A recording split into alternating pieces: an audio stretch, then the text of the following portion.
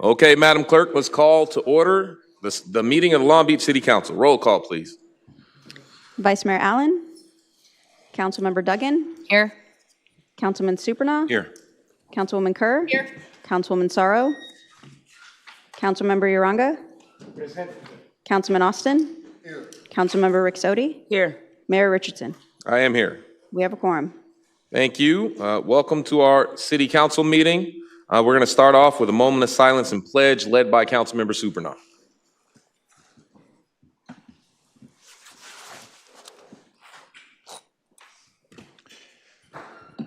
Okay, thank you. Please join me in a moment of silence while you reflect on what is important to you.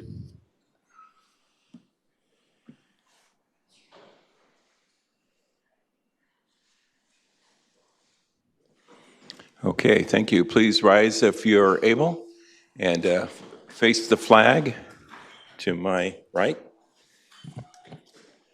Ready, begin. I pledge allegiance to the flag.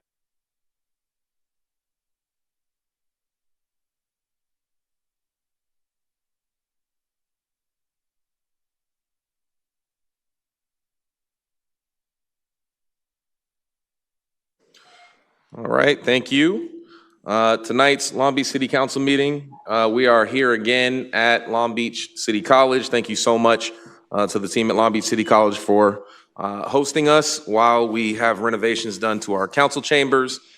We have 8 of 9 council members here. Councilmember Zendejas won't be able to join us this evening.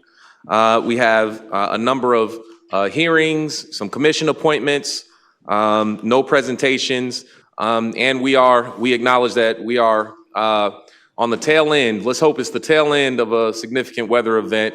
So we know, I'm surprised to see this significant turnout despite that weather, but thank you all for making it. We also want to just acknowledge the hard work of all of our city employees who've been out, 60 public works crews who've been out there, clearing storm drains and making sure the pump stations have been going. And those pump stations have been going for 72 hours, making sure that, you don't see, cars stuck with flooding and all those images that we've seen in the past. We also know that our firefighters and our lifeguards have been out there doing a really good job. It was a very high profile rescue, 19 folks on a sailboat in a storm. Because thanks to our swift boat rescue teams, we were able to make sure that no one lost their life and people were saved. And so just incredible work's been done. Tomorrow we'll give a comprehensive update at 2 o'clock, really recognizing the work of our incredible public works teams, our firefighters, our lifeguards. But the weather event is not over yet. So don't drive if you don't need to. Stay home and let our professionals continue to do their incredible work. So let's go ahead and get started. First, we're going to report out from closed session. Thank you, Mayor. We have one report, and that is that the council has approved filing an appeal in the matter of Blasovsky versus the City of Long Beach. All right, thank you. We're going to queue up consent calendar, please.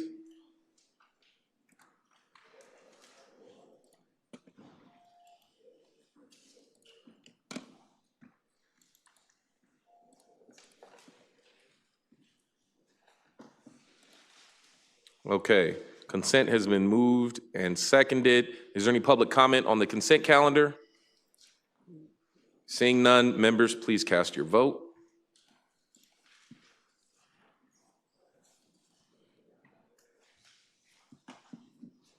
Motion carries. All right, thank you. Next, we're going to take up item 28, please.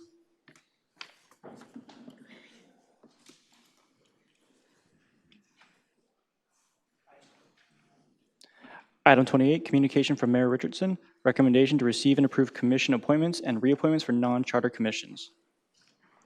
All right, thank you.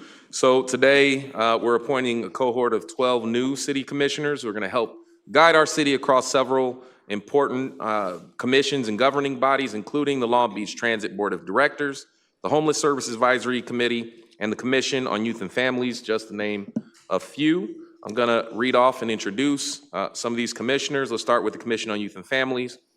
At large, we have Kimberly Lim, who's a District 1 resident, raised most of her life in Cambodia Town, attended Poly High School, and a youth organizer with Khmer Girls in Action, and a recent Cal State Long Beach graduate with a degree in sociology. And she's active in our Youth Advisory Council with the City of Long Beach. And she works at a local nonprofit called Long Beach Forward, where she's a community organizer. So let's welcome Kimberly. Next is Liliana Martinez. Thank you. Kimberly, welcome. She's here with us. Next is Liliana Martinez, a District 7 resident. Liliana is 16 years old and will be filling the under 19 youth spot on the commission, and she works with the Youth Leadership Institute. She supported the development of the Office of Youth Development's My Block, My Hood, My City program, and she's a McBride High School student. She plans to follow in her mother's footsteps and go to college. Let's hear it for Liliana. All right, next on the Homeless Services Advisory Commission, District 1 appointee, Kimberly Lewis. At 15, she joined the Compline Police Department as a cadet, and graduating amongst the top 3 of her class of 426. Her introduction to the challenges faced by homeless community happened during ride-alongs with officers working inside the police department every year. And over the past 30 years, she's directed a 120-bed women's homeless shelter, spearheaded AB 109 and Transition Aid youth programs, and played a critical role in the LA Homeless Services Authority. And so she believes that being of service to community is a true honor, and working together with the community to make life better for its residents is priceless. She said that dedication to life, she has dedicated her life to this mission at the age of 15 and has no plans to stop. Let's hear it for Kimberly Lewis, our new Homeless Services Advisory Commissioner. Next is Doug Killian. Dr. Doug Killian is a retired family physician who has lived in Long Beach since 1986. He had a 30-year career at Kaiser Permanente, serving as a medical director and chief of staff before becoming an assistant to the executive director. He still supports them as a part-time administrative consultant. He's completed an 8-year term as a board member at Rising Tide at MKEC, a nonprofit in downtown Long Beach, which provides developmental support for low-income children at risk. He also enjoys volunteering at the Long Beach Animal Shelter. He's married to his wife, Kathy, has 2 children who are also married and live in Long Beach, and he'll be representing District 5 on the Homeless Service Advisory Committee. Let's hear for Doug. Next is Lawrence Hilliard. Lawrence moved to the west side of Long Beach. He's representing District 7 on the Homeless Service Advisory Commission.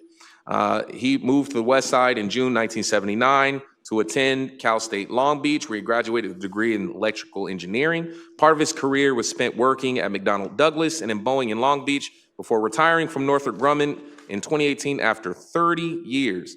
His children were all raised in the west side, attending Long Beach schools and ultimately graduating from Cal State San Bernardino and Cal State Long Beach. As a longtime resident of Long Beach's west side, he wants to help achieve a compassionate solution for unhoused residents that also respects all residents of Long Beach. Let's hear it for Lawrence Hilliard. Next, we have a reappointment to the Long Beach Transit Board of Directors, Directorship number 5, Abigail Mejia. Abigail is currently the District Director for State Senator Lena Gonzalez, has been a Long Beach resident for 12 years, and she is returning to the board. And then we also have a new appointee, District Directorship number 6, Carl Kemp, a District 5 resident. Carl Kemp has more than 20 years of experience in communication and public affairs at every level of government, having led public affairs for Federal Maritime Commission, LA County Department of Public Health, and is currently Executive Director of Public Affairs and Marketing right here at Long Beach City College. He has his BA and PA at Cal State Long Beach, where he served 2 terms as student body president and Black Student Union president. He's the executive producer of Long Beach's Juneteenth celebration in downtown Long Beach, which last year hosted nearly 15,000 guests. He began riding public transit when he was 6 years old. His mom was a bus driver and a maintenance worker. He's committed to ensuring Long Beach Transit's legacy of excellence. He served in numerous boards, but his proudest achievement is being father to his 11-year-old daughter, Maya. Let's hear it for Carl. And now we have the Port of Long Beach Community Grants Advisory Committee. At large is Dennis Hum, a District 3 resident. A Long Beach native, Dennis has graduated from Cal State Long Beach's College of Business. He has 19 years of experience in the banking sector and 22 years in leadership roles. He currently serves as community relations and business development at JP Morgan Chase. He serves as vice chair at the Long Beach Center for Economic Inclusion and serves on the Small Business Council with the Long Beach Area Chamber of Commerce. Dennis also serves as an alumni first-generation college students. He believes that through programs like Port Community Grants, we can make tangible difference in the lives of neighbors, ensuring that the benefits of port activities reach every corner of our diverse and vibrant city. Welcome, Dennis. Next is Connie Loggins. Connie Loggins was born and raised on the west side of Long Beach. She attended schools within Long Beach Unified School District, earned a Bachelor of Science at Cal State Long Beach and a Master's of Science in School Counseling from Cal State Long Beach. She worked for 28 years in the areas of education as a counselor at Long Beach Poly, her alma mater. She's a staff member at Fountain of Life Church, serving the West Side community as a West Side community liaison. Connie is an active board member of Human Save, an anti-human trafficking nonprofit. She is founder and facilitator of West Side Advocacy Group, a group of community leaders focused on attracting essential resources and services to West Long Beach. And Connie, so great to see West Long Beach representation on the Port of Long Beach Community Grants Advisory Committee. Welcome, Connie Loggins. All right, and I think finally, no, not finally yet. Okay, on the Technology and Innovation Commission, at large, we have Ashley Chittick. Ashley has more than 15 years of experience facilitating and collaborating on public and private industries. She currently serves as Director of Delivery, where she manages software delivery teams and program managers while providing technology-focused solutions to government agencies. Her passion for advancing IT modernization across government, coupled with her experience working in state and local government, both House and Senate congressional offices and committees, the executive branch and federal agencies, have led her to become a trusted partner. She's partnered with the Obama Foundation to gain expert knowledge on states' data policies and regulations while supporting systems change through their key program, My Brother's Keeper, and we are a My Brother's Keeper city.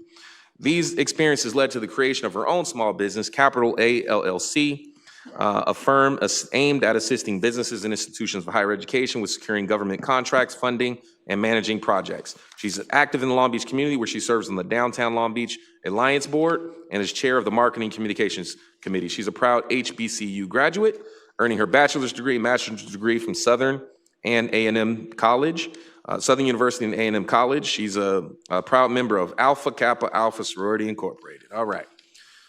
Next is let's hear it for Ashley. Welcome. Congratulations. Next is in District 1, on the Veterans Affairs Commission, we have Jim Gooden. Jim has strong ties to Long Beach and military veterans. He was born in Long Beach, graduated from Long Beach State, worked at Long Beach City Hall, and has lived in downtown Long Beach for 27 years. He served 9 years as president of ORCA, the Ocean Residents Community Association, 10 years on the board of the Downtown Residents Council. He was a graduate and board member of Leadership Long Beach.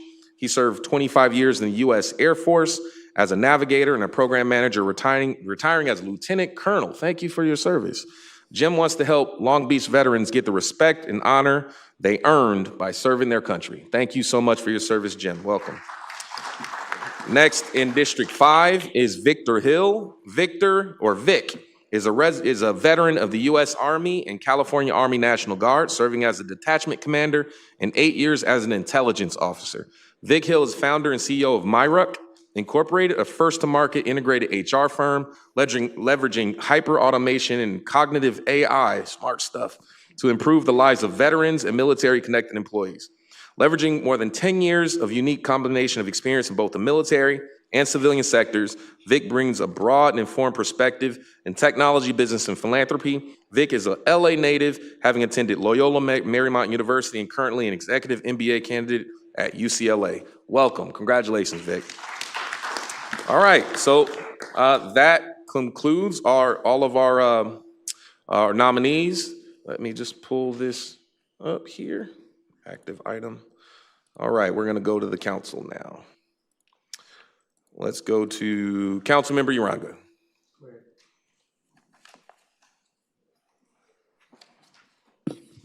I want to, first of all, thank all the applicants, all the new appointees and returning appointees for their service. The city is based on your service and the input that you give us as a city council to move forward. So we're looking forward to working with you and looking forward to your continued service on these commissions. Thank you. All right, thank you. Councilmember Kerr. Yes, what a tremendous group of people who have stepped up and said yes to serving our community. I'm so grateful to our 5th District residents, Mr. Killian, Mr. Hill, Mr. Kemp, Ms. Mejia, and Ms. Loggins, who I've known for forever. The various perspectives that you bring and experience that you'll be bringing into the room where we're trying to make better decisions on behalf of residents and specialized groups is greatly appreciated, and I'm just so thankful that you all said yes. Thank you. All right, thank you. Councilmember Duggan. I just wanted to congratulate Dennis Hum from the 3rd District for your appointment to the Port of Long Beach Community Grants Program. It's great to have you. I'm glad you're part of the 3rd District community, and I look forward to working with you. Thank you for giving your time for this. All right, thank you. Is there any public comment here?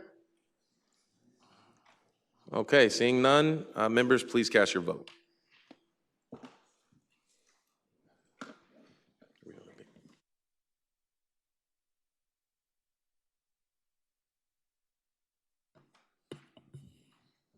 Motion is carried. All right, thank you. All right, we will now move to item 32, homeless emergency update.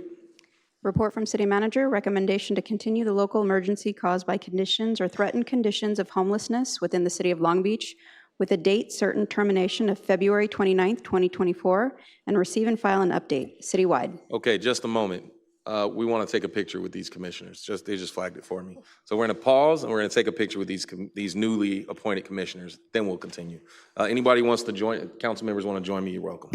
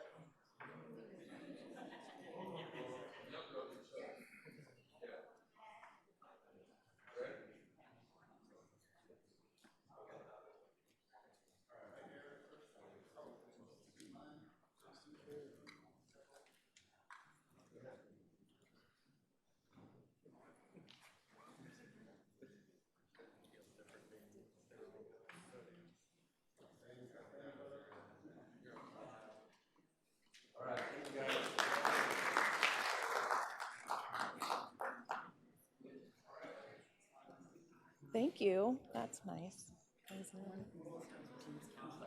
Oh.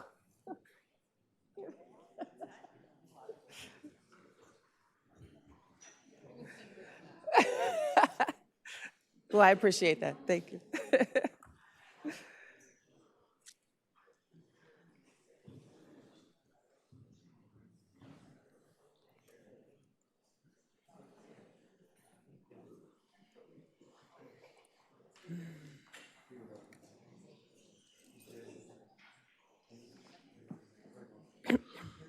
All right, thank you. So now we'll start with our staff report on our homeless update. Thank you very much, Mr. Mayor. So, as you know, homelessness is one of our very, very top priorities in the city of Long Beach. The council's made that very clear through the priority setting and also through declaring an emergency last January. And so this is the 20th time that we're in front of you over the past year to come and talk about all the efforts that we have done on homelessness. And so we are going to be giving you a presentation that'll go through some of the major things that have happened over the past year, but also looking forward to the future. We know we still have a lot of work to do. We're transitioning into a new effort related to homelessness and to help those who need our help the most. And so I'll turn it to our team to go through and give a highlight of this presentation. Thank you, Tom. All right, good evening, Honorable Mayor and City Council members. Paul and I'm Teresa Chandler, Deputy City Manager. Paul and I are really happy to be here to share our 20th update. Unbelievably, it's 20. In our efforts to address homelessness since we proclaimed an emergency last January 10th of 2023. So this last year has been quite the journey, and I'm extremely proud of the team for all we've accomplished in just a short amount of time. The work we were able to do this year was built on the strong foundation laid by our city departments who address homelessness through our interdepartmental efforts, all of whom have been working over the past several years to build capacity and better serve our neighbors experiencing homelessness. And while we have certainly come a long way this past year, we still have quite a ways to go. This evening, Paul and I will talk about coming to the official end of the proclamation, and we'll highlight what moving into the next phase of addressing homelessness as a city will look like. It absolutely remains a top priority to ensure all our residents here in Long Beach have a safe place to call home.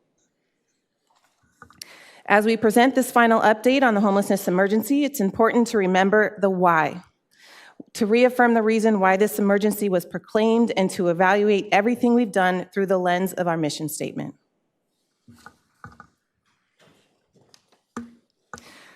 We've got a lot on deck for 2024, including the update of our homeless strategic plan, the statement of possibility from our last strategic plan that the experience of homelessness in Long Beach is rare and brief when it occurs, helped us focus on increasing and leveraging our resources so that we can be accountable to this statement.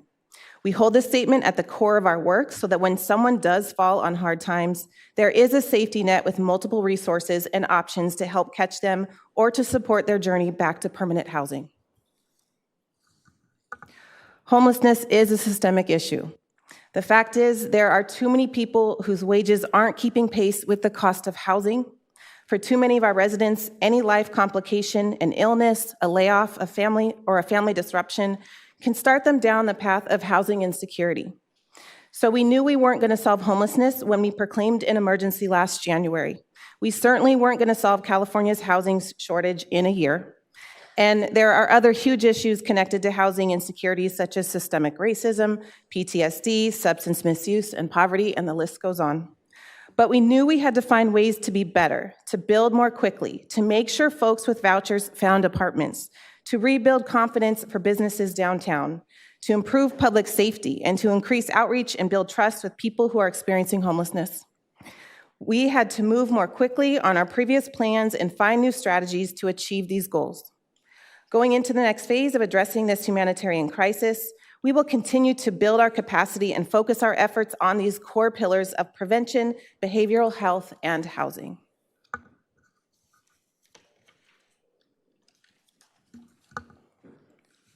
So time seems to be moving at warp speed around here. And unbelievably, it's been 6 weeks since the last time we provided you with an update.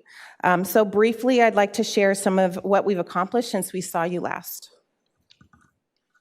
We conducted the annual point-in-time count on Thursday, January 25th. The information gathered during the PIC count is the main source of data used by the federal government to track the number, demographics, and needs of people who are experiencing homelessness throughout the country over time.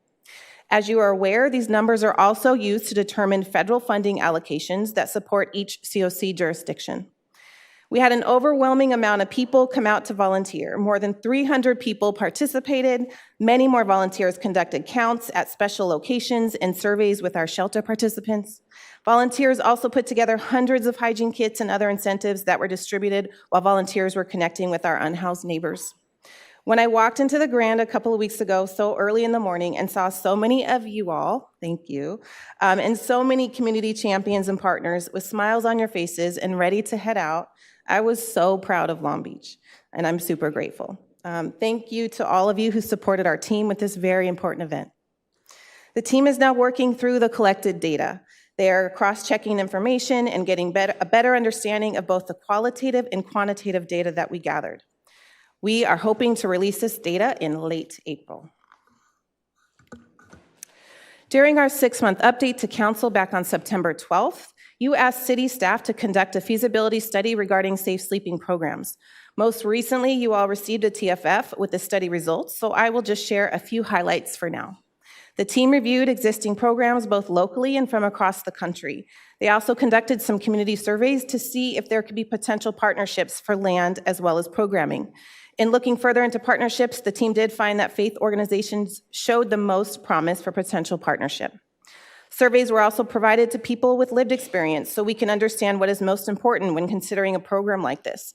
Many shared they would like to use a program if made available. Something that is important to note, a safe sleep program is really costly. In fact, it can be very similar to running an emergency shelter. However, many funding sources cannot be utilized for a safe sleep model. So another thing to note is tents do not count as beds, which means this could not be utilized in regards to the Martin versus Boise rulings and requirements. Just as a quick reminder of Martin versus Boise, back in 2018, the Ninth Circuit Court of Appeals ruled that it's cruel and unusual punishment to criminalize camping on public property when the people in question have nowhere else that they can legally sleep, which means a bed must be offered before any enforcement can take place. Staff are tracking the current case of Johnson versus Grants Pass that the Supreme Court will be hearing, and depending upon the Supreme Court ruling, this could lead to Martin versus Boise being overturned and modified. A conversation for another day. So I'd like to share about a project that came together quickly over the last few weeks. We mobilized to partner with the county on a county-funded encampment resolution program where we were able to get 21 people off the street almost immediately and into a safe and stable place. Pathway Home is an LA County homeless initiative program that is a critical component of the county's comprehensive response to the local emergency on homelessness adopted by the Board of Supervisors in 2023. For this project, we focused on the LA riverbed between Artesia and the 91. The motel that has been leased to provide interim housing is being supported by a nonprofit agency called Hopix. They offer case management and security on site. The county has a 2-year agreement for the motel and will provide support there for the duration of this program. Now, I actually was going to show a video. That's what this picture is, which is why it's not that clear, but we're not able to play it in the chambers. So you can go to the Pathway Home website and view the video, or once this presentation is uploaded, it can be seen there.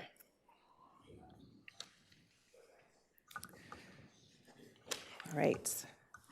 So we continue to work on applying for and winning funds to expand projects. Our annual COC funds have been renewed and expanded a bit.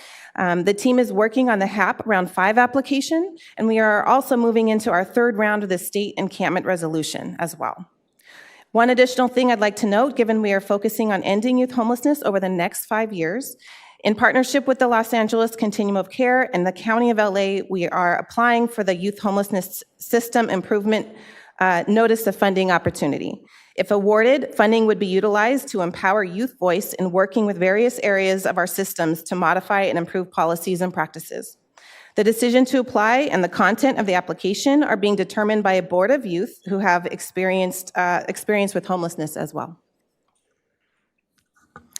Now, moving into the goals and accomplishments we set out to achieve through these emergency efforts. As a reminder, we identified 4 overarching goals to serve as our roadmap to put programs and strategies in place that serve our mission. As you remember, the 4 key goals include increasing access to services, increasing interim and permanent housing access, building capacity to address the homelessness crisis, and engaging community in data planning and assistance. And we broke these goals out by short, medium, and long-term strategies. Before diving into the goals, I'd like to quickly share the chart with you that reflects the funds we set aside specifically for these emergency efforts. City Council authorized almost $13 million of one-time funds to be allocated to support this emergency. So about 5.2 in general funds, about 5.8 in Measure A funds, and $2 million in Thailand's operating funds. This table summarizes the updated budget and expenditures to date by program category. All unspent funds as of fiscal year 23 at year end will be utilized to continue the efforts of the same emergency programs. These programs will continue after the declaration of the emergency expires at the end of this month on February 29th. Under increasing access to services, we've met all of the goals we committed to completing within the first year, and there are others underway. During the proclamation, we were able to greatly increase our engagement through adding additional staff at the Multi-Service Center, expansion of our outreach teams, and the innovation of 2 mobile access centers. We've also forged a partnership with Showers of Hope. They're funded by LASA. They bring mobile showers to MacArthur Park with support from multiple community organizations and our MAC. A motion was approved by the LA Metro Board on January 25th to train all Metro public-facing staff on how to provide referrals to the Department of Mental Health, and it specifically calls out Long Beach in the motion. The text alerts we launched last year have been successful, and every month more people sign up. A few months ago, we launched a Spanish text line as well. To date, we've sent about over 57 text updates to people who have signed up to receive the messages. I know it's over 57 because we've gotten a lot this week because of the rain, so I wrote these points before then. So under increasing interim and long-term housing access, we've also met all of the goals we committed to completing within the first year. From opening a permanent winter shelter location to leasing out all of our emergency housing vouchers, we stayed focused on increasing our housing options across the city. We added 125 more emergency beds to the inventory, and there are 183 more beds in the construction phase.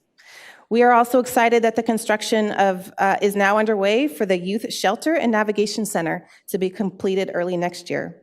So I'm going to pass the mic to Paul to continue with our goals.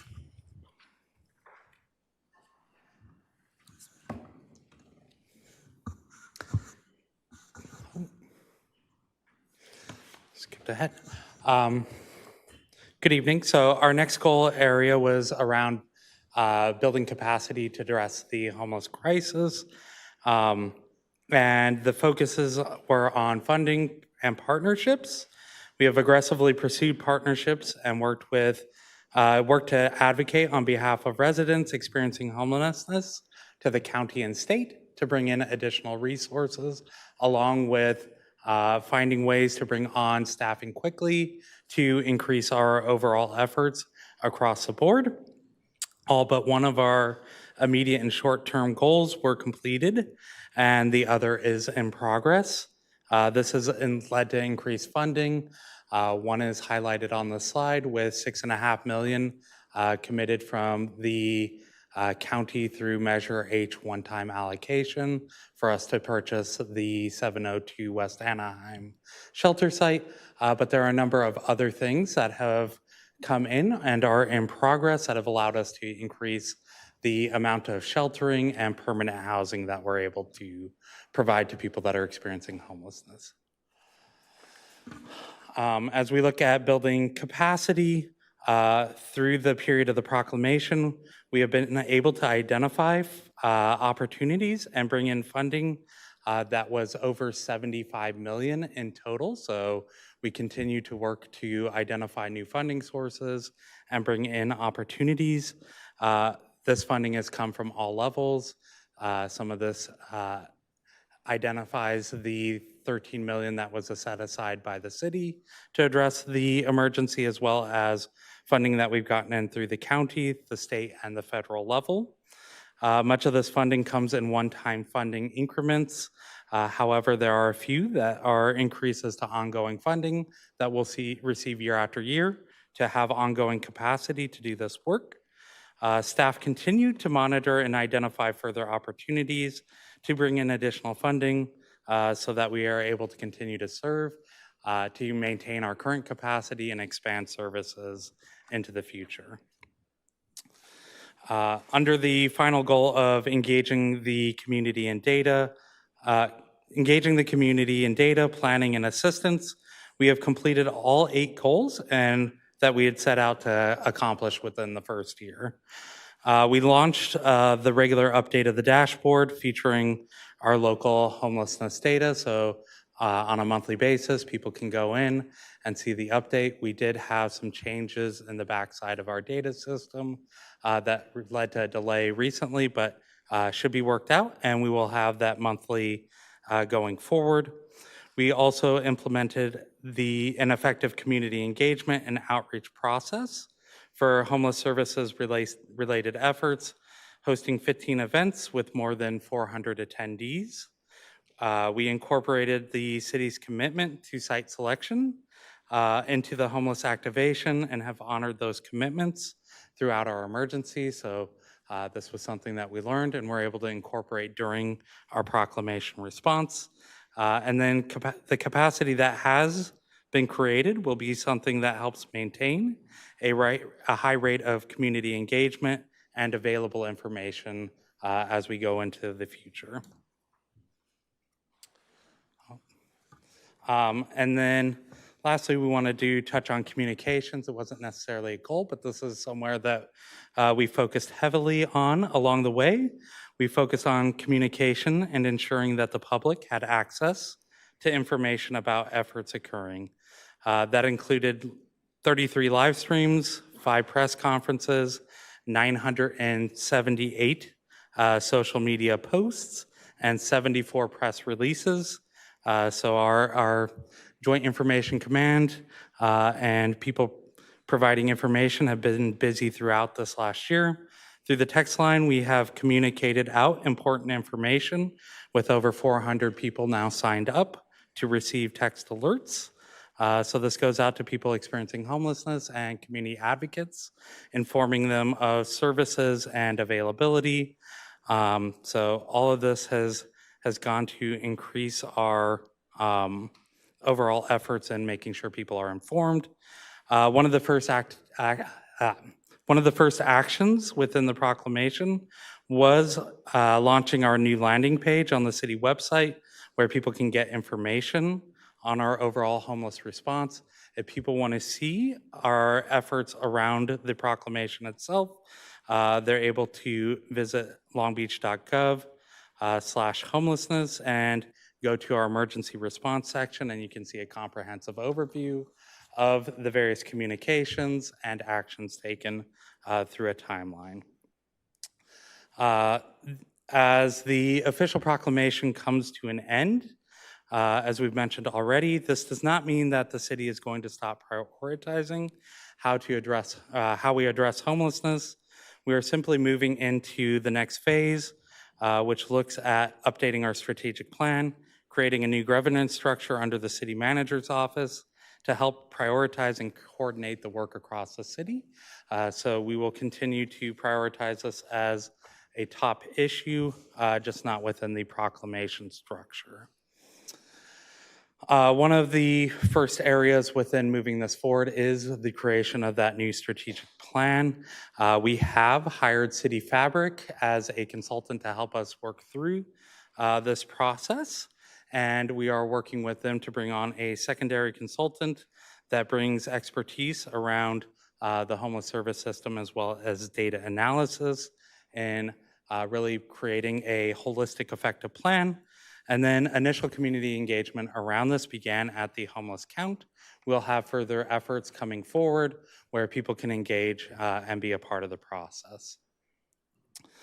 Under increasing access to services, we have multiple areas that we are continuing to explore and look at opportunities. The 2 areas of most importance and focus for the future is working to get additional recuperative care beds in Long Beach and finding ways to reduce the number of people falling into homelessness on a monthly basis. So this includes increasing our preventative efforts, whether it be through policies or additional rental assistance opportunities.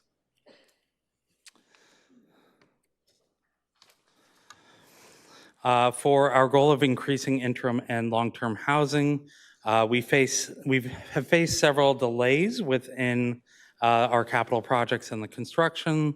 However, we've been able to get those moving forward. So we have construction that's moving forward on the Best Western, which will be finished later this summer. And then the Navigation Center and the project Home Key site at 5950 Long Beach Boulevard are just starting construction and will be completed within the next year. And we are making progress around plans for our tiny home project as well as redoing the shelter site at 702 West Anaheim to build that out into a long-term permanent shelter location. In continuing that, the ultimate solution to the challenges we are seeing around us, around homelessness, is ensuring that people have adequate affordable housing within Long Beach. Staff will continue to pursue opportunities that increase our ability to bring additional affordable units to Long Beach that can support people in getting out of homelessness and back into housing, or maintaining people that are at risk of falling into homelessness due to rent burden. As we look at continued planning or continuing to build capacity to address homelessness, we have continued planning with the Los Angeles County, Los Angeles City, and 3 other continuums of care to create a action plan for HAP Round 5. Allocations have been released by the state, so we have been identified to receive $15 million from the state of California within this next round of HAP, which we should receive in the funding later this year. The Long Beach COC was approached by the Los Angeles COC, again around applying for the Youth Homeless Systems innovations and looking for other opportunities to potentially explore other funding opportunities as a joint effort across the county and the COCs. And then staff continue to explore opportunities with the county around encampment engagement strategies and the ability to move people quickly from encampments both to interim and permanent housing solutions. So there are ongoing conversations about the ability to do similar projects to what we did at the 91 in Artesia. And then on our last goal around data planning and assistance, the biggest future plans within this goal are around updating the goal to the strategic plan as we'd identified. Many of the efforts that have been established during the proclamation will be continued forward to provide information and opportunities for community members to participate in our ongoing responses. So things like the donation drive and other ways to engage as community champions. And then planning for data integration with the other homeless management information systems here in Los Angeles. This will allow us to see data where people are being served across the county, not just here in Long Beach, so that we can better coordinate care for anybody that we are encountering that might be moving across the county. And with that, I'll hand it back to Teresa. All right, we're getting there. We're almost there. All right. So in December, I shared what the new governance structure under the city manager's office is proposed to look like. You will also be receiving a memo in the next week or so that highlights what this office will entail. So for now, I would just like to remind you of the structure that we are proposing.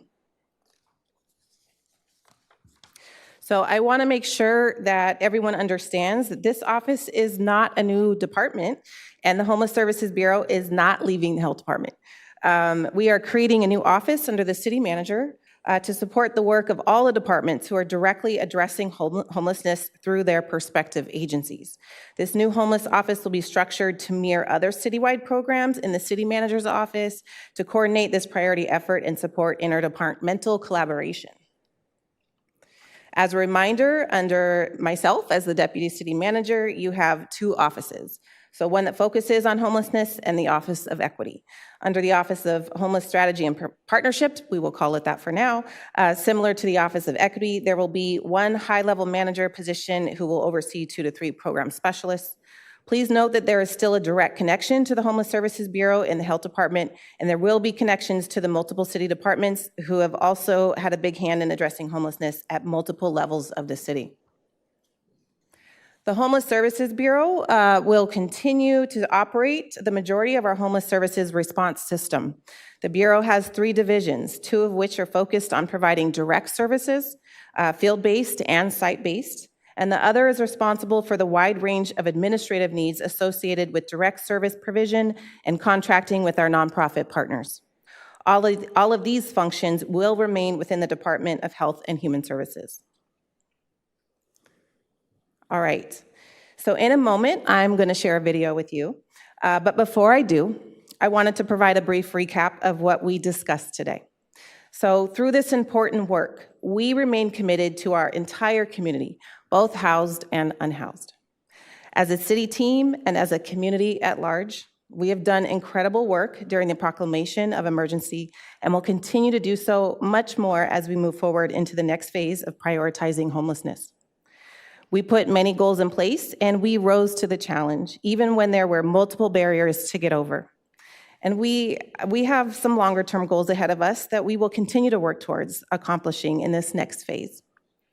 And after this year of focused efforts, we are more prepared to support our residents experiencing homelessness than we were a year ago, and that is critical in supporting our pathway forward.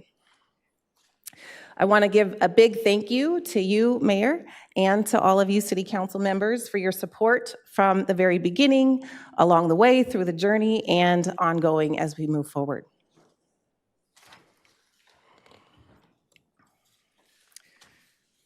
Okay, so we definitely saved the best for last. We prepared a short video to highlight the amazing team who spent countless hours over the past year in planning, coordination, and providing everything I shared with you, or we shared with you this evening. It's impossible to account for all of the incredible work in just a short video, but we wanted to share a glimpse of the folks who worked so hard to set this work underway. This video captures a glimpse into the dedication that staff have put into this emergency, with over 200 staff and hundreds of community partners coming together to better address the needs of people who are living out there. We want to acknowledge the areas and ways that people contributed to our response. Thank you to the administrative staff that supported with hiring and ensuring that money was getting allocated and utilized.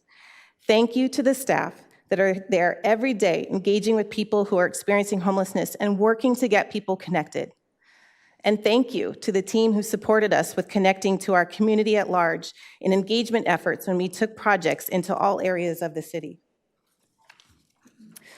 Thank you to Parks, Recreation, and Marine, Library Services, Public Works, Fire, Police, and the Health Department staff that are engaging people every day as they walk into our facilities and when we're out in the field. Thank you to the staff who supported developing and getting in funding for new services and projects. Thank you to the teams that provide support with data and technology needs. Thank you, Joint Information Command, for helping in improving external communications and prioritizing language access so all residents receive the information we are putting out. Thank you to our city leadership, our department directors, and our Emergency Operations Center who kind of put us in action last year. So again, I want to extend a huge thank you to each of you, to our city manager, and to our community champions who put faith in all of us to really lean into this very challenging journey. We learned a lot from this emergency response effort, and we will take those lessons learned with us as we continue forward. So I'm going to play this video for you. The City Council adopted the proclamation of a local homeless emergency. This will allow us to tackle this crisis head on and will effectively, with both compassion and with urgency, be more strategic and focused in our response to homelessness.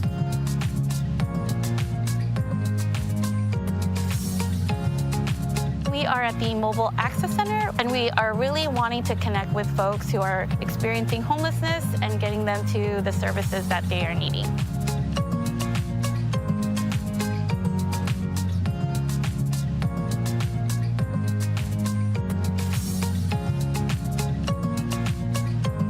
It's really important that we get an accurate count so that we can really get our resources out there. And everybody's coming out from every corner of the city. We're all in this together.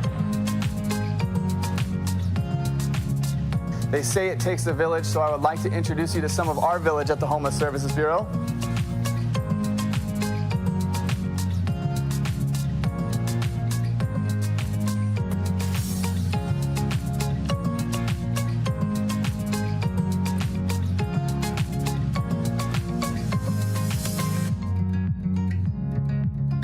Good morning, folks. I'm Long Beach Mayor Rex Richardson. Thanks for joining us for our weekly live stream where we provide updates on our local homeless emergency here in the city of Long Beach.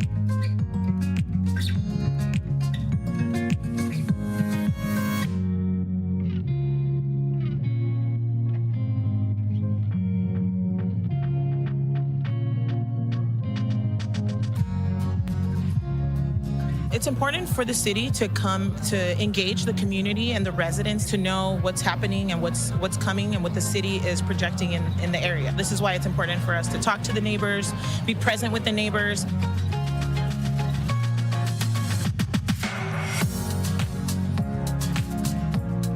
I've just been so impressed how everybody's mindset is, how can we help? What can we do? It's bringing people together that haven't worked on homelessness before, as well as our experts who work on homelessness. So we get all those different perspectives of people new to this and people who really this is their career and their passion. So it's been an amazing partnership.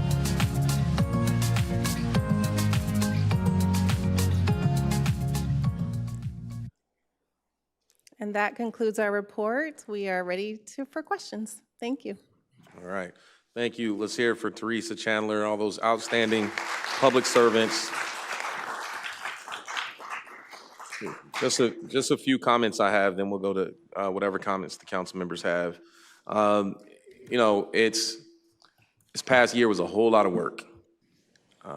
You know, taking on, you know, our approach to declare this proclamation, build our capacity to manage homelessness, and really, you know, working against expectations that government can snap its fingers and eliminate, you know, social challenges that have taken decades to grow, and really educating the public that these things weren't created overnight. The regional housing crisis, we didn't get here overnight. It was a bunch of public decisions, like taking away our biggest tool to build affordable housing redevelopment. It was a big tool.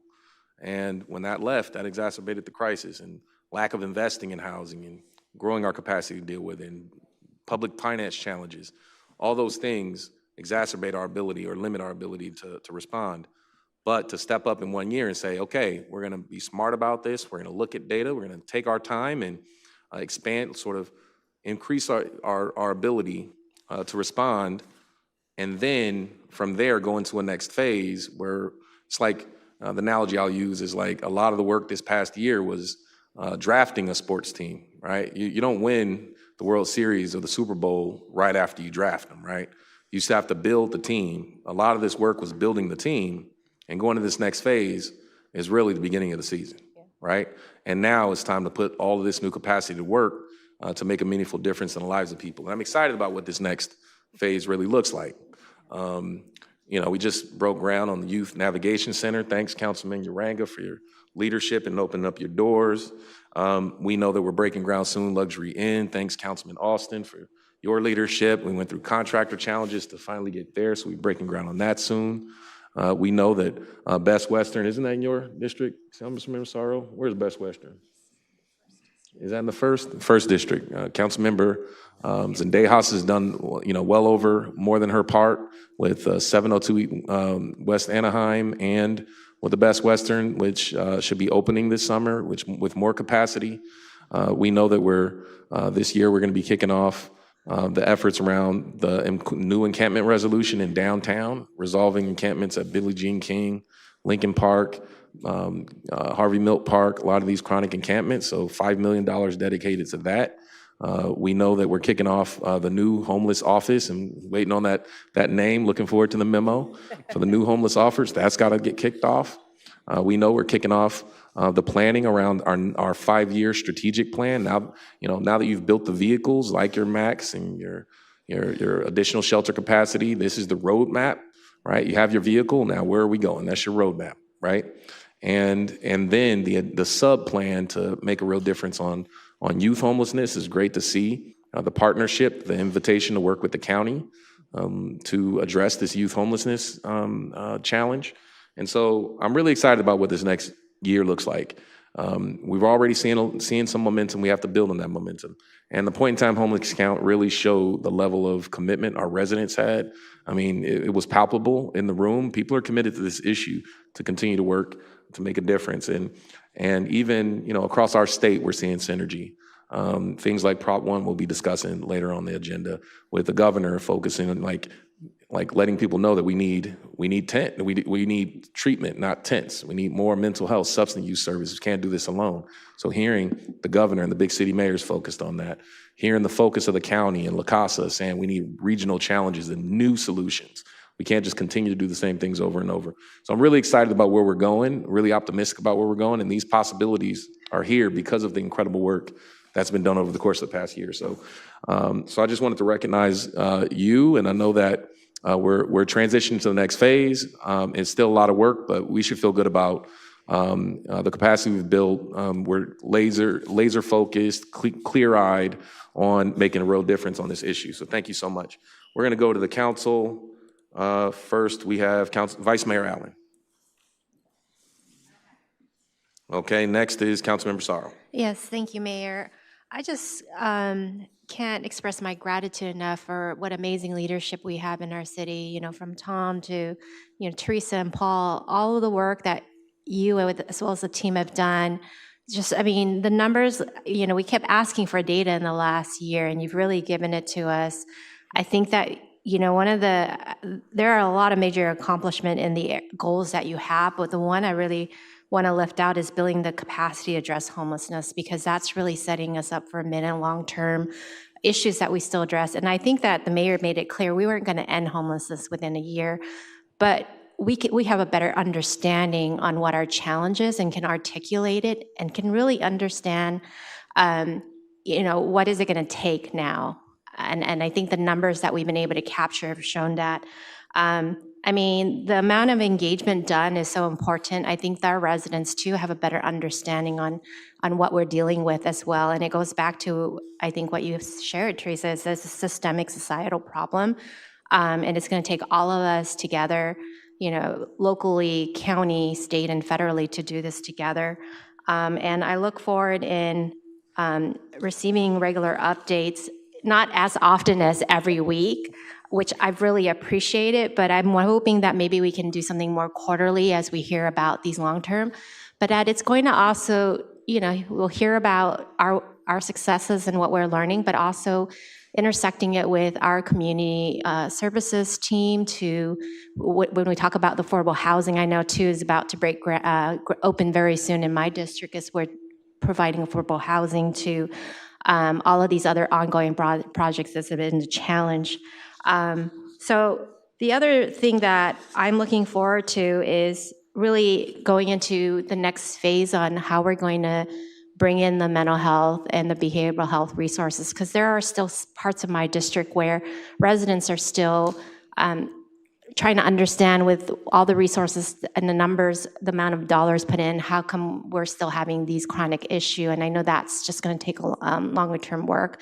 I get a lot of questions about Chittick Field and the surrounding area to the Jenny Rivera Park area. But I know that that's something we're working on, and every week we have a team working on it. So I just, again, want to conclude by just expressing how grateful I am for all the work that's been done. I know you've all given your heart, your time, and so much of yourself to this work. So thank you. Thank you. Councilmember Duggan. I just want to say that the work that's been done, you've taken us through COVID to start, and now you've taken us through the homeless emergency. You continue to do so much work. The point in time count was really well organized, and I think that gives residents and volunteers a true perspective of what is happening with those who are living on the street. I think the emergency also showed us where we could we could move our process a little bit differently. We can make some improvements. We can see the numbers. You've given us the numbers. I just think that connecting people with services, I think like Councilmember Sorrow said, the mental health, the behavioral health, it's really hard last night before the rain or Saturday night when you see people trying to get to MSC and you say, do you know how to get there? The rain is coming. It's going to be here for 48 hours. And there wasn't a way to get them there. It's really frustrating. And I think I shared with Paul an idea that I had, but it just brings it to the forefront as a council member that all this work is going into the homeless emergency to help people. I just want to see more programming. Housing is important, but that is a longer term goal. We need that interim, we need the behavioral health. Can you break down let's see, it's the 12 million that's left is Measure A, it's Tidelands, and it's general fund. Can you just break down how much is in each of those three categories, if that's correct? And the question that I have is, are we able to use some of these funds for each of the departments who clean up they're out there on the beach, on the streets, on the sidewalks, helping when people have to be moved because of safety concerns? I would love to see the numbers on how much money goes to Parks, Rec, and Marine for parks, for beaches, how much goes to Public Works for all the work that they do. How much time do I have? Just keep going. You got 2 minutes. I'll let it sit if you want to answer that.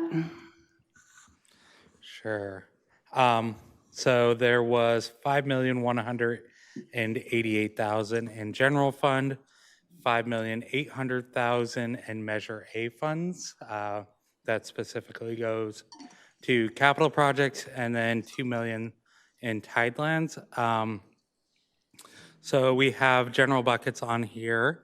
Some of this is going towards, as I said, capital projects. It's actually the largest bucket within this is making sure that our projects to increase our shelter can be delivered on time and with a good quality.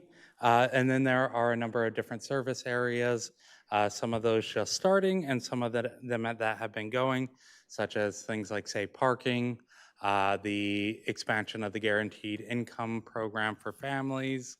That was a pilot during the Long Beach Recovery Act. So I don't have the exact breakout by pot, but there is some funding that was specifically set aside for cleaning efforts through Public Works and Parks, Recs, and Marine. So each department gets a little bit. You just don't have the numbers. Okay. Yeah, I think it was 400,000. We can get the numbers. Okay. That would be great. And then just one other question. The integration of the, is it HMIS and LASA system?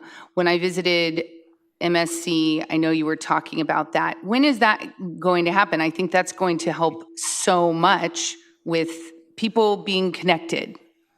Yeah, work should start a bit of a process of matching, ensuring that our data elements are fully aligned and planned out as the transition happens, but it should be completed sometime around September. Could you just explain that? I think it's a great integration. Our homeless management information system, it's something that we use directly on our services, but it's something that we require of all of our funded providers, nonprofits to use, as well as we offer it for free to other nonprofits and service providers that we don't fund as well, because we want to make sure that we have holistic data. LA County does the same. They use the same data vendor as we do, or software vendor as we do. So it's really about bringing those systems together so that we can see the data. If somebody received services in South LA or even Antelope Valley, and they've moved around, we'll at least be able to see who they're connected with and receiving care for in other parts of the county and vice versa. So this is major in not duplicating and more efficiently and effectively using the resources that we have collectively across the county. And I know my time is almost out, but I want to follow up with the question I asked at the last homeless update. Where are we with knowing almost lifetime? I understand it can't be lifetime, where beds are available. I want to hammer home this as We need this. We've been having some conversations about the best platform for doing that and not creating something secondary, like another data system or app that somebody is using. So we're looking and assessing across the existing apps that we have that our responders out in the field have access to. So we're still assessing through which way and the ability to push out information through existing apps to be able to provide as close as possible to live time on where we are at bedwise.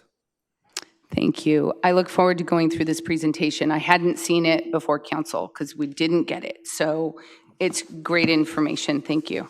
Thank you. Councilmember Exodi. So Councilmember Duggan stole one of my questions, which was about the data integration platform. But I actually have a follow-up question to that, which is, I know we're going through the process for all of our partners across LA County. Is HUD or any other kind of like state agency incentivizing adjacent counties to go through this process as well? Because I'd wonder if, you know, us being on the border with like Orange County, for instance, right? It probably would be beneficial for us to also see if individuals are receiving services there as well. So the county or the state has what's called the Homeless Data Information System. It works similarly, but it's not live time. It is data that we upload to the state. They compile, they see who is receiving services in other jurisdictions, and they send that back.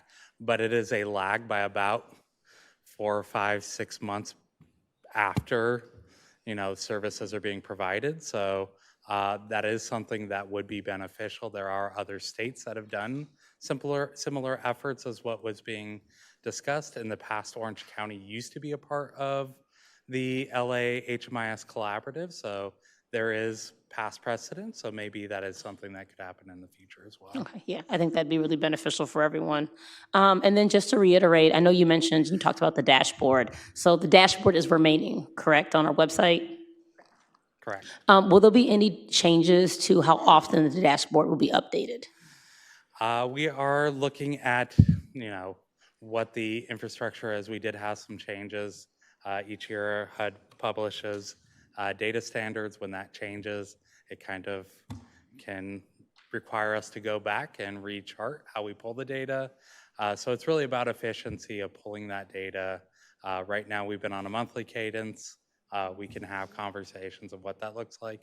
It still does take a fair amount of staff time to be able to pull and upload into the data, the dashboard, but if we can streamline that, we could update it more frequently.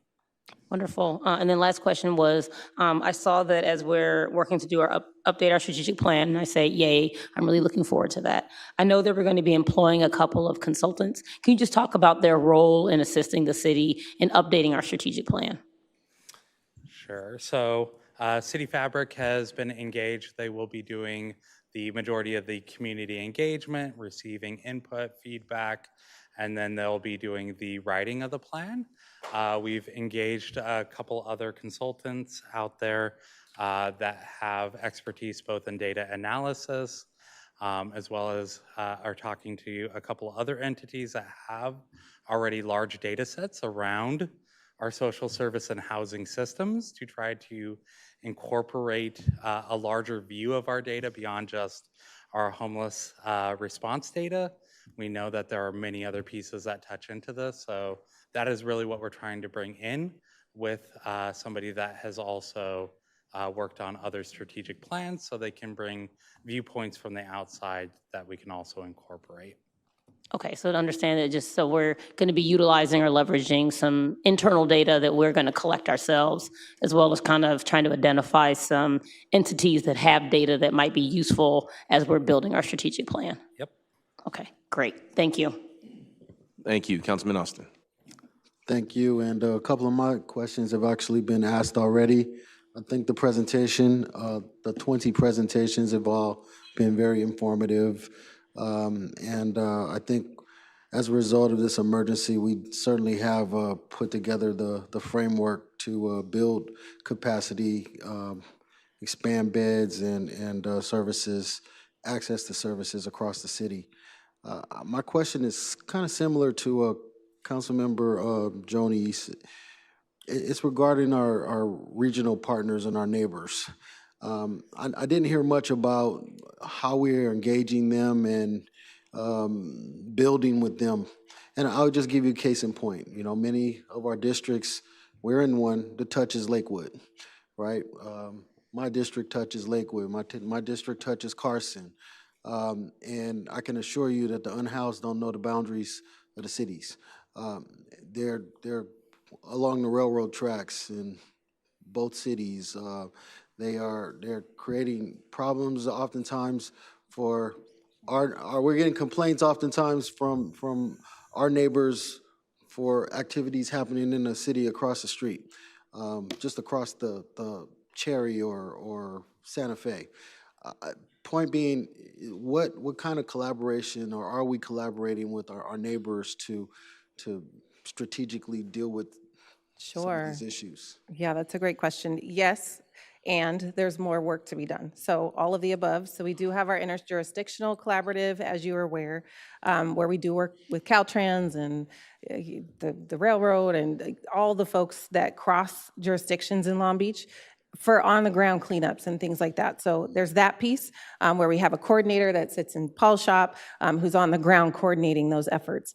We have found in the last couple of years that sometimes there's a gap between the management structure and then what's happening on the ground.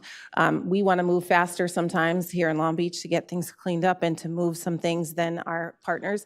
So we have been working really closely with our intergovernmental team in the city manager's office to enhance those partnerships. And as we build this office under the city manager's office, there's going to be a very tight connection and a person that will be focused on those external partnerships, working with our intergovernmental partners, focusing on the COG, which also connects to our surrounding jurisdictions like Lakewood and the other cities surrounding us, so that we can really make sure we're connecting with the right people and the decision makers and having those conversations. So a lot of times the folks on the ground, like, they're moving very fast and they're getting cleanups, we're posting and doing things, but people move out in and out of positions. So we want to have a stronger hold on those relationships, building those relationships and partnerships even stronger. And I think we can do that from the city manager space as well, helping on the ground. That's encouraging. I'm glad that the structure of the new office will be focusing on that. And I think there's an opportunity to leverage resources with those cities who don't necessarily have the resources we have, but they certainly share our challenges. Absolutely. Thank you. Thank you. Councilmember Carr. Yes, thank you to the team for keeping us well informed over these last 20 updates. My colleagues have asked a lot of questions already, and I just want to talk about the reality that you talked about, is that we never wanted to put out the expectation that this job was going to be finished at the end of an emergency and that there's ongoing work to do. And I'm hopeful about the organization and the reorganization of the office to be able to have a closer eye on all of the parts of our city that are doing work. I am really concerned, though, about how we're going to continue to staff those positions in light of where the state's budget is. We know that we brought a lot of those casework positions in-house, which has been to our benefit, because we've been able to work on very specific areas within the city that have been important to us and not just to the county. But those are long-term folks that we've hired on. And so as we look to, I saw that one of the positions is going to be funded out of HAP funding. I'm just deeply concerned about the state budget and how we can, in this new office, as part of the strategic plan, look at stabilizing the costs of the deeply talented human people who are doing this work for us every day, so that a year from now or 18 months from now or 2 years from now, we're not eliminating positions that we still probably will very much need. Yeah, there's definitely some concern around that. We've been conscious of looking at our one-time funding opportunities that come in, especially as we look at HAP 5. What's been built currently right now for HAP Round 5, we are looking at sustainment over the next couple years. So really that is the goal with HAP Round 5, as well as our other local partners. They're in the same mode of trying to ensure that through this tough, potentially next couple budget cycles might be a little bit challenging, and we may not get in the same amount of funding.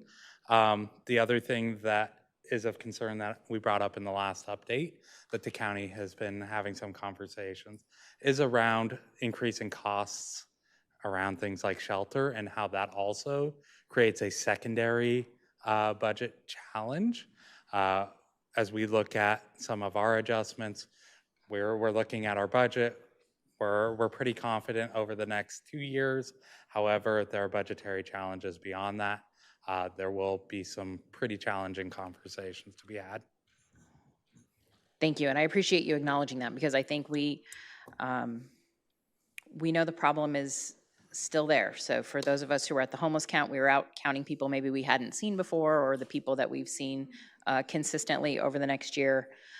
So we know the work needs to continue, and we have a really talented team doing it. So I just want us to be cognizant of how we keep those folks around. And the second thing, I know as part of the emergency last year, one of the things we were able to do was to expedite the homeless count results. And I don't know if I missed that. Do you have an expectation on when you think we might get some numbers back from this year? We plan to have the report out in late April, so should have similar data. We're hoping to do some additional analysis this year, so try to improve every year, but late April. Great, thank you so much, because I know for some jurisdictions, that lag in time of you count in February and then July, it could be a really different scenario. So I appreciate the team working hard on those numbers. That's all I have, thank you. All right, thank you. Well, great report, good feedback from the council. Thank you so much. I will lift up just that in the governor's proposed budget this year, there's no reduction to HAP, and we want to keep an eye on that. So we want to advocate to keep it. Governor put it in.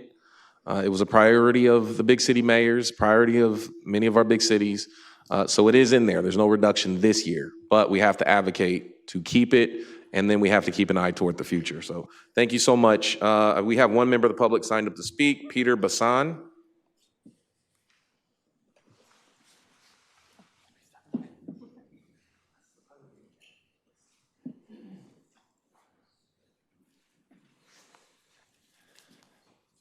Good evening. I'd like to talk about the tiny home project in the Signal Hill oil field. I'm someone that works and advocates for the homeless, but before that, I actually worked in the oil industry.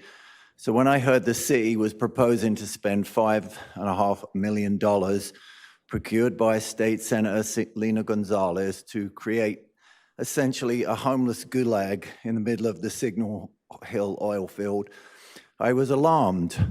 My alarm turned to horror when I discovered that Senator Gonzalez is also the author of SB 1137, which states the following: proximity to oil and gas extraction sites poses a significant health risks.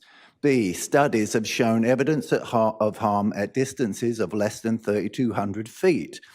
C, these impacts disproportionately affect people of color. Despite this, the city plans to put 34 of the poorest black and brown citizens within a few feet of an active pump jack and within 3,200 feet of more than 100 active oil wells.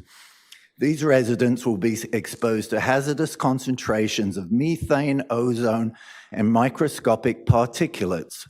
Worse, these pump jacks are releasing several volatile organic compounds, including benzene, ethylbenzene, and formaldehyde, all known carcinogens. So why put them there? The proposed location is almost entirely surrounded by commercial entities located in the city of Signal Hill, far from the scrutinizing eyes of the District 5 residents. It's hard to imagine a clearer case of environmental racism. This is local government at its absolute worst, intransigent, wasteful, ignorant, and discriminatory. At $170,000 per unit, or shed, as they should more properly be called, the residents will enjoy a whopping 70 square feet of living space. This works out at an eye-popping $2,400 per square foot. In nearby Cal Heights, you can buy a beautiful home for $700 to $800 a square foot. At a committee meeting last week, Teresa Chandler claimed the project would house people for, quote unquote, a fraction of the cost of regular housing. This isn't a fraction, this is a multiple. It's 3 or 4 times the cost of housing in some of the choicest areas of the city. The Legislative Analyst's Office recently estimated the state is facing a $68 billion budget deficit. How then can any public official possibly sanction spending $5.6 million on this appalling scheme? It's cynical, it's racist, and it's an egregious waste of taxpayers' money, and I urge all of you to reconsider your positions. All right. Thank you. That satisfies public comment. Members, please cast your vote.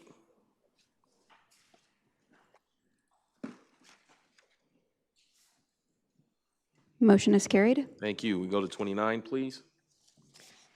Communication from Mayor Richardson, recommendation to request City Council to approve a support position on California Proposition 1, Behavioral Health Services Program and Bond Measure. Thank you. So I brought this forward right after the homeless services update because we know we're dealing with both a crisis on homelessness and mental health challenges. And while we built additional capacity for outreach and shelter and all of that, we know we have a significant shortage of residential mental health beds and resources locally to engage more substantively on the mental health crisis. So last year, I joined a coalition of mayors representing California's 13 largest cities to advocate for crucial reforms to the California Mental Health Services Act, which was passed 30 years ago to really focus on mental health. And the challenge 30 years ago is very different than the challenge that we see today. Our advocacy efforts helped to shape Proposition 1, the Behavioral Health Services Program and Bond Measure proposed by Governor Newsom, which will come before voters for the March 24 primary election. This proposition invests an additional $6 billion into Mental Health Services Act dollars dedicated to behavioral health, housing, and care. It reprioritizes MHSA expenditures to focus on our highest need populations, veterans, youth, older adults living with serious mental illness. It would triple the state's allocation toward mental health services with a particular emphasis on expanding recuperative care, which all of our data shows a significant shortage here in Long Beach on recuperative care, step-down treatment facilities, which is also a priority for Long Beach, and other mental health facilities to help support our local communities. This measure recognizes substance use disorder as treatable mental health conditions and focuses on addressing root causes of mental health and homelessness challenges affecting not just here in Long Beach, but cities all across California. And that's why cities and mayors all across California have come out to support this, which would be one of the most significant advancements in the state's focus on mental health than we've seen in more than 30 years. So I'm asking our colleagues to join me in supporting the adoption of this council item tonight as a signal of our support for the goals of Prop 1, which seeks to transform California's approach to mental health care and service delivery. So that is my proposal. Councilmember Sorrow. Thank you, Mayor. Yes, I am in support of your item. I think that we have gone through a whole year talking about the variety of challenges and need that our city, as far as resources go to build capacity. And I think we also did a report on mental health services in our city and the complexity it is for people to access services and the availability of it. And I think this is going to go a long way to helping us really close the gap in the services that we need to address the needs of our unhoused. Thank you. Thank you. Councilmember Uranga. Thank you. When I was, different phrases. The Mental Health Service Agency opened up in the 7th District. We did redistricting and moved to the 6th. But there's no question that there's a lack of services that are needed, and this bond will be a great measure to help alleviate that.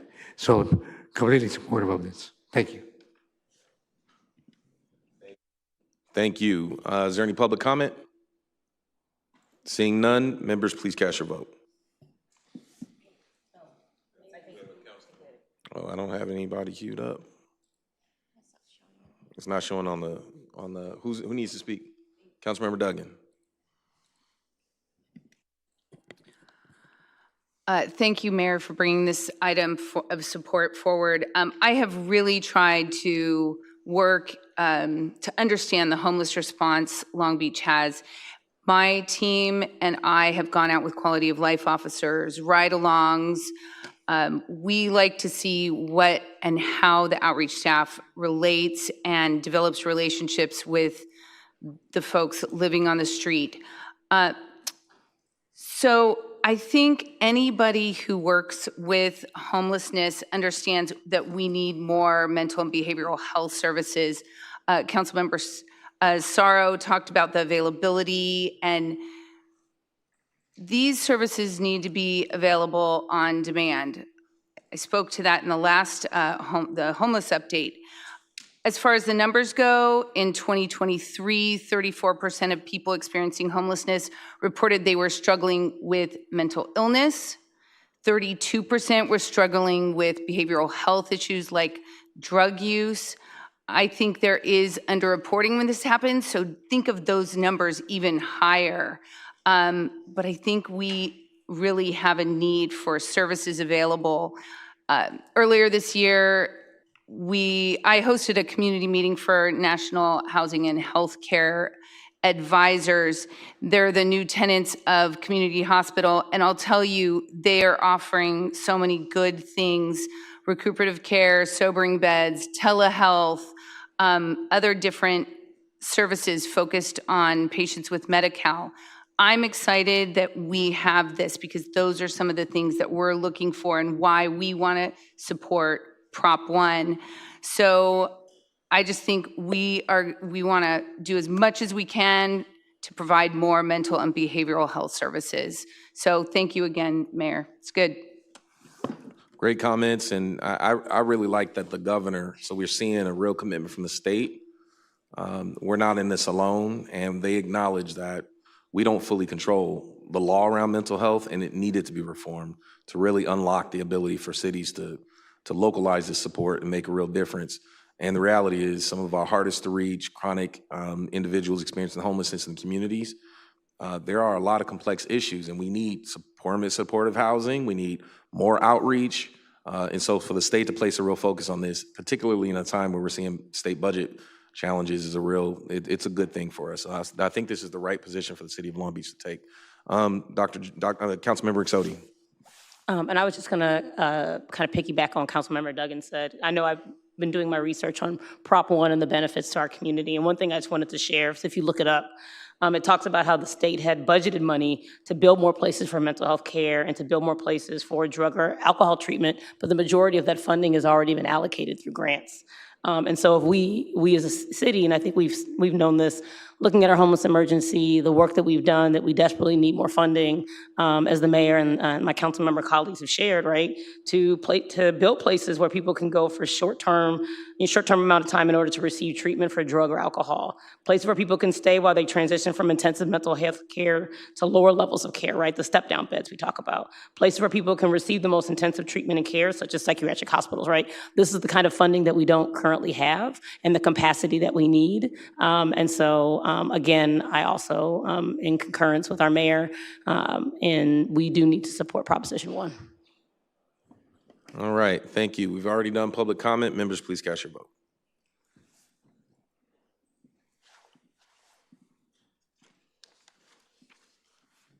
Councilwoman Kerr? Are you? And I. Motion is carried. Thank you. Now we'll go to general public comment.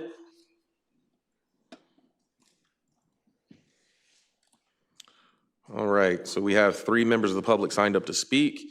When I call your name, please come forward. Christy Eads, Michael Eads, and Samantha McFeely.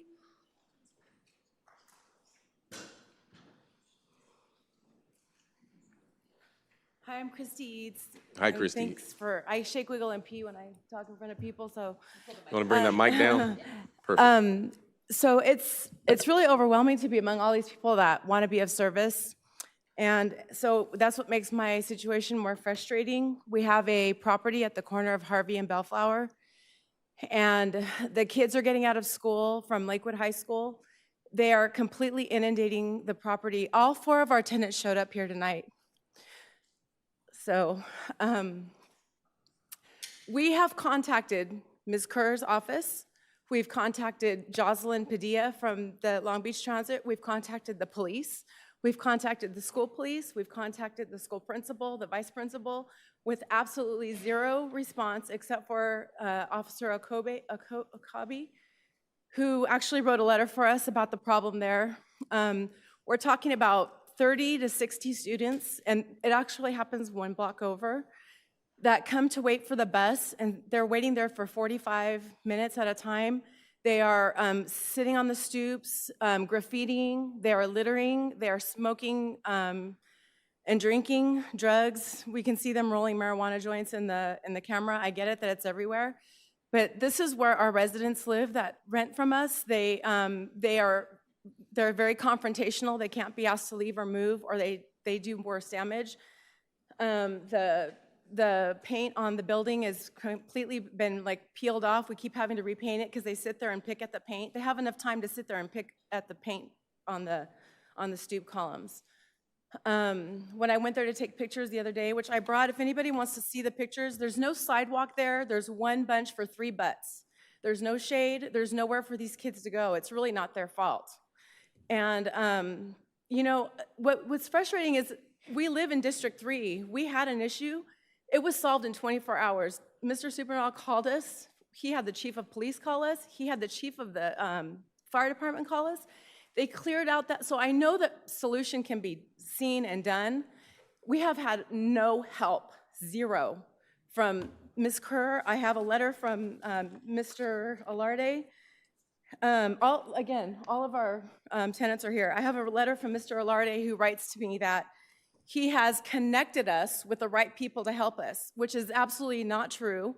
The only people that we've connected to are the people that we've made the attempt to contact. No one else has helped us, no one. The school police cannot even go and tell the kids to get up and move. They don't move, they don't leave, they don't, they shouldn't have to live like that in fear of retaliation. We have to have code enforcement fire extinguishers. They keep discharging those. We keep having to replace them over and over again. We have been told that we can't enclose the patios, which is not even the problem. The problem is the amount of students that are out there without sidewalks to get, to stand out there. Ma'am, your time's expired. Let my husband talk. I'm getting emotional, but. Thank you, Anyway, Christy. thank you. Michael, you want to go next? And afterward, we'll let Councilmember Kerr. This is Councilmember Kerr. We'll let Councilmember Kerr respond afterward. Go ahead. Hi there, my name's Michael Eads, and I've owned the property at 4255 North Bellflower for the better part of 20 years, 19. Supernaw, thank you. You've provided great help in District 4. Ms. Kerr, I'm quite disappointed. We have done nothing to deserve the amount of disrespect that you and Alarde have showed us. Not one time, not one thing that has been promised from that man has been true. Only thing that he has done is just give me countless suggestion after countless suggestion of putting up fences, putting up boundaries, posting no trespassing signs, which, by the way, makes it non-inviting for my tenants. I've never had to do that. And I've had to put up with this year over year over year, where finally it's manifested itself to a problem that can't be solved by me. And my tenants are not going to be the ones that are going to turn their cheek. If this was happening on any of your doorsteps, you would have something being done right away.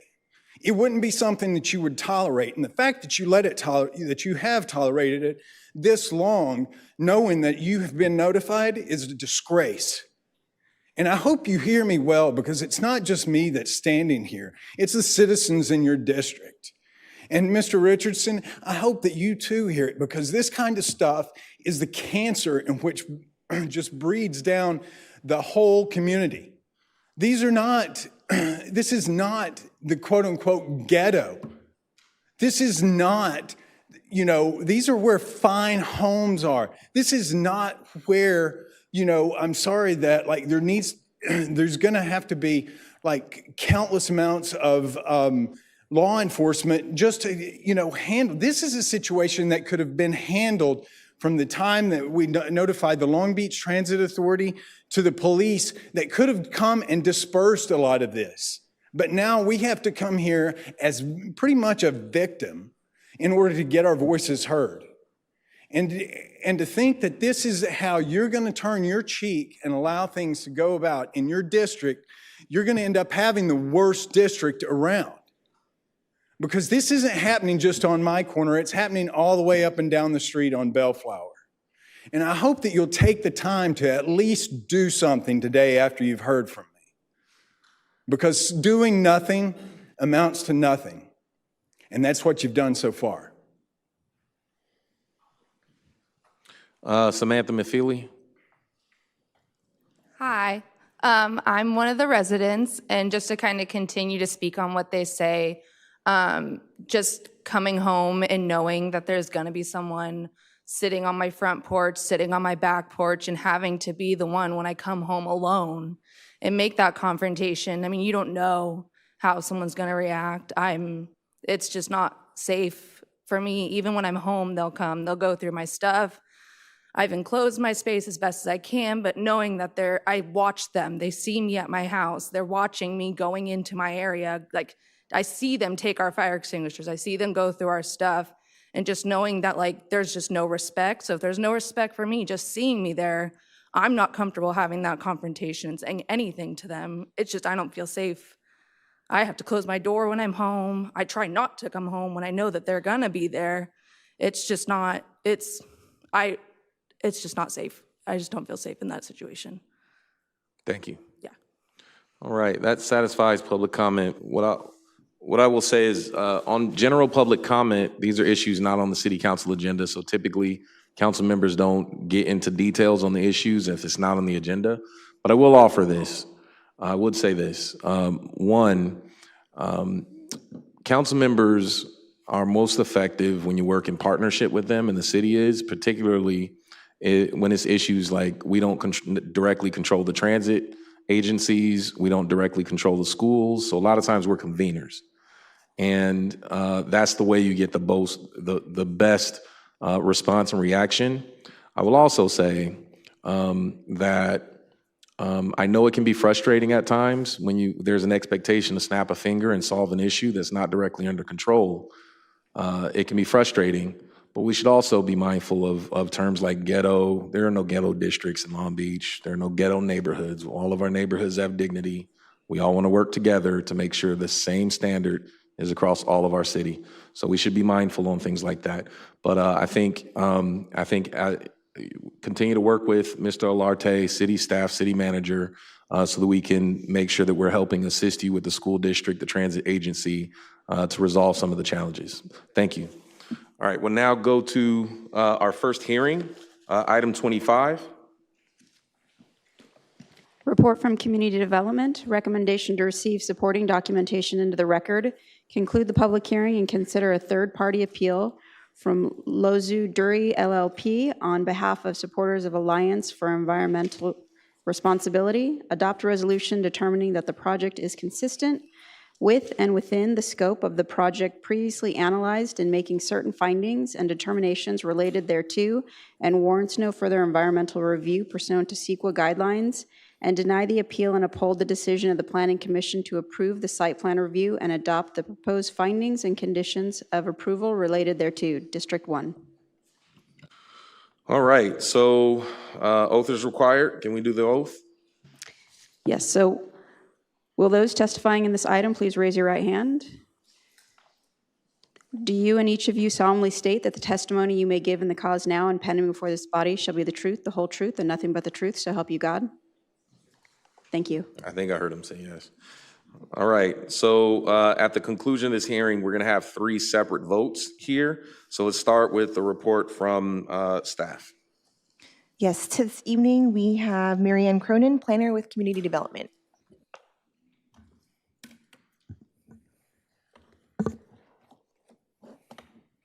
Good evening. This item is a third-party appeal of a planning commission decision for a site plan review application for the construction of an 8-story, 141-unit multifamily residential project located at 335 Pacific Avenue. This slide provides a general overview, which I'll give a short recap. 335 Pacific Avenue is the location of the Dolly Varden historic rooftop sign. As such, whenever you remove or modify a sign that has a landmark designation, you do need what is called a certificate of appropriateness. That certificate of appropriateness for the removal of the sign and the replacement of that sign on a new building was heard before the Cultural Heritage Commission in May 2023. The Cultural Heritage Commission did hear this item and wanted additional consideration of the existing building, which is not presently historically landmarked. And through the study session process, ultimately on July 25th, 2023, the Cultural Heritage Commission did approve the project to replace, take the sign off, put a new building on the site, and replace that sign, the existing sign, back onto the rooftop.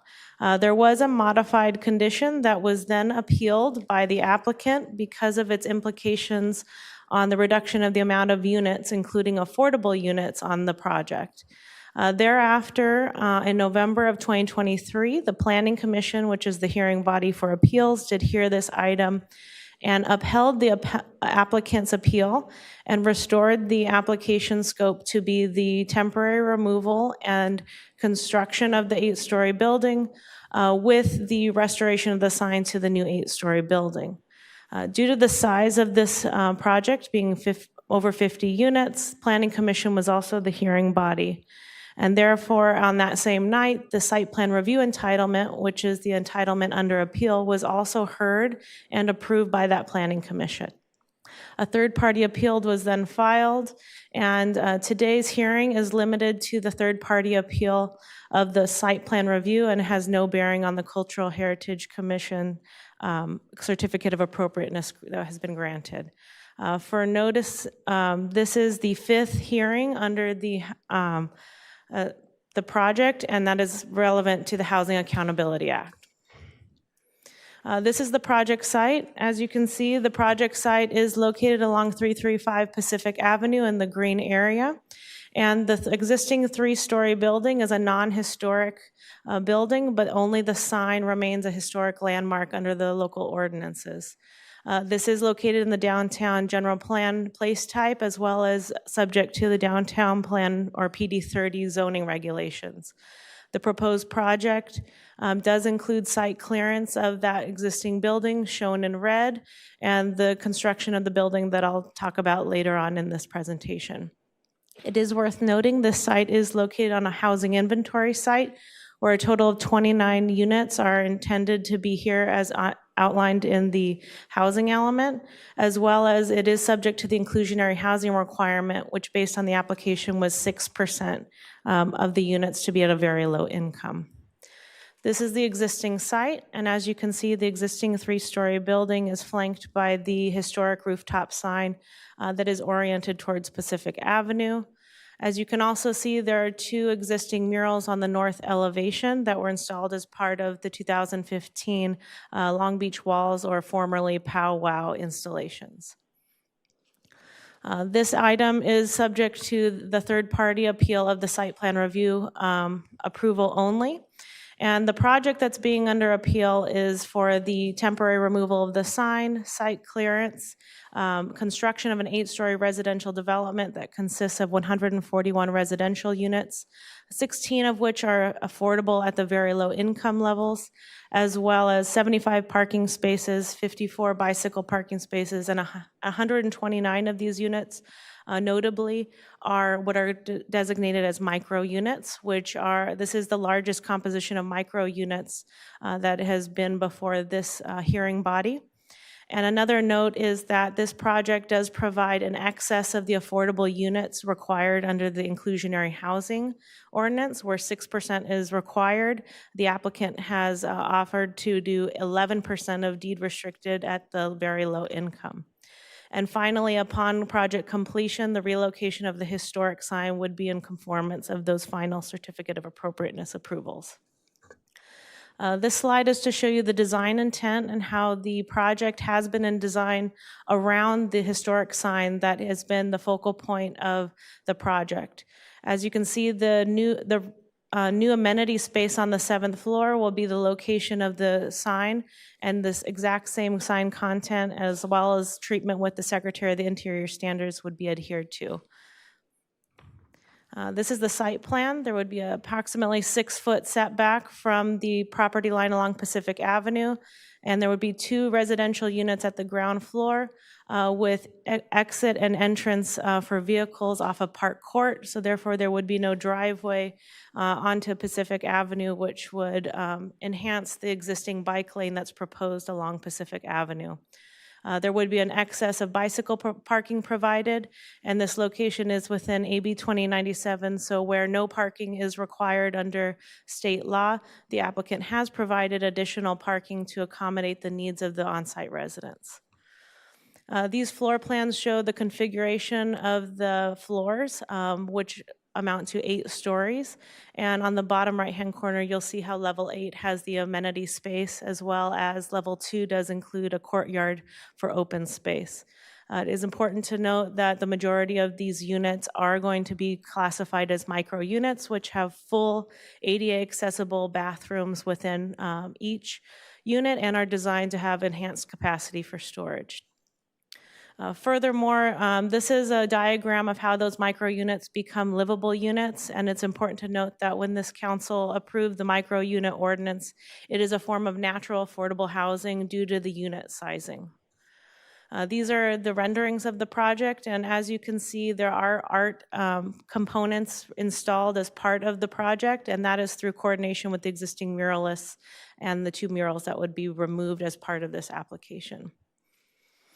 As previously mentioned, this is the 5th public hearing under the Housing Accountability Act, for which there is a maximum of 5 hearings allowed. And this project follows all the objective design standards of the PD 30 and downtown plan requirements. And to modify it to lose units that are proposed would be potentially a violation of the Housing Accountability Act. These are the required findings that are included in your packet, and staff has made all required findings to ensure that the project is consistent with the neighborhood context, including the downtown plan area, and would include conditions of approval to ensure no nuisance would result of the project. This slide provides an overview that emphasizes that the building will have conditions of approval that include meeting LEED at the certified level, as well as ensuring that the 16 dwelling units that are marked as affordable housing are evenly distributed and have a variety of sizes and are also covenanted for 55 years. In addition, there are additional conditions of approval included in your packet. The 1 third-party appeal that was filed within the 10-day appeal period did include general concerns on the reliance of what's called a program environmental impact report, which was prepared as part of the downtown plan in 2012. In compliance with that general program EIR, as well as the land use equivalency program that allows flexibility of uses in the downtown, a compliance checklist was prepared. That compliance checklist looks at the project and determines project level analyses of the impacts of the project and makes sure that it falls within the envelope of the program EIR. As such, various technical studies were prepared in compliance with CEQA, and staff has made the conclusion that based on this evidence and compliance with the mitigation monitoring program of that downtown plan EIR, no additional or unknown impacts would occur that would require additional CEQA analysis. Notice and public comment were prepared in accordance to the municipal code. 2 notice posters as well as mailings were distributed, and all commenting parties from the previous hearings that were identified in the first 2 slides have been notified of this appeal hearing. Since the preparation of this presentation, 5 comment letters that are included in your packet have been prepared, 2 of which are from the applicant's attorney and 2 of which are from the appellant. One notable letter from the appellant added additional information that was not raised during the appeal related to indoor air quality, as well as other items related to reliance on a program level document. Staff does find that compliance with all regulatory at the state, federal, and local levels complies with those requirements, including for indoor air quality, as well as the analysis of the project has been completed in accordance with CEQA. And therefore, staff does recommend that you receive supporting documentation into the record and approve the resolution and deny the appeal and uphold the Planning Commission's decision to conditionally approve the site plan review entitlement for this project. That concludes staff's presentation. The applicant is available and has a short presentation to share with you.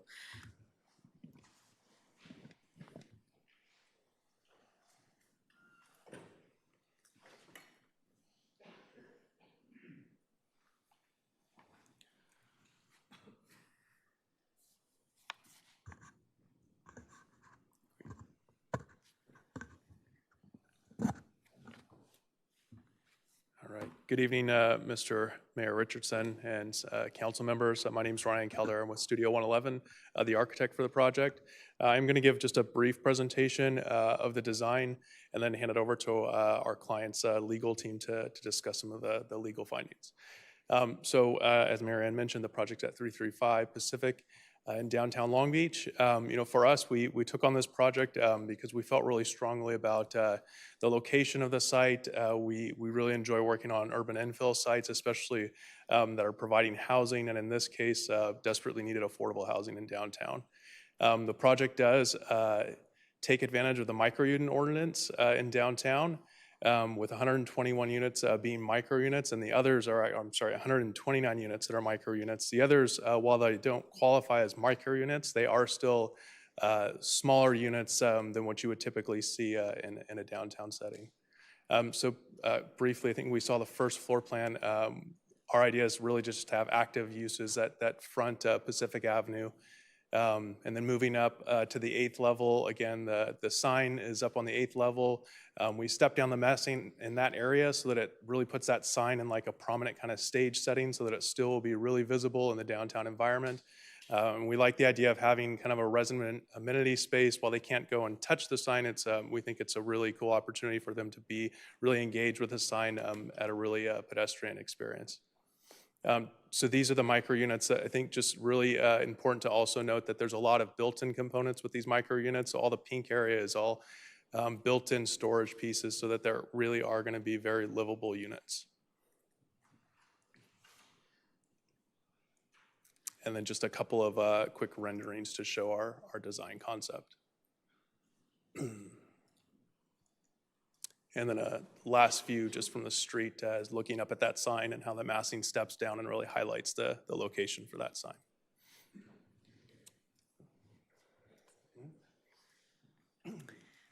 Good evening, Mayor and City Council members. My name is Sherry Bonstell, and I from Jeffer Mangles, and I represent the owner of the property.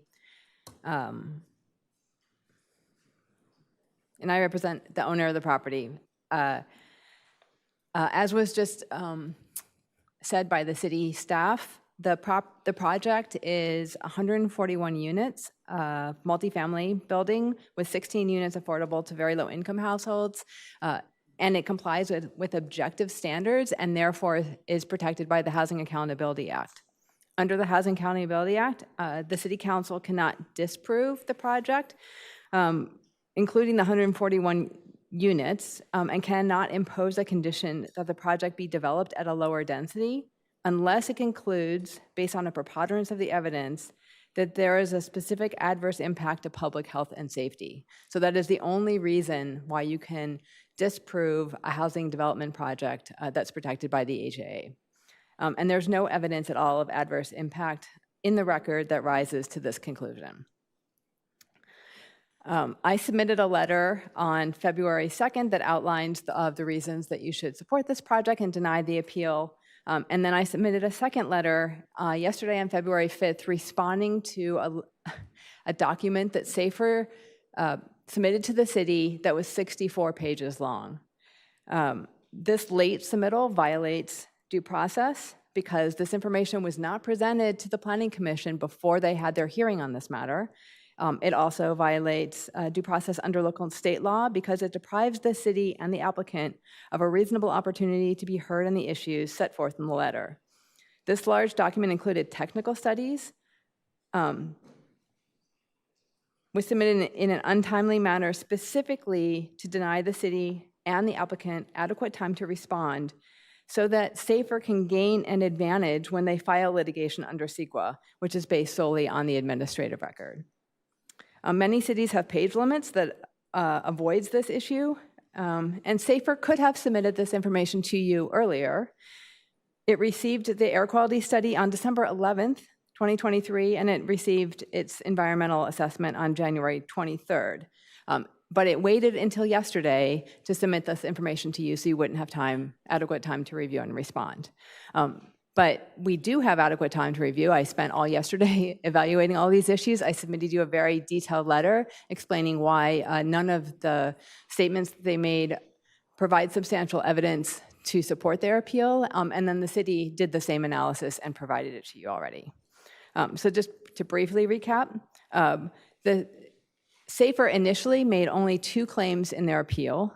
The first was that the project was not specifically analyzed in the downtown plans EIR because the project was not proposed in 2012.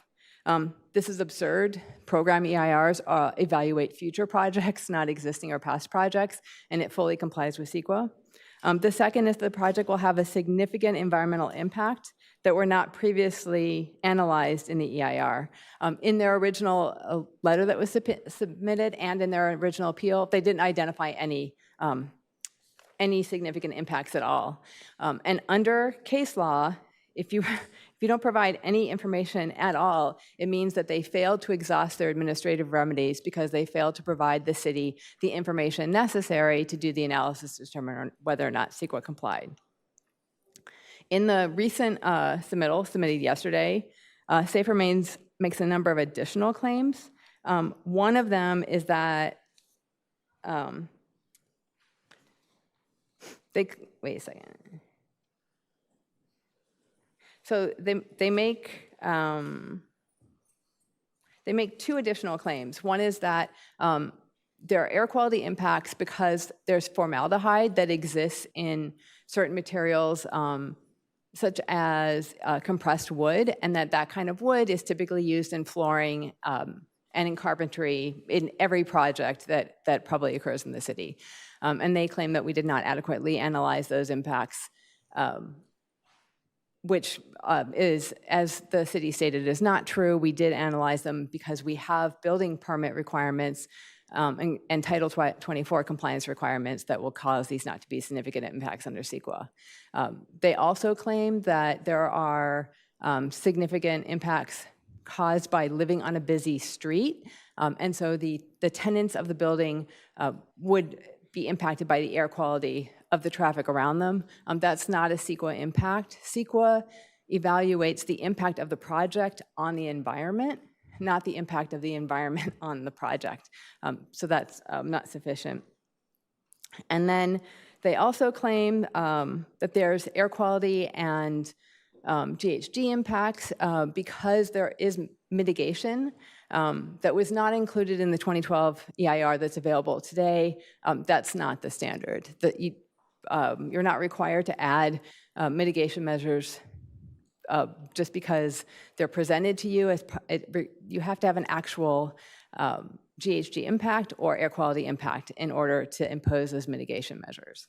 And then finally, they provide a legal analysis of the review of what you need to do to request a subsequent EIR once you've adopted a program EIR. They do identify the correct law, but they don't apply their facts correctly. So to require a subsequent EIR, The new project must have substantial changes which would require major revisions to the previous EIR, or they must have new information of substantial importance that was not known at the time, or could not have been known at the time, and that will result in a significant impact that's substantially more severe than what was studied back in the program EIR in 2012. They don't provide any of that information. You know, the potential impacts they're stating to either GHG or air quality would have been known back at the time. It was evaluated in the program EIR, and it certainly doesn't rise to the level of being significant where it would require a subsequent EIR. And in addition, the staff report also identifies that this project, it qualifies as having already been evaluated in the past program EIR for the downtown plan, but it also qualifies for CEQA exemptions. So the Long Beach Municipal Code provides that site plan review is categorically exempt from CEQA, and there's also the Class 32 infill exemption. And as the city outlines, this project fully qualifies based on the site and the type of the project for a Class 32 infill exemption. So therefore, we request that SAFER's appeal, we state that SAFER's appeal fails to provide any substantial evidence in the record to support the appeal. SAFER failed to exhaust its administrative remedies to support any judicial review of the City Council's denial of the appeal and approval of the project. We request the City Council deny the appeal, approve the project, and make the findings as set forth in the City Council's staff report, our letters, and other documentation that SAFER provided no substantial evidence in the record to support any further CEQA review of the project. Thank you.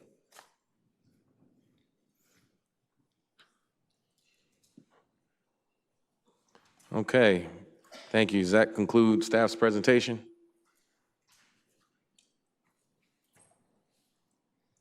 I believe that concludes staff's presentation, and that also concludes applicant's presentation. Thank you. So now we'll go to public comment. We have 3 members of the public signed up to speak: Ray Lawson, Sam Solinsky, and Sanai Kinfei. Please come forward.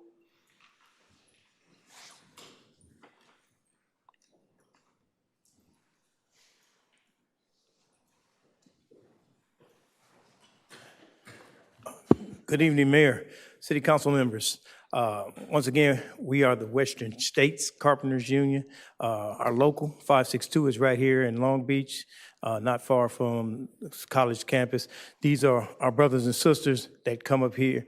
They're Long Beach residents. They bring their children. You know, we would ask the question, what would drive someone to bring their children in this driving rain?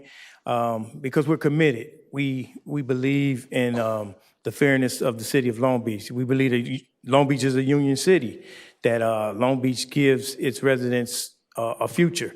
And in building this project, all we ask is that will the developers use a responsible contractor that will pay a livable wage, that will have an apprenticeship where people can learn a craft, learn a skill, and one day go on to be able to afford one of those micro homes, or just to afford a nice home in Long Beach.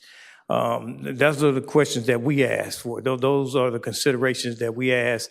Are the developers responsible? We know some of the projects in District 1, Councilmember Mary Zendejas is not here, but a lot of the projects that go up in District 1, the contractors are not responsible. We have wage theft that's rampant. We have tax fraud that's rampant on these projects. We have gone on these projects and found evidence of wage theft where they're getting cash pay, where taxes are not being paid into the city coffers to pay for things like flood control, to pay for things like teachers, police, and so forth. So all that we ask is that City Council, Mayor, you consider the developer put some form of language in there that they will be using a responsible contractor that has these things included in the development of this project. So thank you for your time, and thank you for hearing us out. Thank you. Next speaker, please.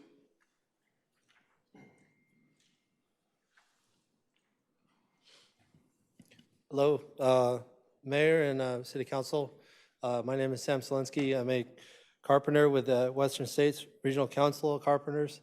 I'd just like to let you know that this This issue is about the men and women that are going to build this property and future projects. We request that the project be built with local hire, prevailing wage, and also using an apprenticeship that is state certified. And these are very important things to me personally, especially the apprenticeship part.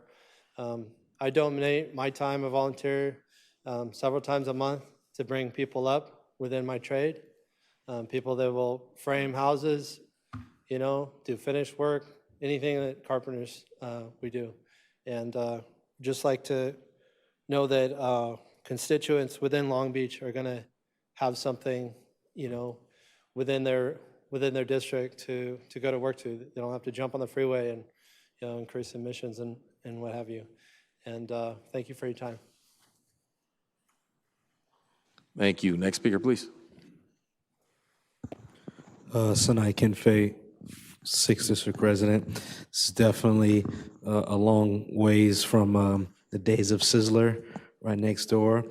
I enjoyed the city staff's presentation just now. I think it's in full effect with the reality of housing trends and patterns in the downtown area since 2012. I'm in agreement of it. I think that Mr. Lawson and the Southwest carpenters are fully within their rights to advocate for living wage opportunity with this development, and I hope to see something come about with the developer to that effect. With respect to this project and the micro unit model, it's something that is something that's a reality towards housing going into the area.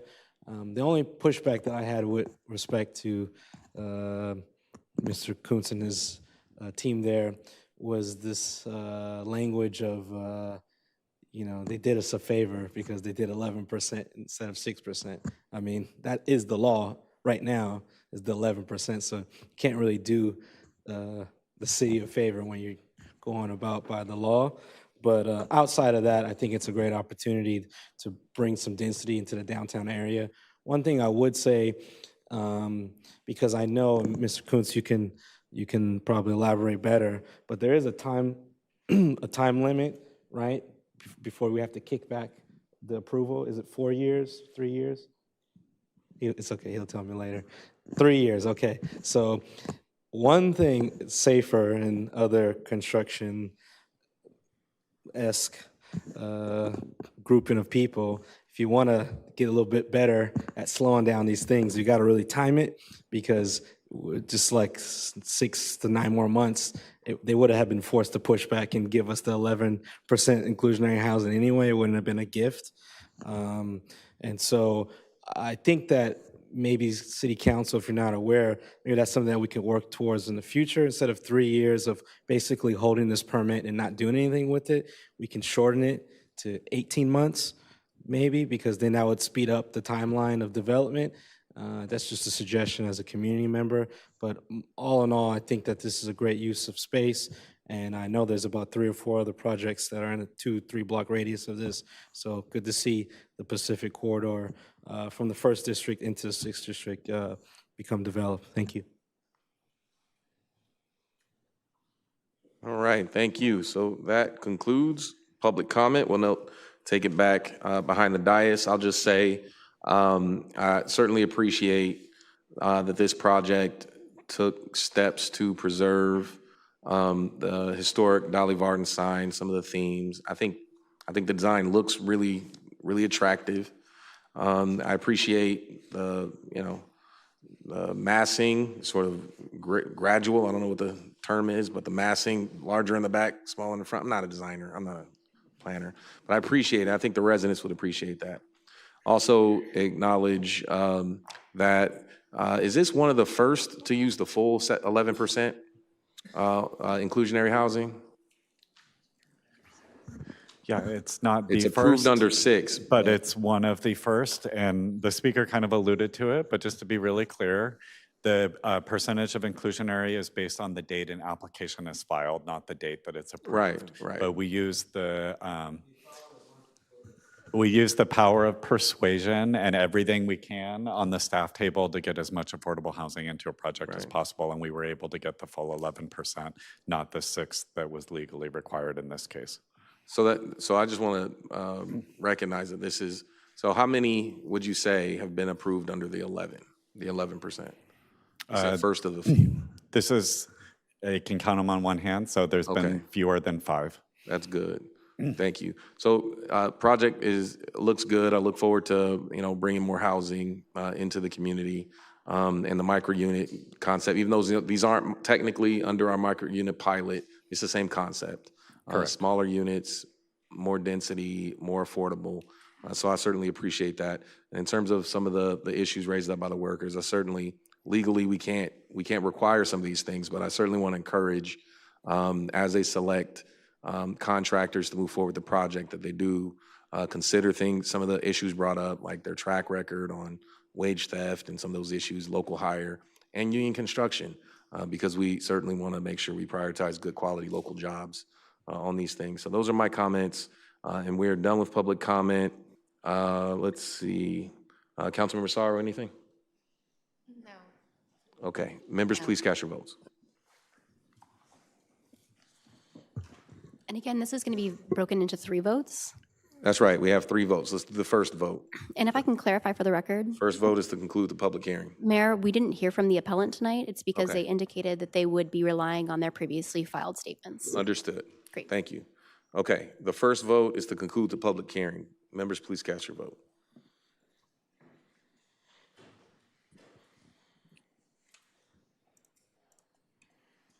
Motion carries.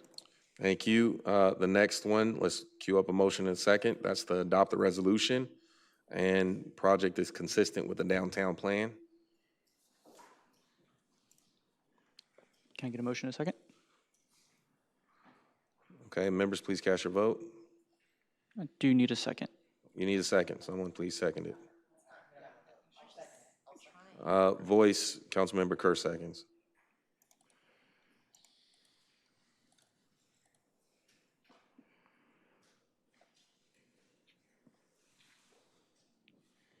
Councilman Superno. Motion carries. Thank you. And the third vote to deny the appeal and uphold the Planning Commission decision. Need a motion in a second.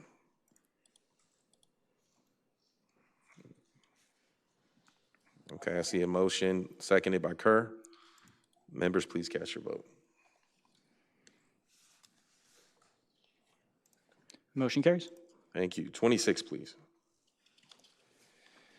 Item 26, report from Community Development.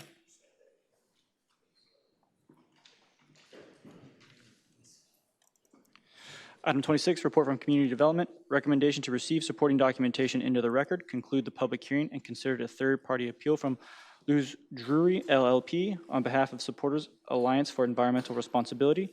Adopt a resolution approving and certifying an addendum to the program environmental impact report for the City of Long Beach Downtown Plan relating to the development project at 615 East Ocean Boulevard, and deny the appeal and uphold the decision of the Planning Commission to approve the site plan review for the project located at 615 East Ocean Boulevard, District 1. All right, thank you. So I'm going to turn this over to, is it April, for a presentation? Yes, thank you, Vice Mayor. Tonight we have Jonathan Iniesta, planner with Community Development, for a presentation. Thank you.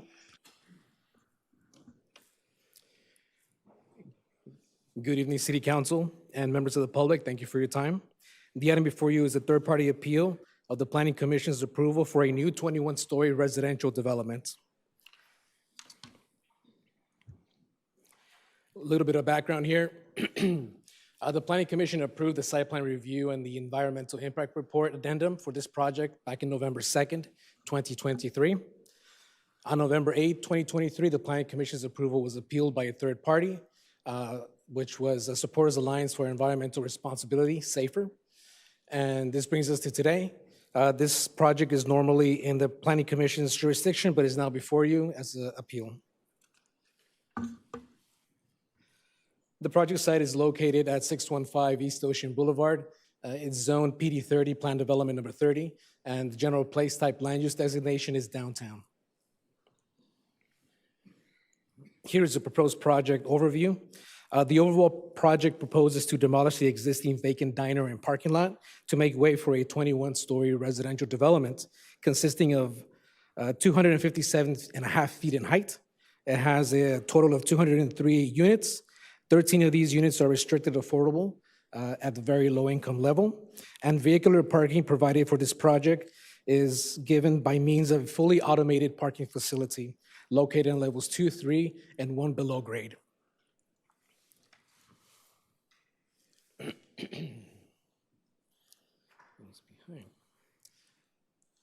There we go. The project rendering shown on this slide shows some perspectives from various angles along Ocean Boulevard that depict the design theme, which includes these geometric articulation treatments along the facade. The rendering on the right shows the lower level, which includes a curtain glass glazing system with fruity glazing that partially wraps the parking facility behind. I'll also note that the abrupt cutaway at levels 14 and 15 not only provide a unique visual aesthetic break, but also a functional indoor and outdoor amenity space. The technical elevations shown here provide an overall perspective of the massing height and overall design of the proposed residential tower. It should be noted, excuse me, it should be noted that the project is located in downtown in the one of the areas of Assembly Bill 2097, where no parking is required, so forth as the state requires. However, the applicant and developer have voluntarily proposed the aforementioned automated parking facility that will house 261 vehicles and 41 bicycle parking spaces, which are all accessed via 3 loading bays. If I could interrupt for a moment, this item requires an oath, so we need to take an oath before we can take testimony. I'll read it fast, I promise. Do you solemnly state that the testimony you may give in the cause now and pending before this body shall be the truth, the whole truth, and nothing but the truth, so help you God? Thank you. So you might want to paraphrase what you've already gone over. So it's now under oath. Can do. Before you is a third-party appeal for the project at 615 East Ocean Boulevard, 21-story residential development with 203 units. Heard at Planning Commission back in November, and then a third-party appeal was filed within the 10 days as required. Resuming the project overall scope.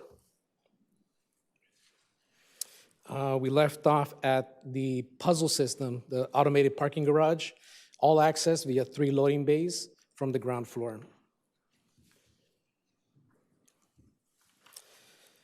The project is also subject to the city's inclusionary housing ordinance. As such, having been submitted in 2022, the developer is required to provide 6% of the total units as very low-income affordable units. This equates to the 13 units which are included and will be deed-restricted with enforcement by the city's Housing and Neighborhood Services Bureau. Excuse me, the included affordable units subsequently also allow the project 3 development concessions through the adopted enhanced density bonus. The first requested concession increases the floor area ratio of the project by 40%.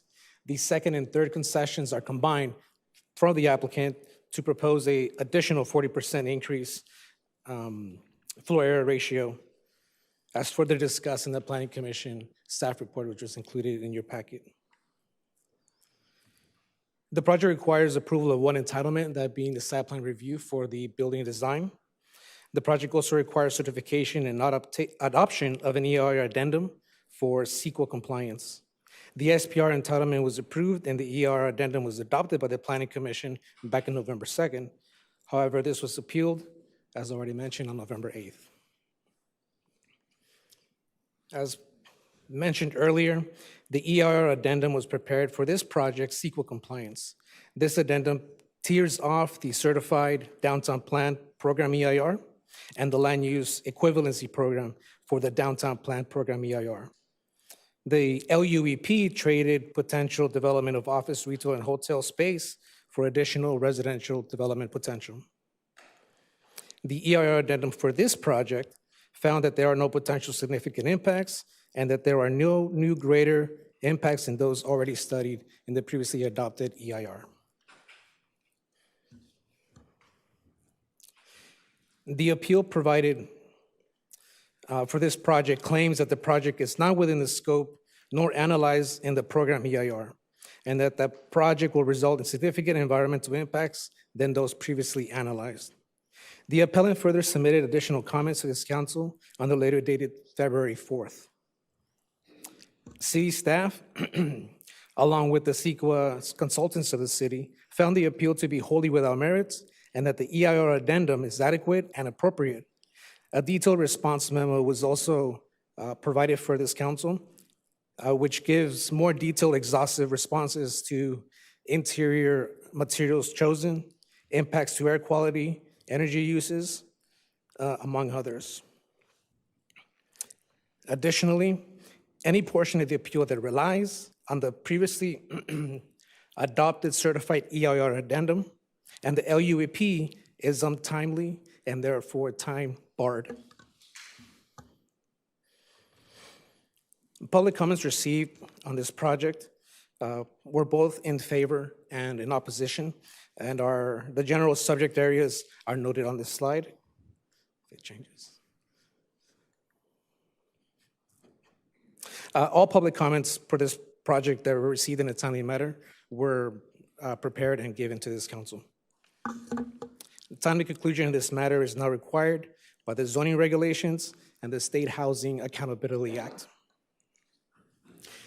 Therefore, staff recommends that the City Council receive documentation into the record, conclude the hearing, consider the appeal, and adopt the resolution certifying the EIR addendum, deny the appeal, and uphold the decision of the Planning Commission to approve the site plan review for this project. Thank you. Thank you, Jonathan, for that presentation. Now we're going to go to... If the appellant is in the audience, can we have them present as well? Similar to the last project, the appellant is not here tonight. Thank you. Okay, thank you so much. All right, so we're going to go ahead and go to public comment.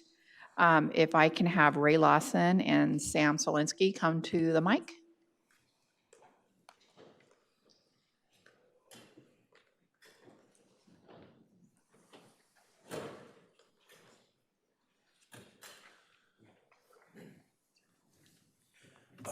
Good evening, Long Beach City Council members.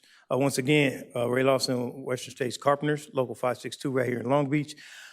This project is the epitome of what happens when the city works together with a responsible developer that will hire locally and that also will have in mind when it comes to a livable, decent wage for people that live in Long Beach. Once again, our members are out here with their families, with their children.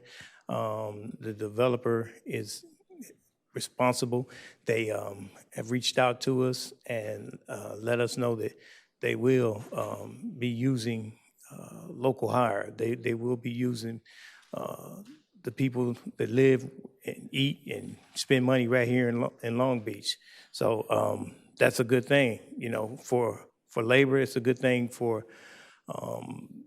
skilled and trained workers. So we support this program. We support this project, and we support the developer. And when they go forward with using a general contractor that will take care of its workers, that will pay a decent wage, that will have apprenticeship program, and also health care.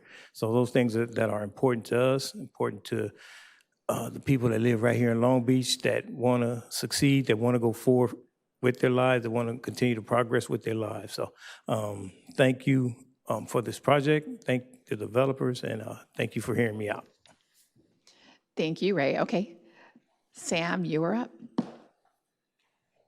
Hi, again, Council and Vice Mayor.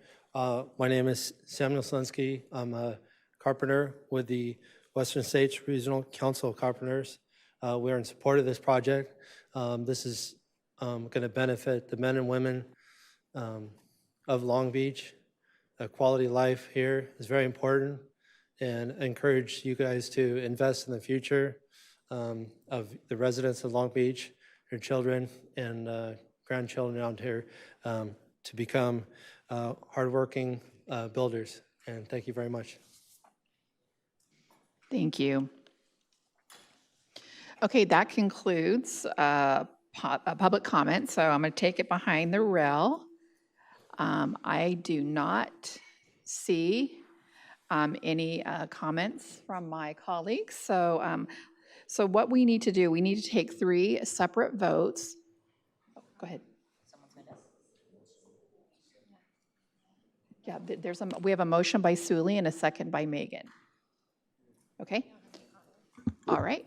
Okay, go ahead. So that first vote, I believe, is the staff's recommendation to receive supporting documentation into the record and to conclude the public hearing on that third-party appeal filed by Lizao Drury and Safer.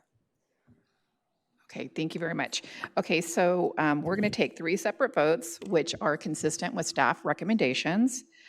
Let's go to vote number 1 to conclude the public hearing.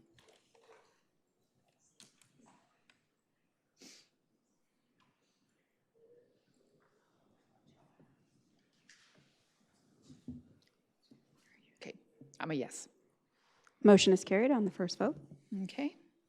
Okay, vote number 2 to adopt the resolution establishing new design guidelines. In accordance with staff's recommendation is if you don't need that fleshed out more, but that second vote is in relation to the CEQA approvals on the project pursuant to the recommended language for the item. Okay, thank you so much for clarifying that. Okay, let's go to a vote.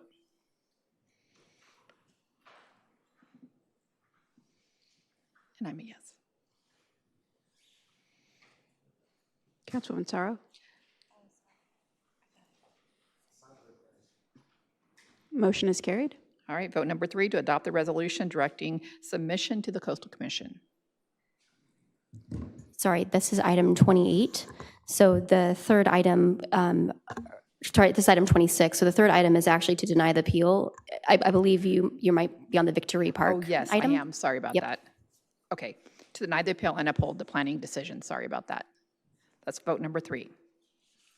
And that's in relation to the site plan approvals. Correct. Okay, let's vote. And I'm a yes. Motion is carried.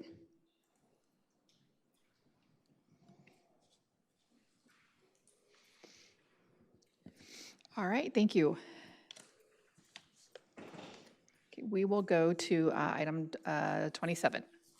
Report from Community Development, recommendation to receive supporting documentation into the record, conclude the public hearing and accept categorical exemption, adopt a resolution approving a local coastal program amendment to repeal the 1989 Victory Park Design Guidelines, and adopt Victory Park, Santa Cruz Park Design Guidelines, and adopt a resolution directing Director of Community Development to submit all relevant supporting documentation to the California Coastal Commission. District 1.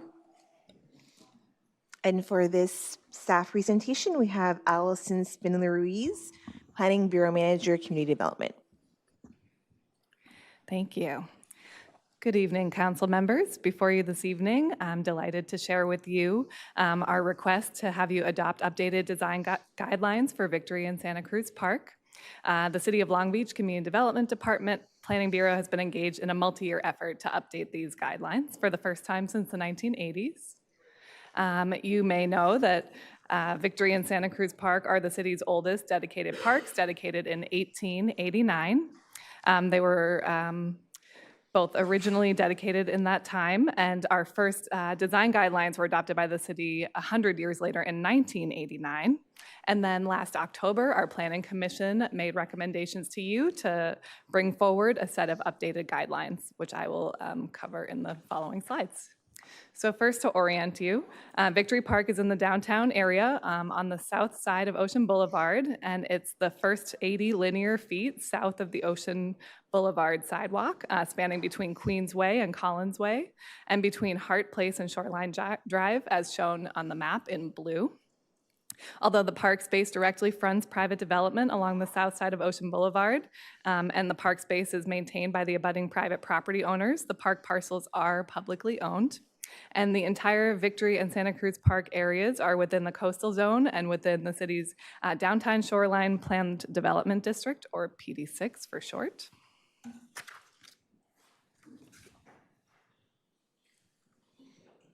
Okay, so the goals for these updated guidelines are shown on the left-hand side of the slide here, including to establish consistent design language, foster an attractive and inviting open space, encourage people to be outside, celebrate the city's oldest park while promoting sustainable design and development practices and ensuring adequate maintenance for the park. To further these goals, the updated guidelines are organized around 5 design principles as summarized on the right-hand side of the slide, which are to unify, variety, respect, access, and promote. Each of these principles are clearly defined in the guidelines and establishes a solid precedence for landscape architects and designers when designing future improvements to their proportion of the park. The guidelines focus on ensuring more consistent park programming as improvements are made, including improved signage and visibility to better distinguish that this is a public park space, modernized requirements for drought-tolerant and native landscaping consistent with local and state climate goals, ensuring basic amenities, including hydration stations, waste receptacles, and seating areas, and continuing to provide open space areas for passive enjoyment and opportunity for non-programmed recreational opportunities. One of the big concerns in working with the community on these guidelines was around compliance.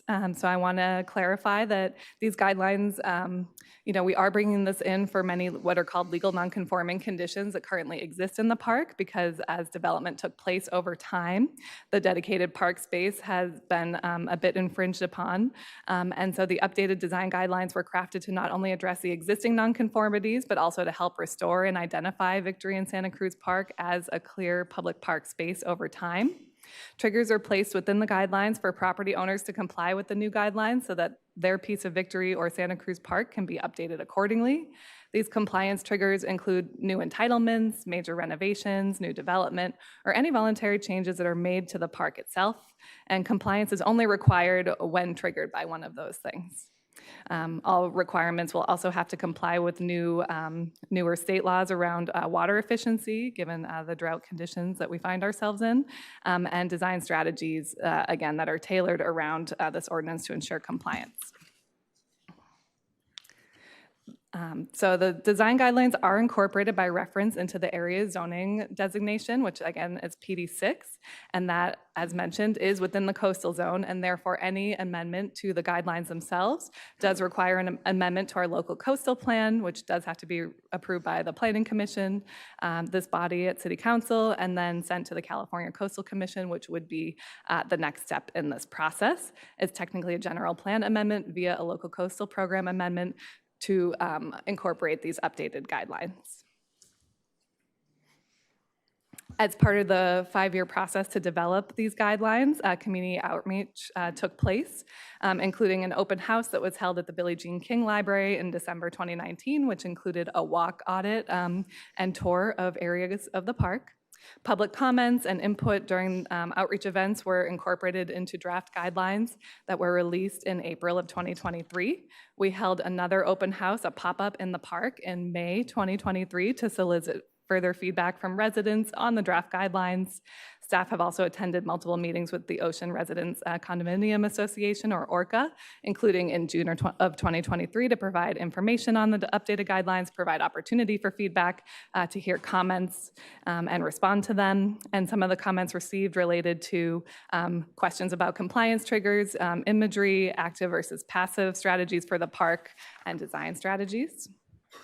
Based on public comments on the draft guidelines, specific changes were made to the document, including Staff removed the reference to allowing for palm trees as part of future improvements, given our climate conditions, as well as updating certain aerial imagery and other technical changes, clarifying language around active versus passive uses of the park, and that the park will generally be passive in nature.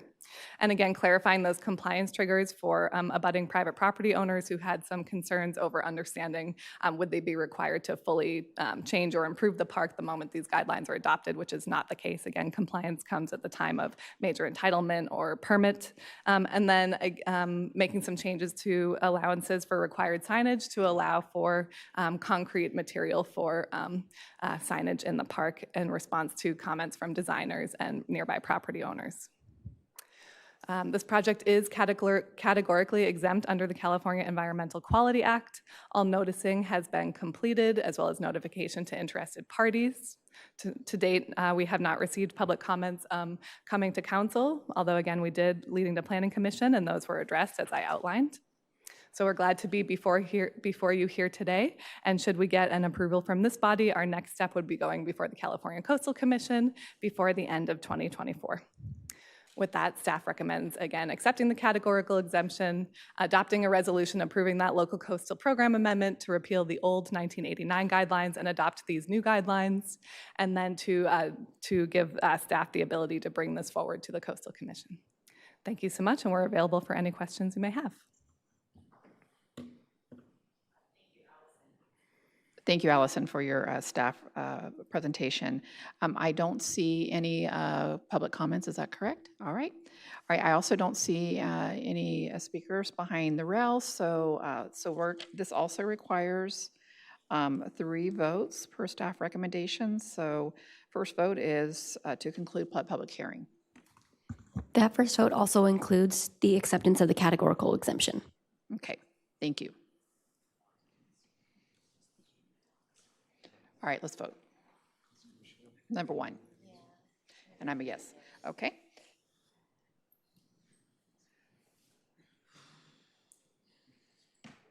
Motion is carried. Okay, number 2, to adopt the resolution establishing new design guidelines.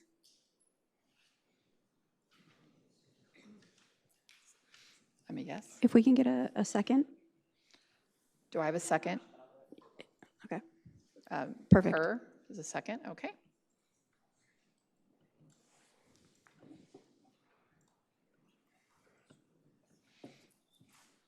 Just let me know when you're ready. I need Councilman Supernaw, Councilwoman Sorrow, Councilman Austin. Yeah. Motion is carried. Okay. Great. Our computers are a little bit slow today, so I apologize about the delay. Okay, number 3, to adopt the resolution directing to the Coastal Commission. And do I have a second? Okay.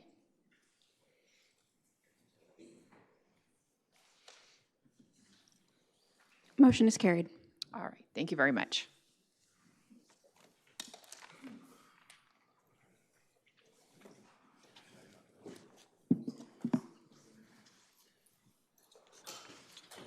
All right, let's go to the next one. Item 45, please. The Hideout. So for item 45, we have financial management staff, Tara Mortensen, Business Service Bureau Manager, and Junie Salcio, Business Services Officer. Thank you, Assistant City Manager. We got to read the item first. 45 is a report A little from ahead of Financial yourself. Management. It's a recommendation to receive the supporting documentation into the record, conclude the public hearing, and grant an entertainment permit with conditions for entertainment with dancing to the Hideout Bar Number 2 at 1253 East 4th Street, District 2. All right, an oath is required. You want to do that too, Assistant City Manager? Will those testifying in this item please raise your right hand? Do you and each of you solemnly state that the testimony you may give in the cause now and pending before this body shall be the truth, the whole truth, and nothing but the truth, so help you God? Yes, I do. Thank you. All right, please proceed. Okay, good evening, Honorable Mayor and members of the City Council. Before you tonight is an application for entertainment with dancing for Blvd Investments, doing business as the Hideout Bar Number 2. The establishment is located at 1253 East 4th Street and operates as a bar, tavern, and lounge. The Hideout has a valid Type 48 alcoholic beverage control license, on sale general public premise bar, nightclub. All appropriate departments, Health and Human Services, Development Services, Police, and Financial Management have reviewed the application and have provided their recommended conditions as contained in the hearing packet. The following recommended conditions in Attachment A should be noted from the additional conditions section. 1, entertainment activities shall be restricted to no later than 12 a.m. on Tuesday through Friday, 2 a.m. on Saturday, and 10 p.m. on Sunday. Entertainment can begin at 4 p.m. on Tuesday through Friday, 12 p.m. on Saturday, and 10 a.m. on Sunday. There shall be no outdoor entertainment. 2, the permittee must provide all renters with a copy of the approved permit, which shall include a copy of the approved conditions of operation. 3, the permittee shall not convert the hall rental or any portion thereof into a public dance or nightclub. All entertainment activities shall be restricted to private gatherings. The permittee shall not allow anyone to rent the hall for the purpose of holding a concert, dance, or disc jockey event which is open to the public. I, along with Tara, Commander Michael Richens from the Long Beach Police Department, are available to answer any questions that you may have. This concludes my staff report. All right, thank you. Is there any public comments here? Okay, thank you. We'll now take it back. Take it back behind the rail. Let's see.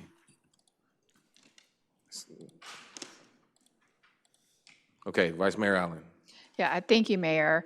And thank you, staff, for your work on this permit. And thank you to the Hideout for joining the 4th Street community. You know, bars and restaurants along that 4th Street corridor do a lot of business. And so I do want to thank the residents who sent in comments and voiced their concerns. I just want this to go on record. I do expect that the owners of the Hideout comply with all the conditions listed and do everything that they can do to support the residents that live along that corridor. I will support this item tonight with the understanding that the Hideout will be a good neighbor to all the residents. And I also request that staff monitor and just make sure that they are complying, they're in full compliance. So I appreciate your staff presentation. Thank you very much. All right, thank you. Councilmember Sorrow, anything? No. All right, well, congratulations to the Hideout. Should should this vote go this way, like the Vice Mayor said, we need to continue to support establishments, particularly, that bring, more vibrancy to some of our business corridors, because it's been a tough time since the beginning of the pandemic. But we certainly wish the Hideout the best. Thank you. Members, please cast your vote. Is this 3 votes too? No, this is just 1 vote? All right, let's give 1 vote. It's hard to tell. Motion is carried. Thank you. All right, we're gonna move up item 30, because Councilmember Uranga has another commitment. Item 30, please. Communication from Councilmember Uranga, Chair, Intergovernmental Affairs. Recommendation to request City Council approval of the 2024 legislative agenda as recommended by the Intergovernmental Affairs Committee. All right, Councilmember Uranga? Or actually, we do staff report first, right? Well, let me introduce before the staff report. So the committee met on January 23rd to talk about the current agenda that we are very proud to present to you this evening. During that meeting, we discussed a few alternatives, a few additions that we wanted to include. And at this point, I'd like to introduce Tyler, who will be presenting the staff report. Thank you. Thank you so much, and good evening, Mayor and Council. So as Chair Uranga said, we did have a committee meeting a couple weeks ago where we talked through the draft legislative agenda. So I'll just give a high-level overview and then look forward to your comments and questions. As we do every year, we work with staff across the departments to get input and feedback on some of the key legislative and funding priorities across the departments. And we try to incorporate that into our draft agenda for council consideration. So what you have before you tonight is the staff recommendations plus, as Chair Uranga mentioned, 4 additional items that the committee recommended. So one of the important things to note for this year is since we combined the federal and state legislative committees, we as staff are recommending that we also combine the legislative agenda. There was a lot of overlap in terms of themes and priorities in both of our state and federal legislative agendas. So the largest kind of recommendation and change is to try to combine and consolidate those legislative agendas into one, knowing that there was a lot of overlap and consistency across our levels of advocacy. So what we did was we combined the two without removing any language. We just tried to remove any duplication as sort of the starting point. And then I want to walk through a number of different additions the staff is recommending as well. So what you'll see in terms of our focus statements for this coming year is we're trying to incorporate some of the key themes and programs that council and the mayor have prioritized over the last year. So there's language in here to support programs like the Housing Promise, the Grow Long Beach Initiative, as well as looking at, as the mayor mentioned earlier, some of our efforts to localize mental health resources and support our health departments programs through the Black Infant Health Program, additional funding from the state for a number of our health initiatives. There's language in here around supporting tenants that are in publicly owned and operated affordable housing projects, as well as an item I know for North Long Beach that's a priority, looking at ways to advance policies and legislation that would prohibit loitering with the intent to commit prostitution. So we have been working on that item with a number of legislators that are also interested in this and some cities throughout California. In addition, we're also reframing some of the infrastructure priorities this year. I know we'll have a presentation later tonight about our Elevate 28 infrastructure investment plan. So there's some language in there around supporting those priority projects in preparation for the Olympics, as well as projects at the port like Pier Wind. And then through the rest of the agenda, there are specific updates, items related to advancing zero emission technology. There's an item related to our trying to address a regional need to prevent upstream sewage spills, which originated from council discussion and our committee presentation on that item earlier this year. Efforts to expand Wi-Fi and digital inclusion at our parks and libraries, especially in the lead up to the Olympics. In the fiscal responsibility section, there's a couple proposals, one related to allowing for more city control over parking enforcement. There's been some efforts to minimize the ability for cities to be able to actually administer fines for parking violations. There's also an item in here around advocating for additional resources and services for our sidewalk vending program to try to recoup some of the costs that we are subsidizing through that permitting process. There's an item in here around supporting additional ability to negotiate drug pricing. And in the public safety section, there are a number of amendments and changes that are really trying to, like I mentioned, consolidate and remove any duplication of the items in that section. And then for technology, again, our key priorities are around digital inclusion and accessibility, especially for our community in the lead up to the Olympics.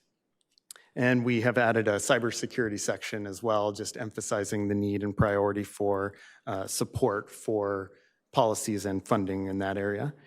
And last, in the transportation section, there's another additional item around policies and legislation that really expands equitable access to our shared micromobility program. So the last thing I just want to mention is the input from the Intergovernmental Affairs Committee. So Chair Uranga mentioned there was a number of items that the committee recommended that we add to the agenda. So one is related to supporting policies and legislation that would allow for certified simulation training as an alternative to flight hours in the air in order to receive pilot licenses. So we'll be looking into that item and working with the airport. Another is to support our MAC, our Mobile Access Center, and looking out for additional resources to expand those services and staffing. Third is looking at ways to support the city's efforts to diversify our workforce. And then last would be state support for equitable procurement processes. So those are staff's recommendations as well as the committee's additions, and I look forward to your input. All right, thank you for that presentation. We're gonna have a busy year this year, it sounds like, in the legislature. To Councilmember Uranga and both the other committee members, I know you're gonna be doing a lot of work in Sacramento and DC this year. Look forward to helping support that work. All right, I see no public comment here. Members, please cast your vote.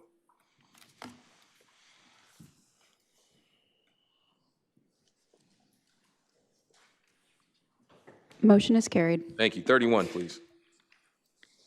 Report from City Manager, recommendation to authorize City Manager to execute an agreement with the California Board of State and Community Corrections to accept grant funds for the city's homelessness emergency activities, the City Prosecutor's Reentry Services Program, and Rancho Los Cerritos and Rancho Los Alamitos in the amount of $5.5 million. All right, before we get the staff presentation, Councilman McCurr has a statement. Yeah, thank you, Mr. Mayor. Under Government Code 1091.5A, I would like to note for the record that I'm a member of the Rancho Los Cerritos Voluntary Board of Directors, and I am not compensated for my participation on that board. All right, Mr. Modica. So this came to the city from some excellent work from our Senator Lena Gonzalez. These were earmarks and things that she wants to really invest in Long Beach. We can give a brief staff report from Mr. Curley if you want it, but essentially we're becoming the grantee. We accept the money, and then we're going to work with the prosecutor's office, our homeless services division, and then the two ranchos to distribute the funds. That makes sense to me. All right, any public comment here? Yes, there are two. All right, I see two, Allison and Pamela. Please come forward.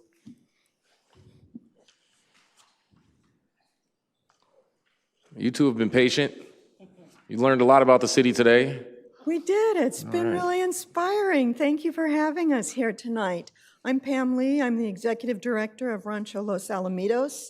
And the authorization before you, as Mr. Modica explained, includes $3.5 million, among other things, to split between the two ranchos for capital improvement projects and deferred maintenance. These funds are critical to the rancho's ability to carry out their missions and to serve the people of Long Beach. As you are aware, the ranchos are owned by the city, and they're operated by nonprofit foundations that each raise between $800,000 and $1 million a year to augment the management fees provided by the city. The 7.5-acre Rancho Los Alamitos and the 4.7-acre Rancho Los Cerritos have national, state, and local city landmark status. The ranchos preserve and share the city's history, the many stories of how our city came to be what it is today. The ranchos help create a sense of community by sharing our past and envisioning our future. The rancho's heritage goes back to the indigenous Tongva people and the ancestral villages of Pavungna and Tibahangna. Did I get that one? Okay.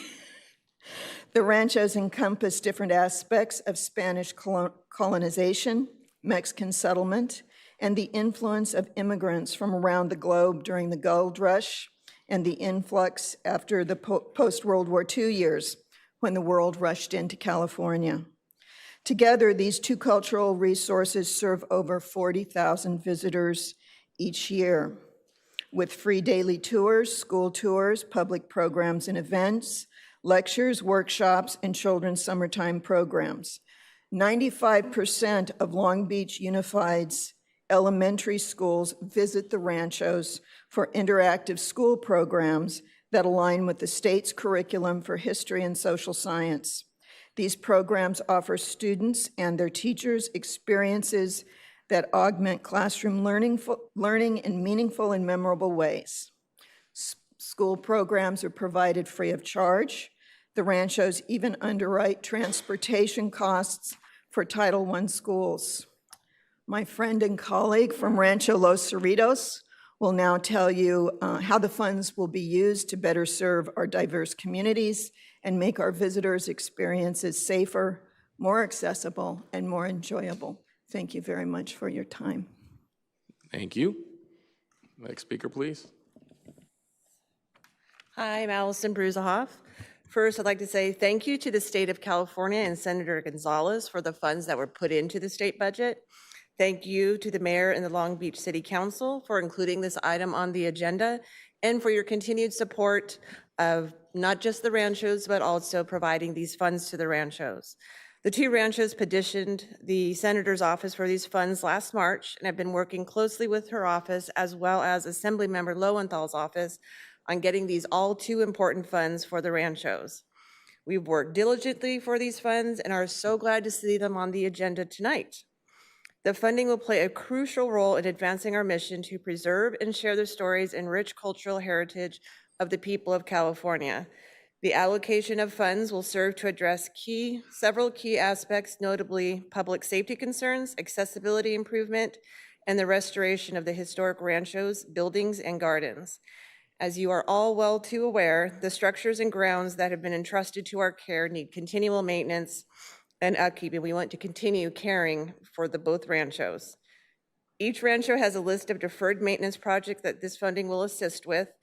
In addition, this funding will help with a variety of capital projects, which will help expand the footprint of both sites through digitizing archives, creating more access to the public, protecting the structures, and much more.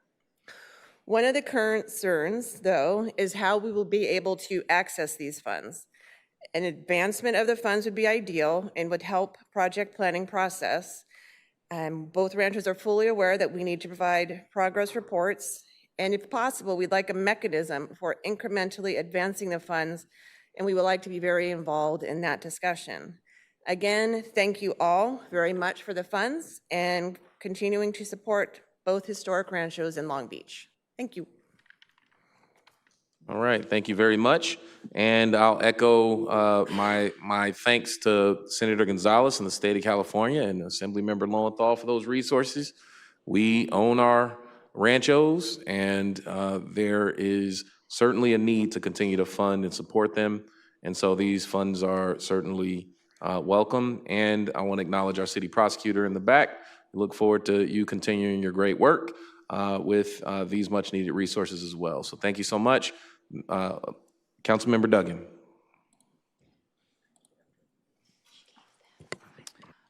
Thanks for bringing this item forward. These sound like great projects. If I could ask about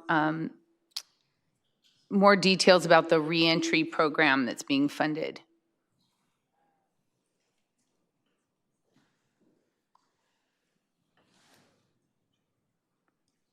I'm sorry, could you? Okay, there it is, got it. Good evening. That sounds like a question for me. Doug Halbert, a city prosecutor. As many of you know, the Long Beach City Prosecutor's Office is a little different than a lot of prosecuting agencies in that we take on challenges that others don't. One of the challenges we obviously have are people suffering from mental health, suffering from mental health illness, suffering from substance abuse, suffering from homelessness. Our office has been working very hard on getting people out of the system and into services.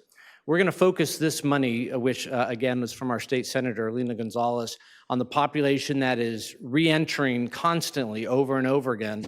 10 years ago, there was a large group coming out of state prisons after long terms of incarceration. We now have a lot of people who are in and out and in and out and in and out. And we want to focus on that population to prevent them from continuing that cycle of incarceration. That's going to be our focus. And our first step is going to be a planning phase where we're going to plan how this money is going to be used. We're talking to the health department already and also our county partners as well. Does that answer your question? It does, and that's what I was going to ask to follow. You're working with the MSC, the health department, to kind of collaborate together. It's great. Absolutely. I don't want us operating in silos, separate from each other. I want us all to be on the same page, all oars in the water, rowing in the same direction. That's excellent. Thank you, Prosecutor. All right, thank you, Councilmember Kerr. Yeah, I just want to extend my gratitude to Senator Gonzalez and Assemblymember Lowenthal for continuing to fund day-to-day projects from Health and Human Services to the programs that our city prosecutor was just speaking about, to our cultural institutions, and seeing the wide swath of work that we do to make this a world-class city. So really grateful for the state-level support. Thank you, Vice Mayor Allen. All right, members, please cast your vote.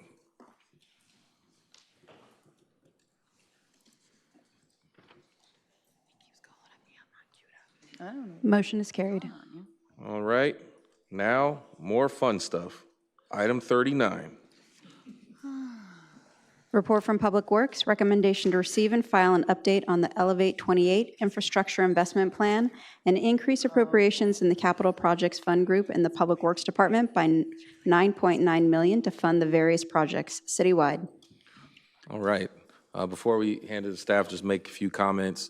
The city of Long Beach is wasting no time on rolling out and implementing the Elevate 28 Capital Investment Plan. Investments all across our city, all 9 council districts prior to 2028 to be concluded in 2028. Today we'll get an overview on the timeline, the way we'll be communicating about this. Really exciting stuff. I know that the whole city council weighed in on this plan. Your communities have been, waiting for many of these projects, long-awaited projects we're really proud of. And we're going to talk about these projects a lot between now and 2028. We reference 2028 because it's sort of a benchmark. The Olympics are coming in 2028, but these aren't necessarily Olympic facilities. This is a benchmark for us to be able to invest in our communities, make our entire city proud of every one of our neighborhoods and our youth facilities and our cultural institutions over the next 5 years. So that said, I'll pass it to Mr. Modica. Thank you, Mr. Mayor. You said that very well. We're very proud of this program. This is the biggest investment in infrastructure the council has ever done, and it's over $40 million. We'll get the actual number, but it's important to communicate out that amount of infrastructure, and there's so many things in the plan. So we heard that from all of you, the importance of communicating this out. We also heard from you the importance of Measure A and its role in that as a major funding source that voters have invested in, and then all the other funding sources, and then bring that under the plan that we call Elevate 28, because there's so many things that are happening. And so we hear from you the ability to communicate is key. You want to be able to show your residents what's happening, what's happened in the past, and what's coming in the future. And so the team took that to heart. They've been very busy over the last couple months, and we're really close to launching a website where you'll be able to play yourselves and all your residents. And we want to kind of preview that tonight and what some of that information is going to look like. So Eric and Jonathan. Thank you. Thank you, Mayor. Thank you, City Manager. I'm actually going to turn it over to Jonathan Bolin, our interim Business Operations Bureau Manager, to start and provide an overview. And then I'm going to show you the screenshots of the new website that you just mentioned. We're really excited to be at this point. We're really excited to get that website up and running and allow our residents to really go in deep in the plan and see how this is going to help transform their neighborhoods. So, Jonathan. Good evening, Mayor and members of the City Council. My name is Jonathan Bolin. I'm the Acting Business Operations Bureau Manager for the Department of Public Works. Perfect. So as part of the FY23 budget, City Council approved the initial FY23 to FY27 infrastructure investment plan, which originally totaled $533 million. During the FY24 budget process, staff identified additional funding and projects and rebranded the 5-year plan as the Elevate 28 Infrastructure Investment Plan. The Elevate 28 plan includes over 180 unique projects, in addition to various right-of-way improvements citywide, totaling $758 million of funding spread across 8 funding categories in the next 5 years. The funding categories are the 2028 Olympic Legacy, which includes $186 million of funding, community and cultural investments, totaling $12 million of funding, Gold Medal Park refresh projects totaling just under $32 million of funding, mobility and safety improvements citywide totaling $327.6 million, park improvement projects totaling $46.8 million, public facility projects totaling $46.7 million, right-of-way water quality and climate action and adaptation plan projects totaling $80.25 million, and critical facilities and a grant match funding reserve totaling just under $26 million. The appropriation of this funding for each upcoming year will be brought before City Council as part of our proposed capital improvement program annual budget process for City Council review and consideration. So the planned funding for FY25 will be part of our FY25 CIP, 26, 27, so on and so forth. Subsequent CIP budgets will prioritize the Elevate 28 identified projects, and the full plan of all projects, funding totals, and planned year of funding dispersal is outlined in Attachment A in tonight's City Council item, and updated maps have also been provided via Attachment B. And we're going to briefly look at the maps and the projects in the next few slides. So first, this is the entire Elevate 28 infrastructure investment plan. As you can see on the map, each of the funding categories are color-coded with a unique dot for each project throughout the city. You can see on this map that we are making significant investments in North Long Beach, Central Long Beach, West Long Beach, downtown, as well as throughout the entire city. The red lines on the map are the streets that are funded for rehabilitation and repair as part of the Elevate 28 infrastructure investment plan. The first, as previously reviewed, the first category for the plan is the 2028 Olympic Legacy. This includes $38.3 million of Measure A funding, $148 million of additional funding for a grand total of $186 million. And these are those projects specifically on their own categorical map. And these maps will be on the website as well for the public to access. The next, community and cultural investments, these are the projects listed in that category. $11.5 million is coming from planned Measure A. $650,000 is coming from additional funding for a grand total of $12.15 million. And those are these projects plotted on the map in blue. Gold Medal Park refresh projects, $16.7 million of Measure A funding coupled with $15.14 million of additional funding for a grand total of $31.84 million in the plan. And these projects plotted on the map. Mobility and safety improvements, $100.7 million of Measure A funding coupled with $227 million of additional funding for a grand total of $327.6 million of funding in the plan. And those projects are represented as red lines on the map as well as specific location-based red dots on the map as well. Park improvement projects, $34.4 million of Measure A coupled with $12.4 million of additional funding for a grand total of $46.825 million. Those projects plotted on the map. $41 million of Measure A funding for public facility projects, along with $5.7 million of additional funding for a planned total of $46.8 million of funding in the Elevate plan. And those dots plotted on the map. And lastly, right-of-way water quality and climate action and adaptation plan improvements, $46.8 million of Measure A planned, along with $33.4 million of additional funding for a grand total of $80.25 million in the plan. And those projects plotted on the map. Tonight's council item also has an appropriation increase requested. This is to appropriate an additional $9.9 million of Measure A infrastructure funding as part of the Elevate 28 plan. Those specific projects for appropriation are included on Attachment C on tonight's item. This appropriation is offset by Measure A funds available from the citywide activities department earmarked for infrastructure. And again, this $9.9 million of funding is part of the FY24's planned funding, and the funding is necessary to complete the outlined projects in a timely manner. Again, projects and funding totals are outlined on Attachment C. And now I'm going to hand it back to Eric.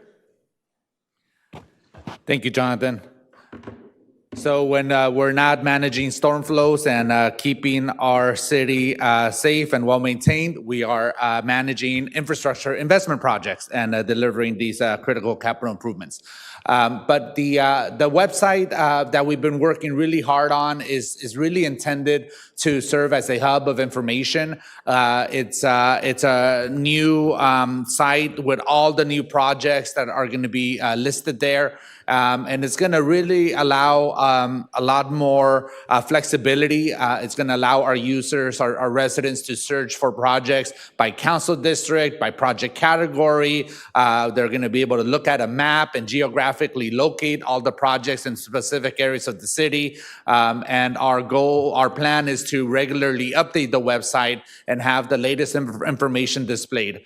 Jonathan Bolin and our finance and budgeting team and communications teams have actually used Power BI, a really awesome data technology tool that connects all of the website critical information to a database and a dashboard that's going to allow the public to see exactly how much money has been spent, how much is being spent on a given year, et cetera.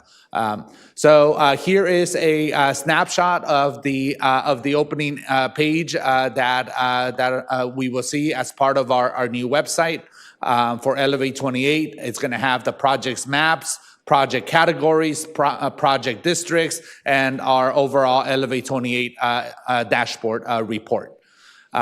So it's going to include all the projects listed by category, make it really easy for the public to see, whether they want to find a Gold Medal Park refresh project, a public facilities like a library, one of our 2020 Olympic legacies. They can go to each categories and search all the projects and click on the ones that they want more information.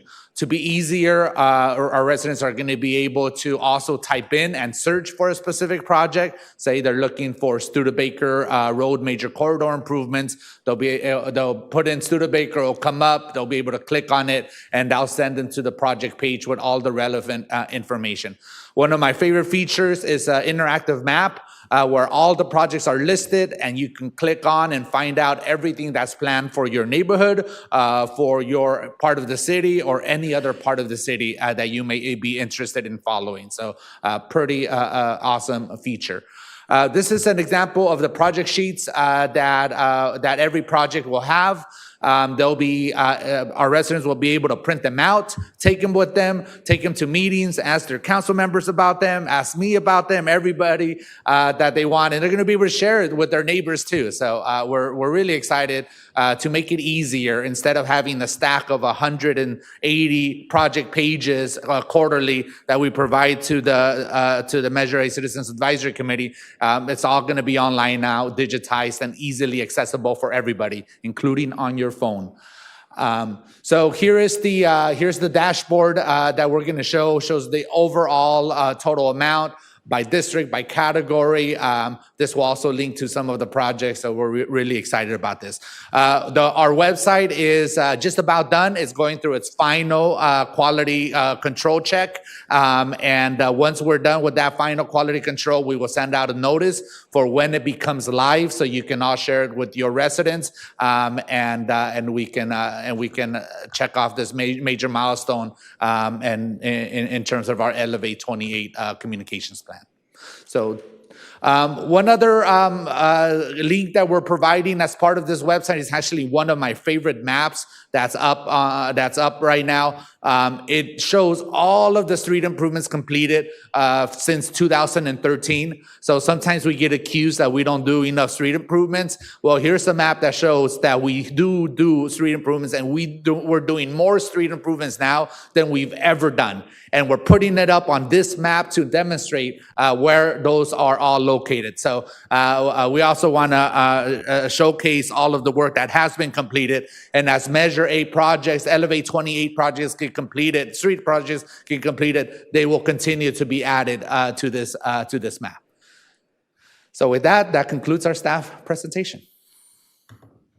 All right. Well, Eric, I am blown away by this website. Congratulations to you and your entire team. I've been with the city since 2010. We've been through a few public works directors. We've done a lot of money in infrastructure, but we're not great at telling the story. Elevate 28 allows us to package it over a finite period of time, show people where we've been and where we're going. I love that the project sheets are handy for our council members, our field reps, and all those folks to be able to go out to their own communities and have the facts right in front of them. And that's just the point in time today. Every year, there's going to be additional revenue that we identify, funding requests, earmarks, federal, state, and so this is a living website. So we'll be able to add additional information periodically to this website. We're aggressive with federal funding right now. Last year, between state and federal funding, more than $1 billion in awards to Long Beach. And this year, we're being pretty aggressive about Shoemaker Bridge and some other things, and we've got a very comprehensive application that you worked on and Tyler worked on that project. And that isn't even reflected here, right? There's a lot still to come that's not reflected here. So I am very proud of this. When you brought out the data dashboard, I was like, no, you added the data dashboard to this as well. So you got a website, project sheets, maps, easy to understand, color coded. May not help Councilmember Uranga, but it'll help a lot of people, right? So I'm just impressed by this. Again, this was about taking, we already do Measure A projects, right? But when you put it all together with everything else, it's more than just Measure A. This is the efforts of our city tapping local, state, federal funds, air quality, water quality funds, all those things that presented it as a plan, a comprehensive plan to improve all of our communities with an emphasis on equity, an emphasis on arts and culture and all those things. And so I don't know of a city. Have you seen a city with a comprehensive website like this? I can't say that I've seen one. When is this supposed to come out, this website? So it should be out within the next 30 days or so. Yeah. 30 days, okay, all right. 30 days. Well, this is impressive. Thank you so much. I can't wait to get on this website and click around and play around with it. And I look forward to presenting this to the community. All right, Councilmember Exodi. Yeah, excellent presentation as always, Director Lopez. And I'll just say that, if you and your staff would like to demo that at my State of the District on Saturday, you are welcome to do that. I'm sure we would love to see it. But yes, excellent job. Thank you. Councilmember Duggan.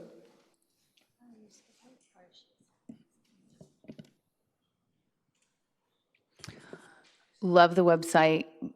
Residents will absolutely love it, and it'll save a lot of time for our office too, because they can look at it. One question on the map, what's the black lines?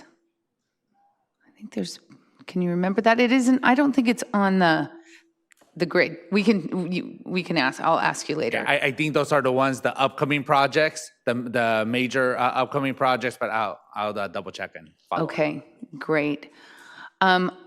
I'm actually going to the Elevate 28 Olympic, the actual Olympic projects. I just wanted to clarify or ask about, it says peer replacement, I believe at $1 million. Can I see that slide again?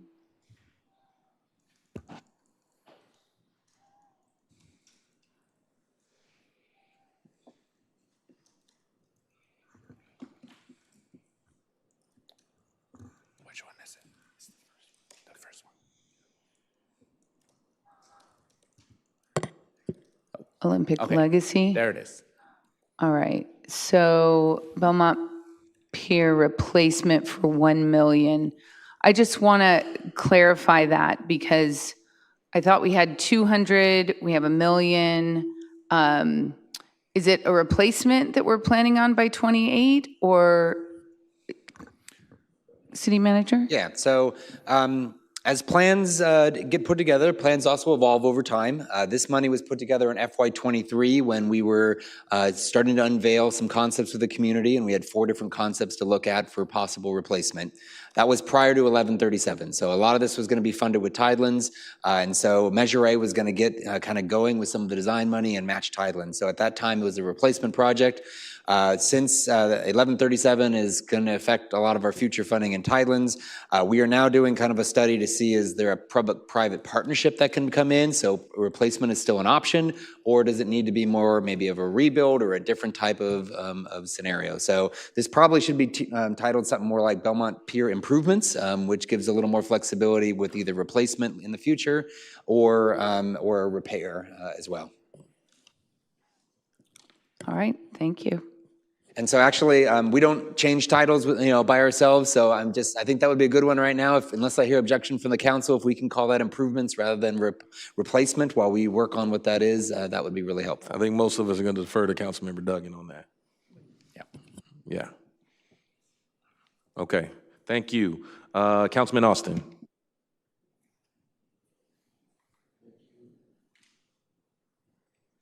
Thank you.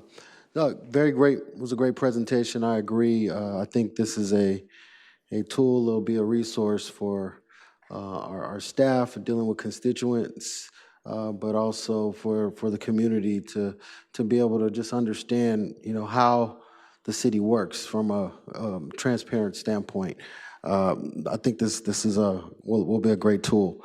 There is going to be some confusion though, and so. If I could get you to go back to slide 6, I believe it was. Yeah, all those beautiful red lines.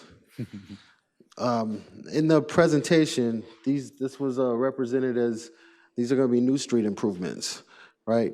Can you clarify, because I'm pretty certain, and I know every street that I have we've worked on in my district, right? Many of these streets that are in red have already been completed, right? And I don't want to give the impression that this is going to be done by, or this is the 28 plan, because many of these streets were done within the last 10 years, right? Well, maybe not 10 years, but through Measure A, right? And so what percentage of this work is Measure A? And it looks like a Measure A kind of CIP kind of blend. Is that what we're attempting to do here? Yeah, actually, what we ended up doing is from the last plan, from the previous 5-year plan, we were about 90% complete with all the street improvements. We took the last 10%, and those are being prioritized as part of this project. So we moved 10% here. 90% of what you see on the map are new streets. However, my team has already done a lot of those because FY23 and FY24 projects were done. And if you recall, the dashed lines, the dashed red, that's the crack and slurry seal program. And that was done with my staff, and a lot of those crack and slurry seal projects have been completed. We're actually ahead of schedule with crack and slurry seal. We may finish in 3 years rather than 5 years because of our productivity. So if that's the case, then we'll be able to add some more streets to that, but that'll be a future council discussion with that. A lot of if you look at specific programs, for example, under our mobility and safety improvements, and you look at residential streets as an example, residential streets, where are you? Citywide.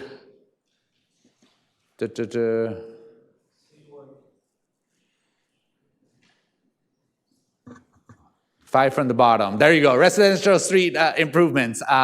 A total of $44.6 million from Measure A, a total of $55.3 million from additional funds like SB1 and gas tax and Metro Measure R, other measure dollars, Measure M, for a total of $100 million. I think that's what you were referring to, Councilman. It's a combination of sources that are funding the different improvements. And this is residential. You also have the major arterial street improvements at 97 total million, with 14.7 of that being Measure A.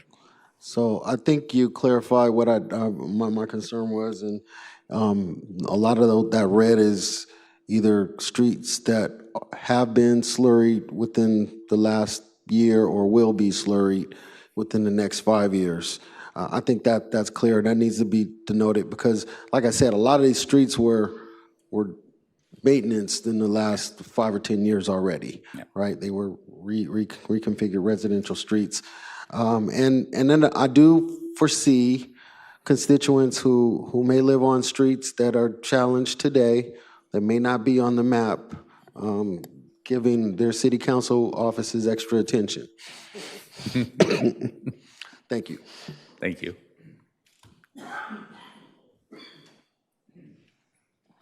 Thank you. Councilmember Kerr.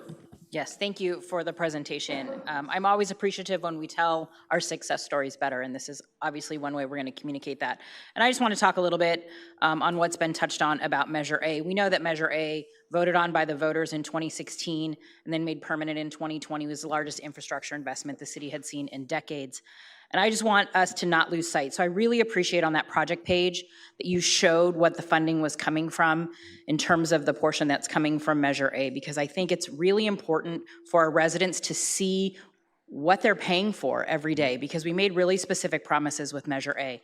I love that we have a generalized roadmap for people to see the projects all in one place, but I want to acknowledge their contribution every single day to being able to make this happen. So thank you for hearing that part about, as we talk about Elevate 28, understanding that the funding for that comes from Measure A and other places, and Measure A as leverage for some of that other funding that we've been able to acquire for those projects.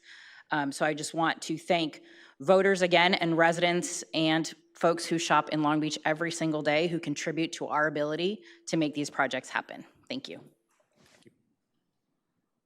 Councilmember Sorrow. Thank you. Like the mayor, I'm very excited about this. You know, when we talked about Measure A, there was always a chart on a sheet of paper, and then you had to kind of look through maps, and you had to keep going through different documents.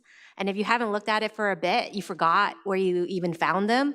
So it was just a lot of work to just get information that you have here that's easily accessible. And so I really appreciate this because it's very user-friendly on a community level, who may even just don't even understand how does Measure A even work, right? Seeing the different theme really helps illustrate that.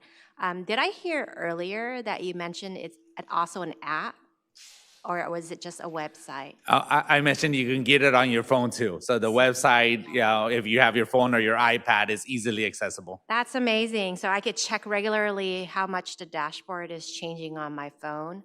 And where the status is. It how often will it be updated as far as Quarterly. It'll be updated quarterly. as well as the timelining on the projects too, right? Okay, wonderful. Well, I'm just super excited because it's going to be a great tool to be able to just communicate with residents as we interact, so that they can see, oh, what's coming up. They can monitor it themselves as well, because that's sometimes the questions we get quite often.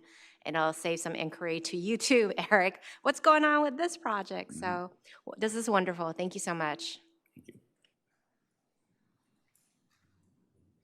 Thank you. Vice Mayor Allen. Yeah, thank you very much, Eric. This is great. I'm excited about the website as well.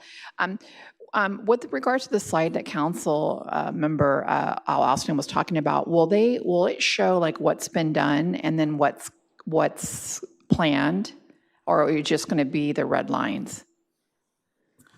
So for now, it's just the big red lines, so the big map. But this is the start. So as we look at adding different functionality, we have talked about a tool where you can go throughout the 5 years and see in real time how many streets convert from red to green to completed.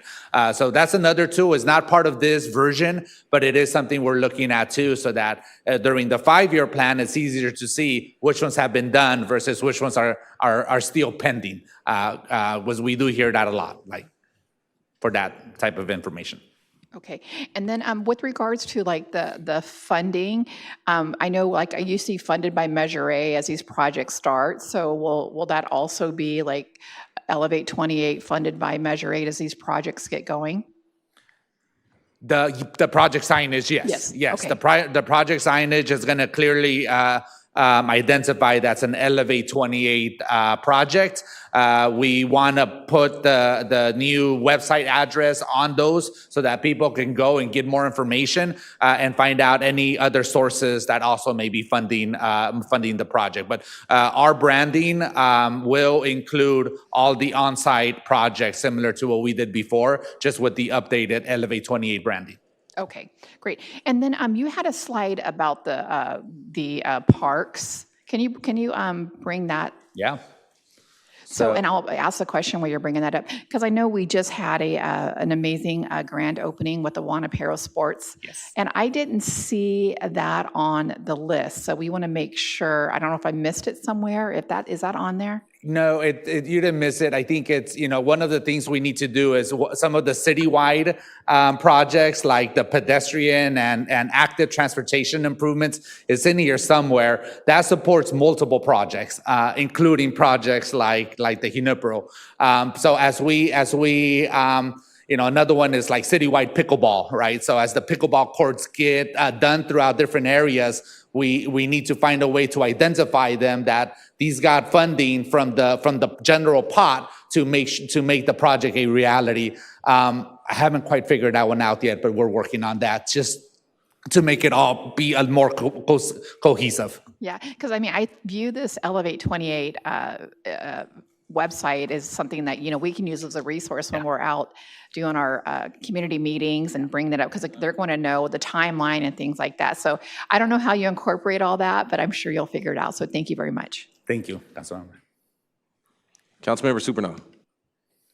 Thank you. I will get very detailed here on this map, and this is for our constituents in the El Dorado Park South Neighborhood Association. So on the map, you have a horizontal line across Studebaker. This would be on the far right side, if you can see a thick red line horizontally, and it's crossing Studebaker and stopping at the 405 freeway. Can you identify that one right there? I wish I had a pointer. Does have a pointer? Does not have a pointer. Okay. Okay, so as you see where Studebaker is, the dark blue line, as you go up, the first thick horizontal street there is Atherton. It shows it stopping at the 405, and that would need to go under the 405 and continue maybe a couple of hundred yards beyond that. That's the entryway to the neighborhood, is east of the 405. So this will save me a lot of explaining later if we put it on the record right tonight, okay? Thank you. Thank you, Councilman. All right. Well, before we go to public comment, I just want to acknowledge the comments of some of the council members. I think it's certainly important, since Measure A was a local measure, that we continue to show value so people understand that you contributed to this. I also know that I hear from legislators and other agencies about funding requests, and if this funding was largely funded by another funding source, let's say Hartwell Park. Right? And then we come in with Measure A and supplement by having one uniform brand by Elevate 28. It allows everyone to have a little bit of credit without getting into, okay, funded by this, by this, by this, by that. And by having one brand and putting all the different funding sources in one place, you're able to show, hey, we're recognizing all of our partners, because we're going to be heavily leveraging Measure A to get a lot of other resources going. And so let's be mindful. Measure A is important because that's a local tax, but there's gas tax, there's Metro Board funding, and we hear from these folks that they want to be recognized. So the more we talk about Elevate 28 and we tell sort of our partners that they're reflected in that as well, I think strategically we'll be in a good place.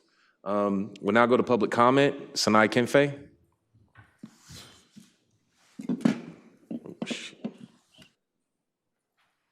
Don't get mad at me. All right. Sis District resident Sanai Kinfe. Respectfully, I take no pleasure in being contrarian. I'm not Ian. I'm not any of those people. I just call it as I see it. Okay. Sometimes, respectfully, a lot of our city servants, mandarins, they like to wax poetically about transparency with respect to data. We live in a city where 65% of the kids graduating out of school district are not math proficient. And so when you guys are talking about making an app, this is like mumbo jumbo to most people. There was 101 downloads of this. I downloaded about 3 times because you guys' webpage crashed. So 98 downloads and 182 projects. Proportionality-wise, that's about 20 projects a district. Of the district that I'm a resident of, there's only about 8. So I just want to start right there as the baseline. And then of the 8, 4 of them were already, as Councilman Al Austin brilliantly brought up, they were already either completed or proposed or already proportioned to with respect to the budget. So that means we, as the 6th District residents, are 500% less likely to be proportional to this elevate. I don't want to deflate the elevate. I want to elevate with you. I just have an issue with respect to how we kind of use data to speak towards what we're doing for these communities, but that's needless to say anything. I appreciate our council office for fighting for us to be a part of this with respect to the Burnett Library and with respect to the pool improvement and with respect to central facility improvement. And there's one more. But those are already things that were budgeted in the last 2 FY 2021, FY 2022 budgets. This says FY 23 to FY 27. So I just would like to see more. I'm speaking towards the district I live in. I would like to see more projects, more original projects that already were on the agenda coming up. For example, Fire Station 7, I think that would be a great opportunity to develop and push for something that is going to impact the residents of the 6th District that isn't already a part of any budget measure. Outside of that, I'll look for the app. I'm sure people will be downloading the app and infographic explain these things that people don't know anything about. But with respect to that, it's great. Look forward to some new additions. Thank you. All right. Thank you. That satisfies public comment. Members, please cast your vote.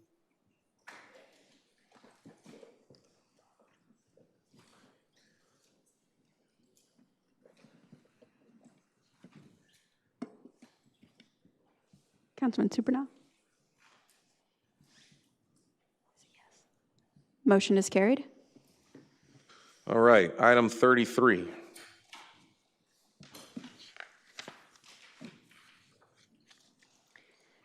Report from Energy Resources, recommendation to receive and file an update regarding the operation of SURF and the election by Covanta to exercise of its right of early termination and decommissioning effective January 31st, 2024, and increase appropriations in the SURF Fund Group and the Energy Resources Department by $8 million to fund the decommission cost of SURF offset by funds available citywide. Thank you. Mr. Modica. Thank you, Mr. Mayor. We've got 3 presentations that really are kind of the bulk of the discussion tonight, and it really is to talk about SURF, about what's coming next on that site, and then also to talk about organics. And so these are pretty big topics. The council's been involved with this for the last several years as we've talked about SURF. We've even had study sessions, but we're kind of at a crossroads with SURF. And so we want to give you first an update of what's been going on, what staff have been working on the last several months once we got the notice from Covanta that they're not able to continue. At the same time, the council was proactive and released an RFP to say what's going to happen on that site if SURF is not financially viable. And we're ready tonight to bring you a step to move forward on that. So what is the future of SURF that will be able to take about half of our trash, which is green waste. And then we also get questions about organics and the state mandates that are coming. Where are we? Tonight there's a contract where you're increasing some of the disposal costs, and we want to give you an update on organics. So those are 3 separate presentations. We'll start with the SURF and decommissioning. I will turn to Bob Dow to go through that, followed by what's happening next on that property, and then organics. Bob. Sure. Good evening, Mayor, members of the City Council. Tonight's presentation is an update on the status of SURF.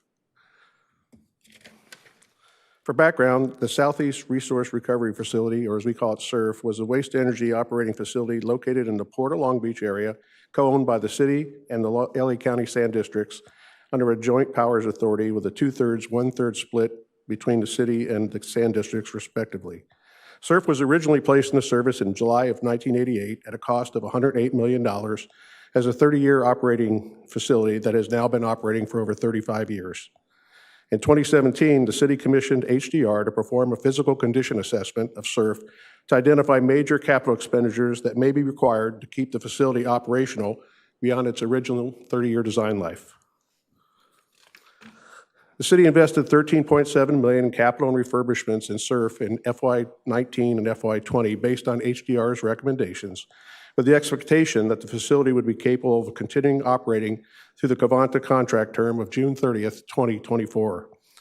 The passage of AB 1857 in late August 2022 removed the diversion waste credit for nearly the 147 jurisdictions that delivered waste to SURF beginning January 1, 2023. The impact of this legislation resulted in the reduction of nearly 50% of the annual waste tonnage processed at SURF, along with its corresponding loss of revenue, creating significant financial risks to the city for SURF's continued commercial operations. In 2018, SURF also lost the 30-year power agreement with SCE that expired, which resulted in an annual operating loss of $4 million going forward. That was offset by funds available accumulated from prior years of operations. Adding to this operating loss, staff further estimated an additional revenue loss of $2 million per month, or $24 million annually, as a result of AB 1857. This would accelerate revenue shortfalls and quickly deplete the funds available, thereby necessitating the closure of the facility at the end of February 2023. Covanta, aware of SURF's financial situation, approached the city in late 2022 and proposed amending the commercial structure of the current agreement to continue SURF's operations. Last January, City Council authorized the 7th Amendment to the SURF Operations and Maintenance Agreement, thereby amending the commercial structure such that Covanta would take responsibility for all SURF revenues and expenses for a contract period beginning February 1, 2023, and continuing until June 30th, 2024. The 7th Amendment, effective February 1st, 2023, also amended the SURF Operations, Maintenance, and Agreement in relation to early termination of operations and decommissioning. Over the past couple of months, Covanta has encountered several failures of equipment that were at the end of their design life, creating unplanned outages with significant facility downtime that impacted the economic feasibility of SURF. Covanta agreed to the revised commercial structure in the 7th Amendment last year as a pilot to evaluate if SURF was fiscally sustainable, and this has recently proven not to be the case. Covanta's management concluded the facility was not fiscally sustainable in the current state due to lack of clarity of its future, which resulted in difficulty for them to retain their staff and the age of the facility. Covanta also identified $8 to $17 million of additional capital investment necessary to extend the operating SURF for an additional 5 years. This additional investment by the city would deplete most, if not all, of the funds available in the SURF fund, leaving no funding available for future decommissioning and demolition of the facility. Covanta notified the city on November 3rd, 2023, that it was exercising its rights to cease operating SURF pursuant to the existing agreement and provided the required 90 days advance written notice. The current agreement with SURF was due to terminate on June 30th, 2024. Since Covanta's notice to terminate, staff has been evaluating all possible options for the continuing of SURF's operations. Staff evaluated the option of continuing operating SURF beyond February 2024. That included the $17 million investment needed to extend SURF for an additional 5 years. Under this option, the SURF fund balance would reduce to a negative $104 million at the end of 5 years using the current market rate tip fee of $80 per ton. To retain the current SURF fund balance at the end of 5 years, tip fees would need to be increased to $157 a ton, nearly 2 times the market rate today. It was concluded that there would be most likely no waste being brought to SURF by waste haulers if we had to raise the tip fees to this amount. HDR's facility assessment identified capital investments in the range of $40 to $66 million to continue to operate SURF through 2039. Staff further explored the option of securing bonding for the $66 million of capital investment.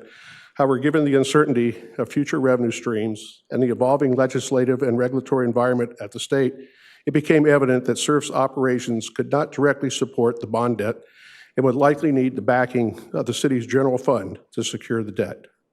Adding this potential bond debt burden to the already challenged city general fund would not be fiscally responsible, particularly with no assurance of future SURF revenues. Staff did reach out to other potential operators for SURF to solicit their interest in replacing Covanta and operating the facility after January 31st, but was unable to identify any that were willing to relocate or establish new operations in the western U.S. at this time. Having found no feasible scenarios to continue operating SURF's operations, SURF concluded that the fiscal challenges facing SURF are now at a point where they can no longer be overcome without the infusion of a significant amount of capital investment. The uncertainty of reliable future revenue streams created from the evolving legislative and regulatory environment in the state introduces significant unknowns and risks into any capital investment consideration for SURF. The SURF fund currently has the funds available for the remaining tasks of decommissioning and demolition of the facility. With any further actions to continue operating SURF, it would likely endanger the health of the fund. Pursuant to the terms of the operations and maintenance agreement, staff has been working with Covanta to develop a decommissioning plan for SURF that includes the salvage of equipment and materials to offset a portion of the decommissioning costs. The decommissioning plan was completed and finalized this past week. Decommissioning operations are currently planned to commence beginning this week and are estimated to be completed in 12 months. In summary, SURF was initially conceived and developed by the city as an environmentally responsible tool for its waste management. It has operated successfully for over 35 years in the most regulated air basin in the United States.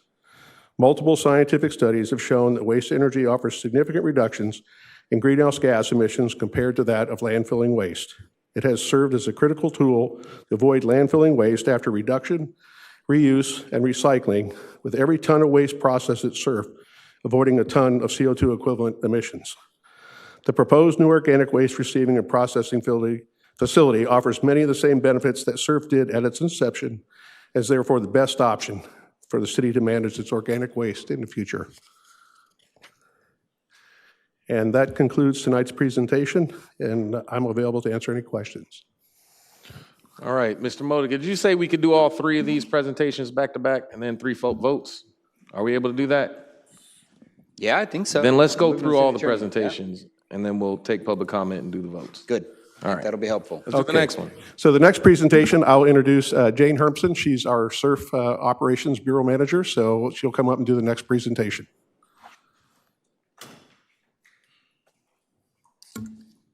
Thank you, Bob. Good evening, Mayor, City Council, and City Management. My name is Jane Hermson again, Electric Generation Bureau Manager with the Energy Resources Department, and I'm here to present on the item before you. Starting with a little background, on September 7, 2021, City Council approved HDR Engineering to provide professional engineering and recycle solid waste management consulting services to the Energy Resources Department. An initial study was undertaken by HDR with the goal to identify viable environmental and economic options for the future of the Southeast Resource Recovery Facility, SURF, including organic waste processing in compliance with SB 1383. Upon completion of the initial study, HDR assisted with the preparation of the request for proposal to design, permit, finance, construct, own, operate, and transfer an organic waste receiving and processing facility, which was issued on April 20th, 2023. The RFP included the intent to ensure any proposed organics waste receiving and processing facility would align with the city's organic waste collection program that's implemented by the Public Works Department, Environmental Services Bureau. 3 responses to the RFP were received by the city on August 31st last year.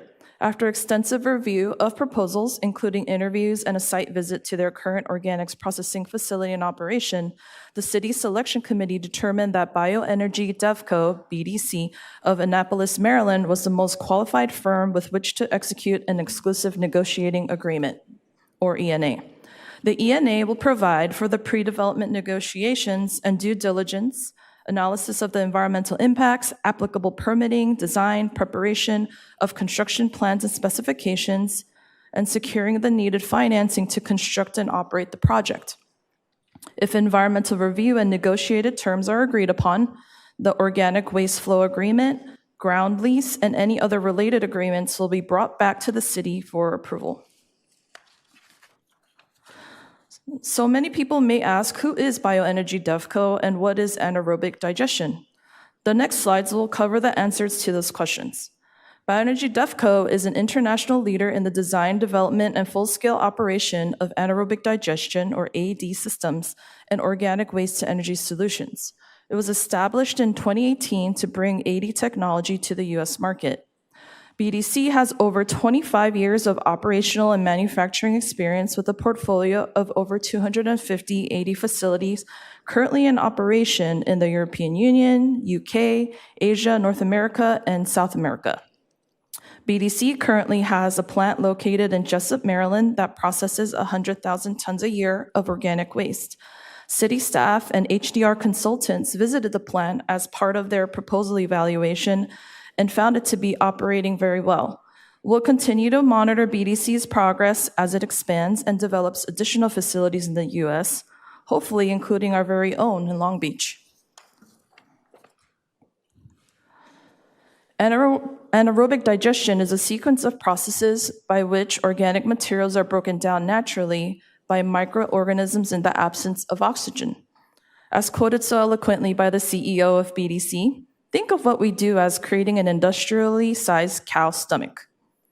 The AD process produces two environmentally rich products: renewable natural gas, also known as RNG, a consistent non-fossil fuel and effective source of renewable energy, and digestate, an organic soil amendment like compost without the odor, which can be land applied or mixed to create nutrient-rich topsoils.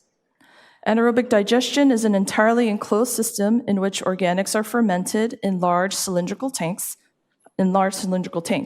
Microbes inside the tanks break down the materials and release gas, which is captured and collected to be used as a renewable energy source.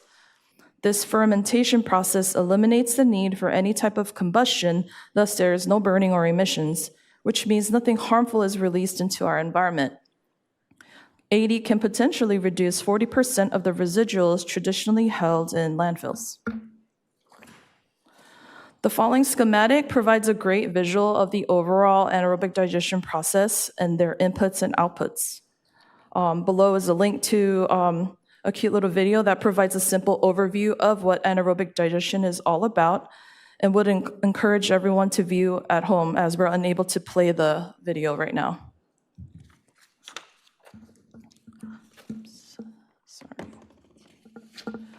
Next, we'll review some details on the steps to occur, kind of the next steps to occur. First, as a reminder, SURF here is located at 120 Pier S Avenue on Terminal Island in the Port of Long Beach. The area surrounding the site is generally characterized as heavy industrial, manufacturing, trucking, and shipping uses. Properties near the facility include oil fields, container shipping facilities, power plants, refineries, and harbor waterways. The nearest resident is approximately 1.7 miles from the facility. On the left of this slide, we show what the approximately 12-acre SURF site looks today. And the right is a schematic rendering of the proposed organic processing facility that's superimposed. Very exciting stuff.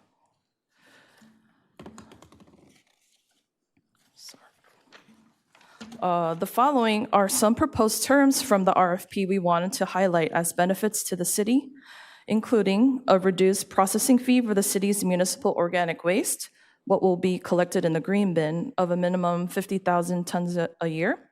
Comparable regional organic waste tip fees can be double that proposed fee. A revenue sharing mechanism on tip fees, RNG, digestate, and CO2 cells with the potential for surplus funds available to transfer to the city's general fund. BDC projects projects that 514,600 MMBTUs of carbon negative RNG would be produced annually. and this potentially mitigates about 47,000 metric tons of CO2 equivalents from the atmosphere. BDC is dedicated to creating new green skilled jobs addressing the challenges of organics management and environmental justice issues. The city will lease or sublease the surf site to BDC, which depends on kind of the status of the Joint Powers Authority, for a 10 or 20-year term. At the end of the term, ownership of the organic waste receiving and processing facility would transfer back to the authority or the city without compensation to BDC. With a proposed processing capacity of 314,000 tons, construction of this facility infrastructure can be part of a regional solution for the greater Los Angeles County area. With City Council's approval tonight, staff will prepare to start negotiations with Bioenergy DevCo and work diligently to reach commercial terms that would be mutually beneficial for both parties. Along with settling on the terms, there is much work to be done with design, permitting, and construction before a new facility is commissioned for operations, which staff anticipates will take approximately 3 to 5 years. Some of this timeline will overlap with the decommissioning of existing surf facility, estimated to last about a year, followed by demolition operations.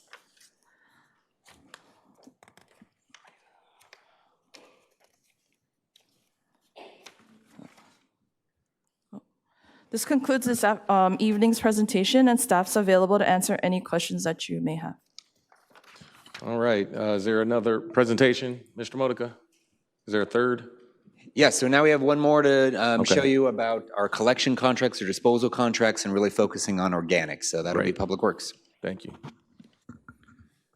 Thank you, Mayor, members of the City Council, and City Manager. To do the first part of the presentation today, we have Erin Rowland, our General Superintendent with our Environmental Services Bureau and Public Works, and then she would be followed by Josh Hickman, our Acting Bureau Manager for Environmental Services Bureau. So we're really proud to present an update on our operations at ESB with a focus on organics waste disposal. This work really does build upon a lot of the work we've done in the last 12 months to really improve different parts of our refuse and organics and recycling waste operations. And we're proud to also answer any questions once we're done. So Erin Rowland. Good evening. Thanks for having us here tonight. So I'll be providing us just some of the initial updates. Today for our presentation, we're going to provide an overview of our efforts that we've have had over the last few years to reach compliance with SB 1383, also known as the Short-Lived Climate Pollutants Act. In addition, we'll provide an overview of our status of our corrective action plan. We will also talk about our accomplishments and progress that we've made, and we will really provide you guys a roadmap of where we're going for organics management moving forward. So just for a little bit of background, Senate Bill 1383 was passed in 2016 as part of California's larger strategy to combat climate change. This law is really focused and designed to reduce global warming superpollutants like methane. During the course of the final regulations being completed in 2020 and the required implementation date of 2022, we saw the entire world change. We faced a global pandemic, and that really impacted all levels of our government and what our priorities were. Our priorities shifted to helping people and saving lives. As a result, several jurisdictions across the state were challenged to implement and reach compliance with this law. So in 2021, SB 619 was passed to give jurisdictions additional time to implement the law and avoid financial penalties for noncompliance. This is one of the first pieces of legislation where the state actually has authority to issue financial penalties for noncompliance. Jurisdictions were allowed under SB 619 to be put on a corrective action plan and ensure that they would not receive these financial penalties. And so that is really the effort that we took. In addition to the global pandemic that we faced, there were other challenges that were faced across the entire state to implement this law. In June of 2023, the Little Hoover Commission, which is an independent California state oversight agency that investigates state government operations and promotes efficiency through reports and recommendation, provided a proposal to actually pause the implementation of this law due to a variety of issues with the law and the challenges challenges that all of the jurisdictions or many jurisdictions were facing. There are over 100 jurisdictions in California that are on a corrective action plan. And just an additional detail, if jurisdictions are on a corrective action plan right now, that means that they chose to self-report early that they were non-compliant. So there could be more jurisdictions not compliant. They just didn't choose this path to go down the 619 corrective action plan. One of the biggest challenges that the cities and jurisdictions are facing with the implementation of this law is the lack of organics processing facilities. The state estimates, or this commission, stated that there's still 8 million tons of organics that if the state was in full compliance, there would be nowhere to take this material to. So that was one of our initial biggest hurdles for this law. So most residents, when they think about SB 1383, they're really just focused on the impacts of when am I going to get a green bin? When is the residential program going to come to my neighborhood, to my streets? But actually, SB 1383 is a lot more than that. And that is more of what we'll be talking about with our corrective action plan today. So this just highlights some of the areas that we touched upon in our corrective action plan. We identified 33 areas of the law where we were not compliant prior to 2022, and they included a variety of different kind of categories that we'll be discussing in a little bit more detail. So we have done a lot. I think that's the first thing to acknowledge. We have gotten through 24 of our 33 action items in the last 2 years. We've really focused on areas where we could find success and where we could move the needle forward, and we've done a lot to reach that. We saw some of our biggest successes working with our private haulers. Our private haulers did have the ability to implement recycling and organics to all of their customers. So that's to over 3,300 customers that they service here in the city of Long Beach. So that was an area where we saw a lot of success. We have seen a lot of success in our food recovery requirements of working to ensure that we have the capacity for food recovery and that we're getting the programs in place as required for this law. So in addition, the other things we've been really working on over the last couple years that are working towards our compliance is really thinking through the foundation of what do we need to provide this new program to our residents. And so we've been really working towards that, and we'll be talking a little bit more about that. One of the things we decided internally was that we wanted to roll out the organics program to our commercial customers. So here in the city of Long Beach, we service over, I think, 3,000 commercial customers. So those customers that were required to have the service, they have it. They had that as of December of 2023. We also identified a lot of customers that we service that don't need it. They don't actually produce organics. So we're able, and we're working through the process to issue them waivers, which we think is a really positive step that we took as well.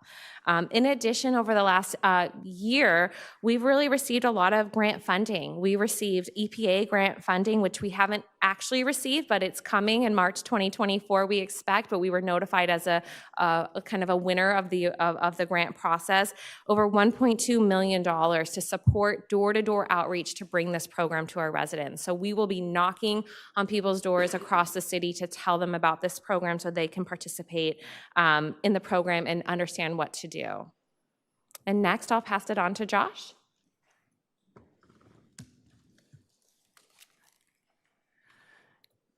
Good evening, Mayor, members of the City Council. Happy to be here this evening. And really to carry on the theme that everyone was just talking about, preparing for organics, setting the foundation, we're really looking at everything that we've done over the last couple of years to prepare for all of this. And so the first bullet point, completed an organizational assessment. We brought on board a third party to really review and evaluate everything that we do and provide recommendations to improve on our operations. From a professional development for managers and supervisors standpoint, we continue to roll that out across the board at all layers of the organization.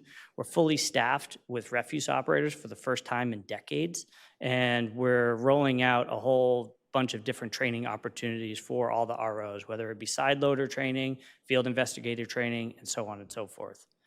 We've also procured 45 new vehicles, as well as undertaken a cart audit and asset inventory, as well as piloting new devices to deploy within vehicles. So what does organics program look like for the average resident out there? You'll see the new green carts. So a third cart will be rolled out as part of the program. As Aaron noted, there's going to be significant outreach and education to really work with all the customers to right-size the cart and make sure that you have space. If you have space available, that great, you can add another cart. If you don't have space available, how do we downsize or right-size the cart so that you can fit all three of them in there? We also have the new trucks, so that way we can get out there, do a same-day delivery service, the goal being that you would get the cart service for refuse, recycling, and organics all on the same day. And you'll see contamination monitoring and education component as well. So in order to comply with the state mandates, we need to make sure that we're actually going out there monitoring for the contamination and then educating all of our customers on how they can improve along the way. And then finally, on this side, additional costs for the due services. So we do have a cost of service study that's underway now. We're analyzing all of the different efforts that are required to roll out a new program. In addition to that, we're also looking at ways to make our operations a bit more efficient. That way we can reduce the costs at the same time we roll out this new program.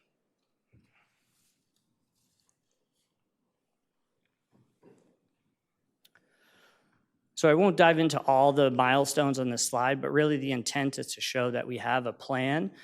We've thought this through, and there's a strategy to get us from where we are today to complete residential organics rollout citywide in the next 18 months. So that includes all the bullet points you see on this slide.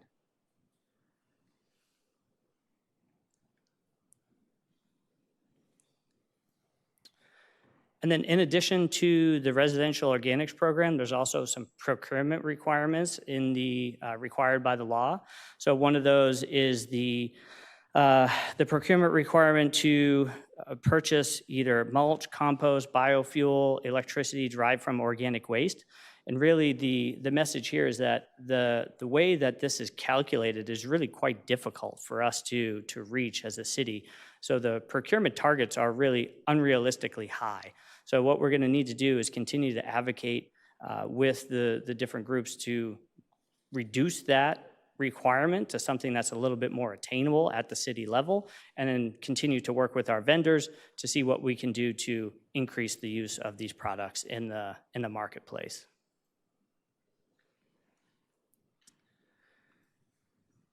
And then in addition, we have the recycled content requirement to purchase post-consumer recycled content in our paper products. So what we're going to be doing here is really working with our colleagues to prioritize this effort, centralize the paper purchasing, and working with our vendors to make sure that we have paper products available with this recycled content. And so finally, the next steps, where are we heading from here?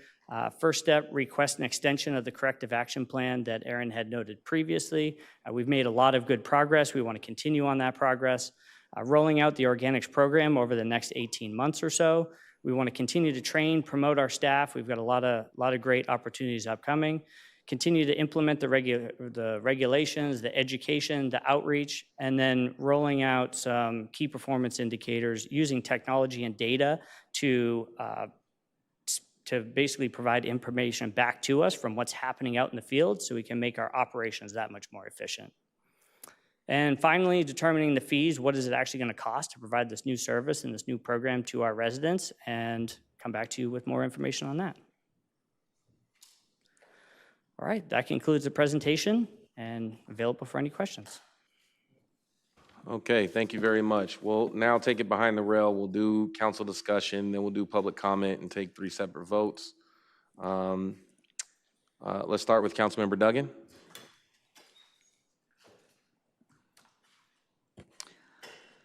So there's been a lot of discussion about SURF over the past couple of years, and it has been a topic of discussion while I've been on council. But early in my term, I toured SURF Bob and Jane toured us around, and I absolutely loved it. I was impressed with the operation. I was excited about it. We reduced the trash volume. We were taking less trash to landfills, which with 0.0004 emissions from surf, we are definitely increasing that by driving trash to landfills. Surf also provided energy for approximately 30,000 homes in Long Beach. That's like 28% of the homes in Long Beach. So I wanted to highlight some of the benefits of this facility, and I wanted to have public discussion on it. I shared it through my newsletter. I offered tours of surf. Only one person took me up on it, and he didn't make it to see surf. I had a presentation at Climate Environment Coastal Protection Committee, of which I'm a chair, and I arranged a presentation from Bob and Jane to talk about surf there, its benefits, and where it was heading. I was looking for somebody to, residents, people to come and talk about this. People didn't like trash as much as I liked it. And a lot of people who have reached out to me in the last 48 hours to talk about surf. People want to keep surf open. I know we have a plan going, so I understand this has gone through council. We've been through a lot of public meetings on this. It's been heard, but I don't think people heard it until they heard it was closing. So, new laws have made surf a burden on our city with infrastructure improvements, $40 to $7 million and $24,000 a year just to keep it open. We can talk about trying to repeal different state laws or renegotiate rates with Edison, but the reality is we are faced with skyrocketing rates for residents. I was sad that Covanta couldn't they couldn't make it work. It was a last-ditch effort to keep surf open. I'm not happy about it, but I don't know what my council colleagues think, but I kind of see that there isn't any other way, and you've kind of shared that with us. I have two questions, though. SURF has a joint powers authority with the city and the LA County Sanitation District, a 2/3, 1/3 split. I'm interested in what the sanitation district said when this was all happening. Were they supportive? Were they helpful? Any input? Sure, that's a great question, Councilwoman. We participated in multiple meetings with representatives of LA County Sand District through this entire analysis. In fact, they were part of the selection committee that reviewed the submittals for the SURF RFP, and were part of the selection of Bioenergy DevCo for this. So they're completely on board. They're fully aware of the situation. Recall, they also operated their own facility in the City of Commerce. It was a lot smaller facility than SURF, but in 2018, when the diversion credits went away and their power agreement with SC went away, they were forced to close their facility as well. So they have experience at that. They actually had their own operators, their own employees operating the facility. Many of them worked there through the entire 30 years. So they're fully aware of the challenges that we're facing with our facility, participated in all the legislative appeals when AB 1857 was being proposed.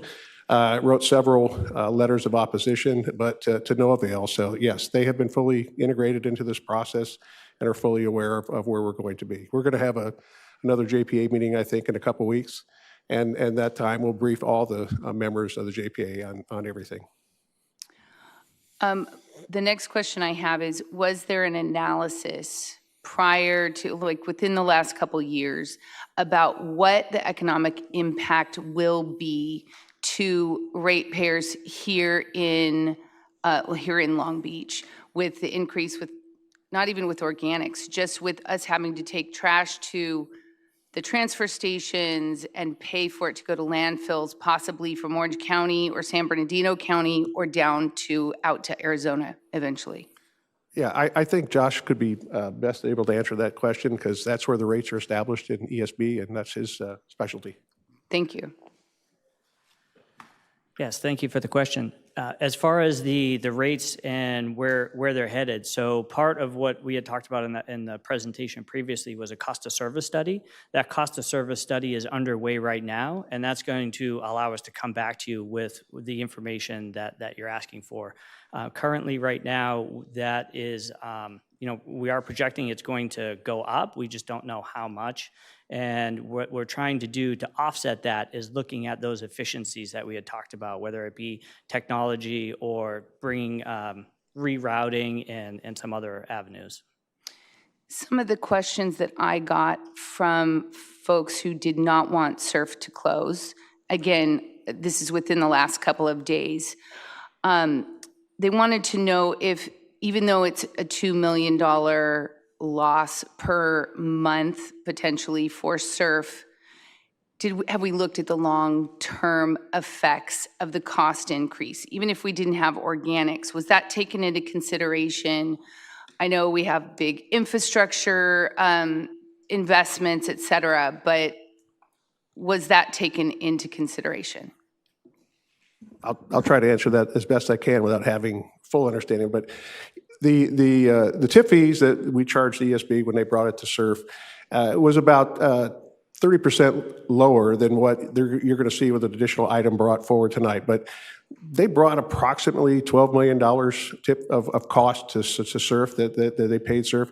Those costs are going to go up a little bit. How that figures into the structure of the overall rate, I'm not understanding of that, but we did consider that. But really, there was no other viable option. With the advent of potential landfills closing in Orange County and even further hauling, those are all just unknowns at this time. So it's really not as clear of a picture as I think we'd like it to be. But certainly we understood that going from the current $61.50 a ton that ESB was paying for refuse brought to SURF to these higher regional or local transfer station fees, it's going to have an impact, but I'm just not aware of what that immediate cost is going to be. The local transfer fees are over $100, correct? No, those are going to be probably more aligned to $80. That was for organic processing. Got it. So organic materials that are brought outside of those areas are charging that, but just straight tip fees to transfer stations that go right straight to landfills, it's not nearly that costly. Okay, thank you. And I don't know if you have any other information. Yeah, and so just to add to that, the rate fees that he was talking about, so it's 80, it does range from about 80 to 130 based on the new fees that we have as part of the most recent contract award. And that fluctuates depending on the waste stream. So you've got the commercial organics versus the refuse, and they kind of handled a little bit differently. But in aggregate, they're right around $90 or so a ton. I appreciate the presentations. Thank you. All right, before we continue down the list, so this is a tricky issue. Let's assume someone doesn't know what SURF is and they don't know the complex landscape around waste in our city. I think we should just walk through some of the basics. So first, we know that the legislative environment has changed around the way that Covanta financed itself and the way that credits were awarded. What was the real change from a legislative standpoint that impacted Covanta that put them in a position to say that it's no longer viable for them to operate? Sure. There were two major changes, well, actually three. One was the loss of our Edison deal. We had a deal for about 30 years where Edison would buy the power from us at a set rate. That went away in 2018, and that totally changed the financial picture, and we adapted from that and were able to extend it. Then we had a bill that was run by Assemblymember Cristina Garcia, which essentially removed one of the big assets for SURF, which is people can bring trash to SURF and get a credit for diverting it from a landfill because it wasn't going into a landfill. All the science shows that that is true, that it has environmental benefits. That was removed. And so this was always designed to be a regional facility, not a City of Long Beach only. And so we can't operate it with the amount of trash that we have all by ourselves. we need our partners. When that went into effect, we lost virtually all of our partners that would come to this site because there's no incentive anymore to bring it to surf. And then third, Bob mentioned this, but we're going to be having to start paying cap and trade fees. We are now going to be considered an emitter. However, landfills, which emit way more greenhouse gas than we do, at much higher rates, are not considered emitters. And so that tips the scale as well. So those three factors are really changing some of the decisions here. And so if we were to find another operator, that operator would face the same challenges that Covanta faced. Is that correct? Absolutely. Okay. So now we're in a position where you're faced with a challenge. Continue to fight upstream for a technology that's no longer welcome in California from a financial standpoint, or adapt to a new use for that space that helps us to address some of our new requirements with respect to the diversion of organic waste, correct? That's absolutely correct. So when SURF was put in, it was really seen as the new model. No one else was really doing that. And while we're very sad to be at this point and that SURF does not appear to be financially viable, we've looked at this from all different angles. There's a tremendous amount of risk you would take on if you continued SURF, and we can talk about that. But what's in front of the council now is to take that next big move and turn it into the next big resource for trash disposal. Going forward, about half of our trash is green waste, and so that has to go somewhere. And as you heard today, there are not facilities that can take that amount in California. We would be converting SURF into a green waste site that could take about half of our waste, but it could also take a great number of our regional partners' green waste, turn it into biogas without emissions. And so this new facility that will take a few years to get up and go in this anaerobic digestion, it is going to help us with our diversion. It also will, there's a demand for jurisdictions in the region to also send some of their green waste there, and it becomes a feedstock for hydrogen production and biogas production, which we in Long Beach are investing in, and we are a hydrogen hub. In California, we're developing hydrogen hubs, so there's synergies there. And so I just think it's important because we saw 3 presentations, and it might be hard for people to follow. We're at sort of a place where we have to figure out what the future of that site is.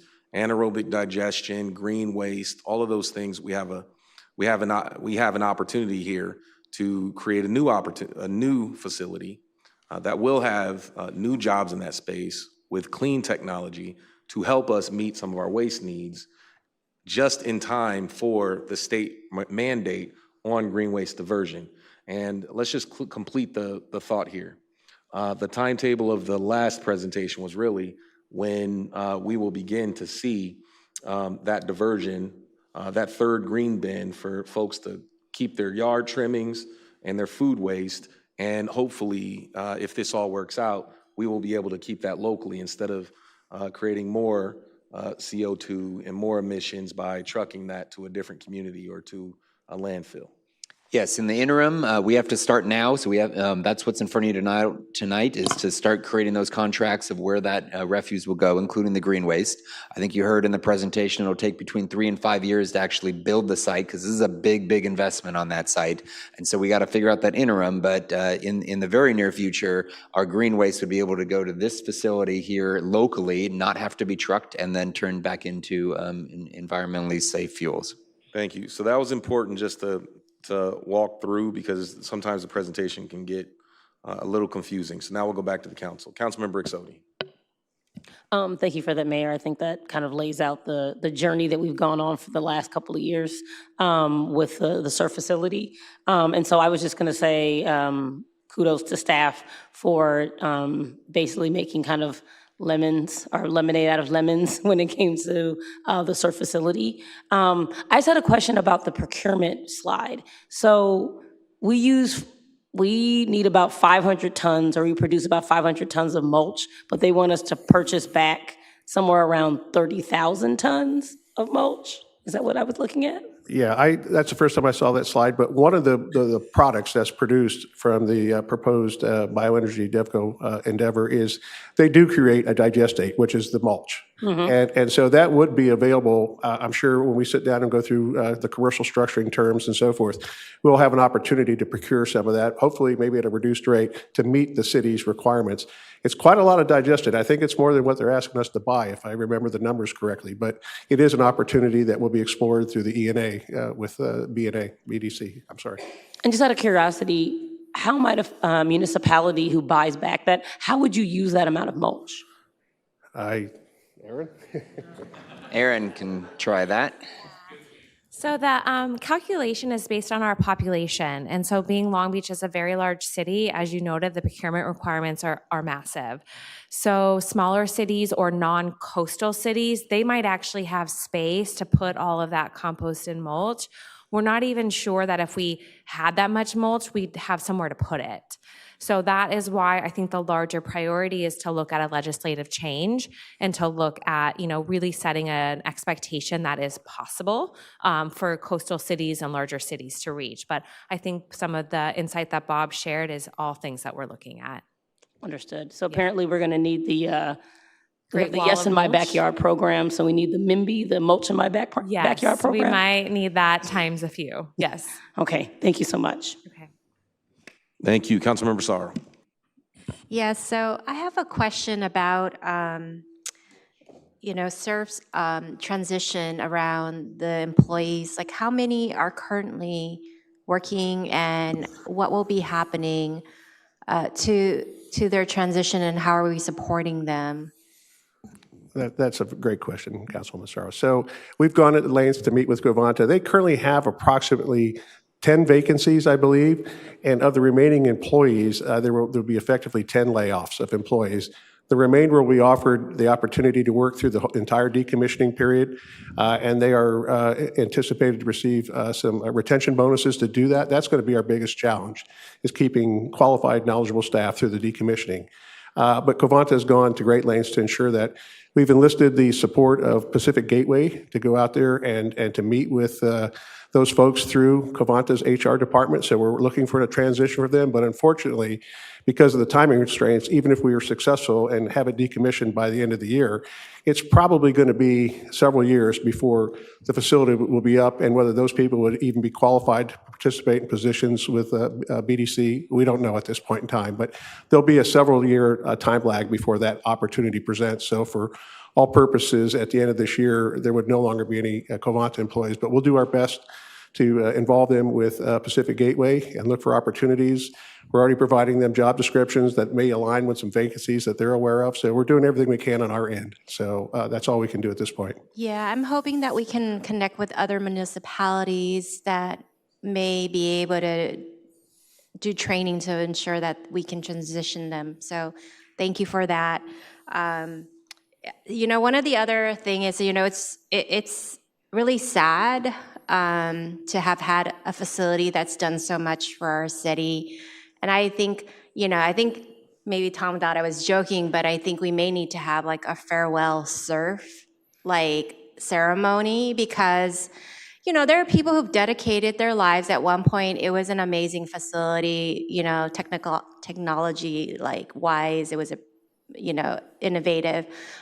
So I'd love to make sure we do that and give our proper farewell and thank you to all the staff who've served their time running the facility. Thank you. The other question I have, we're adding all of these three things together, is about the organics program. I'm just wondering if, as we're doing the organics program, if we can have some, I think, partnership with our educational, our education partners, because, I learned to recycle when I was probably in elementary school, and my parents didn't understand what that other bin we got was for. So I learned a lot through, when we had the auditorium break, they did programming, it was a great reduce, reuse, recycle song. I'm hoping that maybe we can do something catchy, because I think, young people are really great at encouraging and keeping up with just things like that in our households. Yeah, that's a really great suggestion. We do have a partnership right now with Long Beach Utilities, so with Energy and our water team, and we are in that partnership in LBUSD. So we have 2 different educational programs that we offer now for like an assembly program or a more in-depth kind of classroom opportunity. As we further know kind of when we're going to have a residential program, we will 100% be looking to align more in the schools because, you know, our opinion is if they can do it at school, they can do it at home, and then their parents, you know, they can teach their parents at home who can then teach them how to do it when they go to work. So it's definitely a full cycle, and we look forward to kind of doing more of the specific education once we know the program details and kind of the things that are occurring today to know what that curriculum looks like. Great.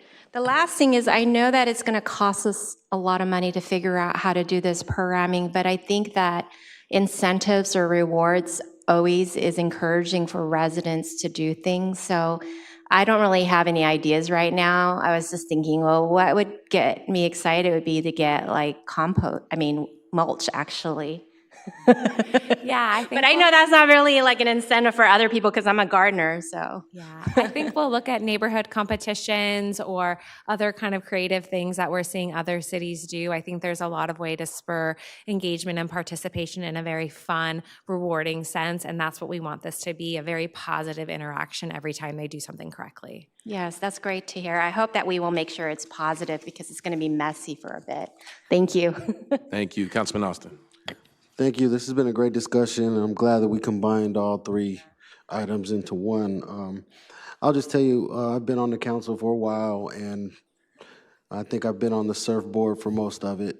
You know, we've kind of seen this coming, and this is bittersweet in a lot of ways because we're losing a very innovative waste management resource. It was, and it very much that, and due to politics and state legislation, you know, it's no longer financially sustainable. I get that.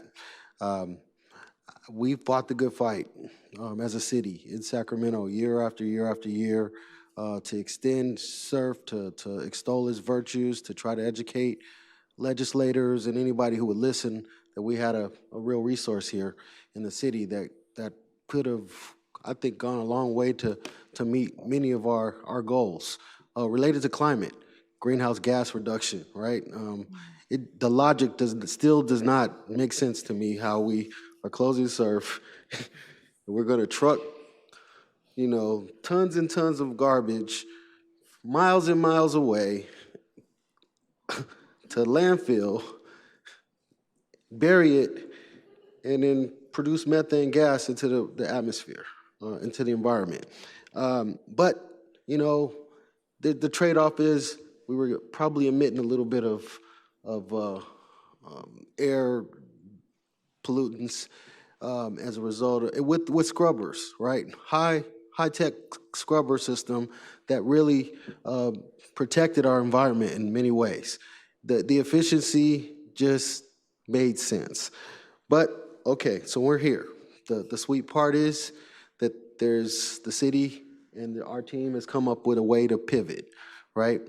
To make, you know, what did they say? The whole world is shining something and turn it into gold.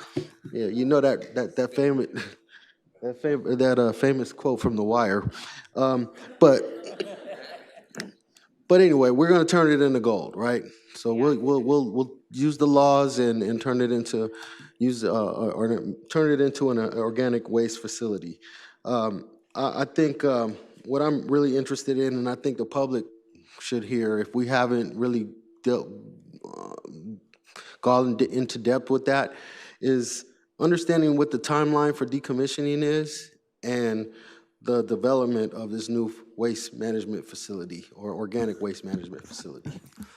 Sure. So tonight we're seeking, one of the items is the approval to enter into the exclusive negotiating period with a BDC. So that's the first step. So there'll be a period of time where we sit down with them and kind of walk through their wants, our wants, and we hopefully can reach agreement. I would think in a relatively short time, maybe 6 to 8 months. We're hopeful it shouldn't be longer than that. At that point in time, then they'll start on their process. There's a lot involved. The permitting process for a new facility is going to be quite a challenge. So this will be something pretty sizable. There are anaerobic digestive facilities in the state of California, but there are still hurdles operating in the AQMD basin. But I think they're up to the challenge. They've got a good team together. They've done their due diligence. They know what they're up against. In the meantime, we'll start the decommissioning of SURF, which basically just gets it in a state of readiness for demolition. We need to remove all the hazards that are there, de-energize the systems, remove as much of the existing material that's there and get that all disposed of properly, and then have the facility ready for demolition by the end of the year. That's our hope. Before the end of the year, though, we'll probably come back to council and put out an RFP for the demolition contractor. That won't be Covanta. It'll be somebody that's experienced in doing this. There are numbers of these being shut down and demolished across the U.S. at times. So we'll come back for approval to initiate an RFP, and hopefully before the end of the year, we might have a respondent to that. So we'll have that piece secured. So in 18 months, you may no longer go down to the 120 South Pier Avenue location and see the facility standing there. It may be gone. It'll be a land. The expectation is that at that time, we would do the environmental analysis, make sure the site is completely free of any environmental impacts from the previous operations. And once we achieve that, we think it's the appropriate time to consider dissolving the JPA. It was formed, the LA County Sand District and the city, all liability of both parties would be absolved at that point in time, and we can make the decision whether we want to discontinue the JPA at that time. Going forward with BDC, like I say, they have their process in place. Their thing, once we get the agreement, they anticipate between 36 and 48 months, I think, until they're operational. So you can play that out. It's probably in the 28. It's not one of the Elevate 28 projects, but maybe we can get it done in that time frame. I was thinking about asking for a loan from Eric to kind of get some of the surf going, but I didn't see that on any of his items up there. It was kind of dark over in the area of the port. It was all gray. So we'll continue to move down that pathway, and that's kind of the anticipated timeline at this time. So you mentioned something related to the AQMD. As we are moving forward, is there anything that we can do, or do you foresee anything that we can do proactively to probably head off potential challenges? Why wouldn't this meet the same challenges as SURF? Well, it is technically an emission-free operation, but there are opportunities for fugitive emissions and things of that. Those will all have to be plans for mitigation, and you'll have to go in there. Our solid waste managing permit, how you change that over to where the operations that we're going to go to, all are still kind of unknowns at this time. But we'll take up any opportunity to have any support from council if we run into any hurdles on this. Thank you. Councilmember Kerr.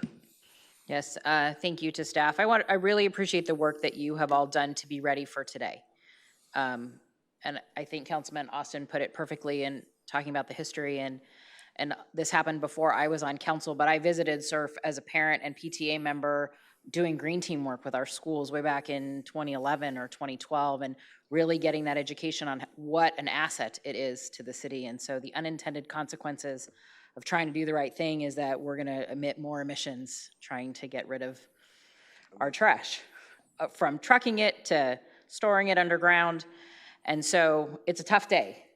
And you summed up the history perfectly, so thank you for that. And I agree with Councilwoman Saro around there's opportunities for education in the future. We know our kids on many campuses have been doing this kind of work and research for a lot of years, so we'll tap into that as we move forward in the process. But really grateful that the work that you did allowed us to do these 3 presentations at one time and continue to do the work as we work on decommissioning, get an RFP in place, and plan for the future for that 36 to 48 months. So a tough night, but thank you for all of your hard work. All right. Well, that's all the council speakers. Very well. I don't have you. Okay, Councilmember Supernaw. Thank you. Don't sit down, Bob.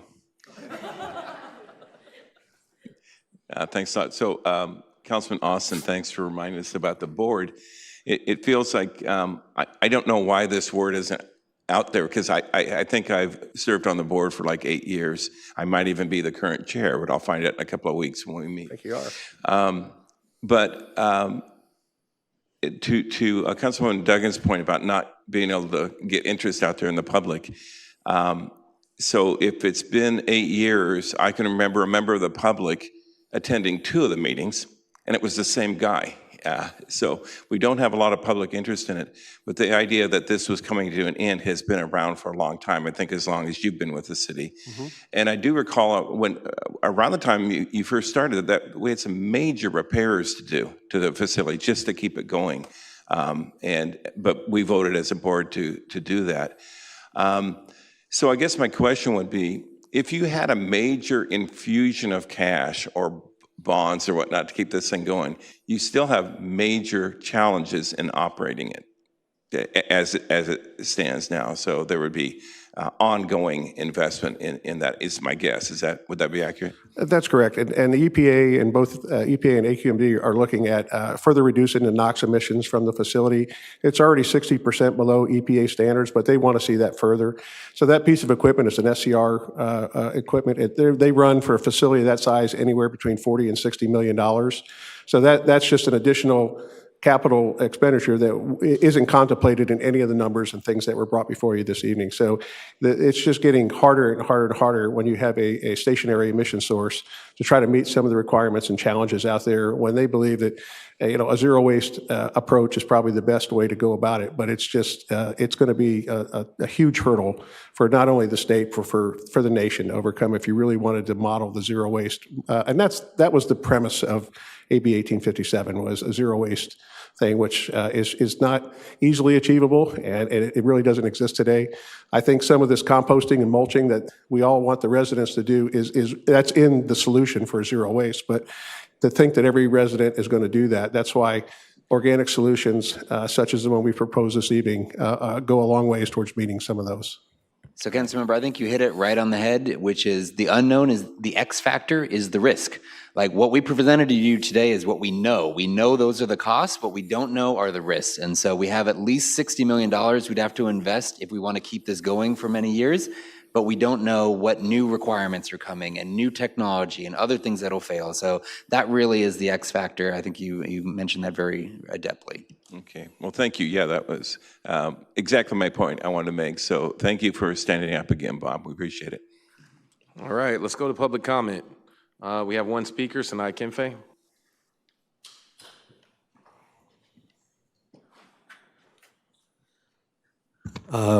Councilman Supernal, I came one time too. It wasn't just Dave. Yeah, I came twice actually. I wanted to thank Ms. Rowland and Mr. Is it Hinkleman? Oh, and you as Herbson and Mr. Hinkleman behind you. All together, your team came together. Am I correct? That was the team? Okay. I just want to make sure, because when you guys say the wrong things, I can know what the names are connected to. But you guys were good. It was appreciative. One thing, though, Mr. Hinkleman? Hickman. Oh, okay, I apologize. Please don't sue me. Mr. Hickman, you said it was $95 per ton with respect to LACSD. That's for solid waste. With respect to the AB, this is with respect to green waste. Green waste is $134 a ton. So if you, by the timeline that Mr. Bob here gave us, we're definitely going to be past 2028. You guys know our local, the coastal commission, what's the air quality people? It's going to be 2032 probably. So you're looking at somewhat of $6 to $8 million a year coming out of this in terms of added costs. And as Mr. Modica has been making us aware with the community budget, 2028, we might have a shortfall as big as $71 million. So you're looking 6 million times the next 8-9 years. You do the math. A good solution. I appreciate the opportunity of BDC. I think that's going to be a great one for us. I'm glad that the mayor really honed in on what does this look like? What's the issue? What can be done? I hope that you spoke earlier about convening all the partners maybe not for school children, but in this case, it could be about sending our good friend Tyler here to Sacramento and telling Ms. Garcia and some other people that we need this a little extension of the decommission, and then just enough time for the deal to get secured with BDC so that we're not having these added costs of $4 to $5 million a year. That's conservatively, it's probably going to be more, but hopefully with our regional partners as well as our state partners, we can have some type of not push to keep surf open, but the decommissioning period be pushed a little bit longer. I think that that's a feasible solution that some people might be open to, because otherwise we're going to have another Diablo Canyon type of situation here. Thank you. All right, thank you. Members, please cast your vote. On the first. On item 33. Item 33. 3 votes again, folks. 3 items. 3 votes again. Motion is carried for item 33. Okay, let's do 34. Need a motion and second.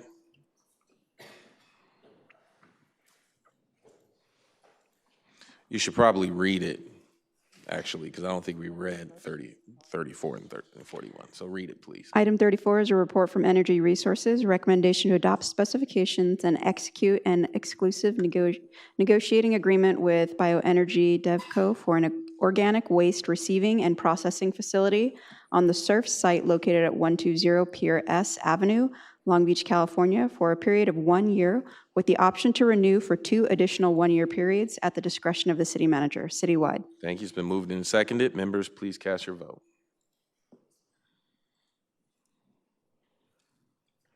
Motion is carried. And 41. Let's read it, and motion in second. Report from Public Works, recommendation to adopt specifications and award multiple contracts for municipal solid waste processing and disposal services for a total annual aggregate contract amount not to exceed $24 million for a period of 3 years citywide. Okay, it's been moved and seconded. Members, please cast your vote.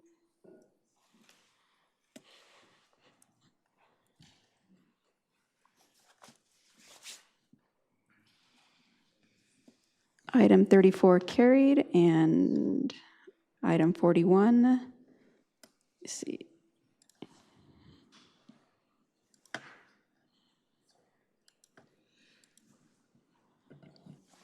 Motion carried. Thank you. Now we'll go to item 37. Report from Human Resources, recommendation to adopt a resolution approving the letter of agreement to the 2023-2026 MOU with the International Brotherhood of Electrical Workers, citywide. All right, we don't need staff. Okay, so congratulations to IBW 47. We're really proud to have negotiated a 3-year contract that recognizes the dignity of their work. It's been moved and seconded. Did you want to say anything, Vice Mayor? Okay. All right, and I see no public comment here. Members, please cast your vote.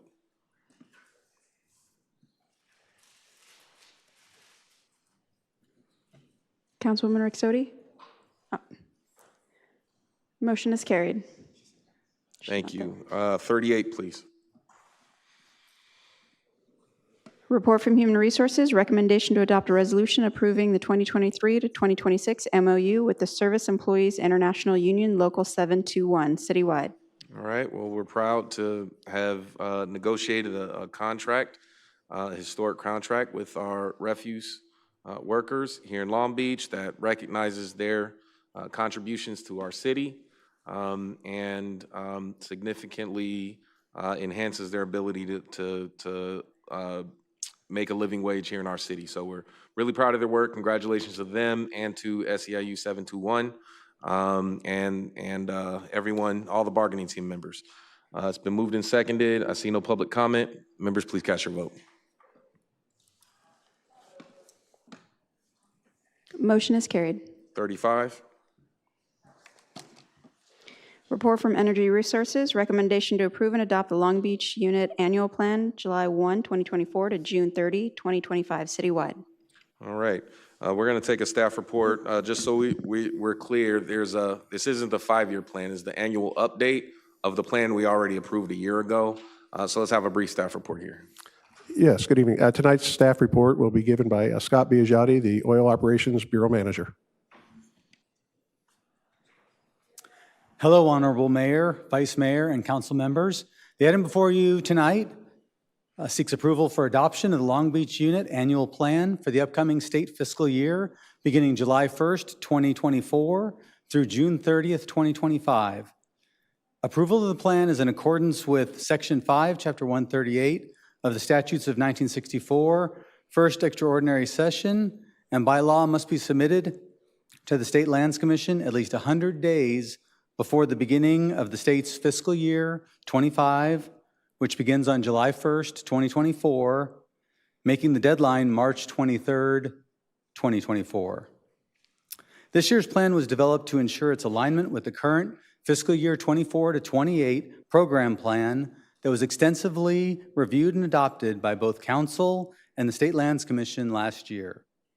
It is essentially the second year or year two currently contained in the program plan and provides a detailed breakdown of the anticipated expenditures necessary for achieving the program plan's objectives. The annual plan is the proposed operating budget for the unit for the upcoming state fiscal year and contains 5 expenditure categories. The first 2 are development drilling and operating expense. The third category is facilities, maintenance, and plant. The fourth is unit field labor and administrative. The final category is taxes, permits, and administrative overhead. Preparation of this year's plan was a joint effort by the staffs of the Energy Resources Department, who is the unit operator, California Resources Long Beach Incorporated, who's the field contractor, and Thumbs Long Beach Company, the agent for the field contractor.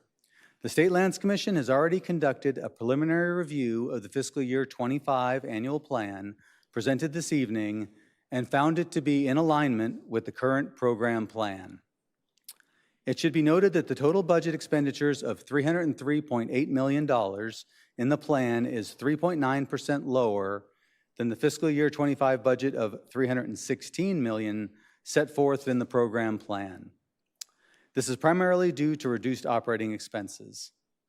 Oil and gas production volumes are predicted to average 14.2 thousand barrels per day and 6.7 million standard cubic feet per day, respectively, in fiscal year 25. Projected net profit for fiscal year 25 is projected to be $40.3 million. This concludes my report this evening, and I'm available for any questions you may have. All right, thank you. And I see no public comment. Councilman Austin, anything? Just want to be clear on something. I know, how many wells will actually be abandoned in this plan? We've got an ongoing abandonment plan. We think we're going to abandon 20 to 30 wells this year, but it could be significantly more than that if funds become available. Okay, I'd just like to go on record that I'd like to see that quantified year after year after year, and just make sure that that's clear. Thank you. Good point, thank you. Councilmember Sorrow? All right, well, thank you so much for this annual update. Members, please cast your vote. I see no public comment. Members, please cast your vote.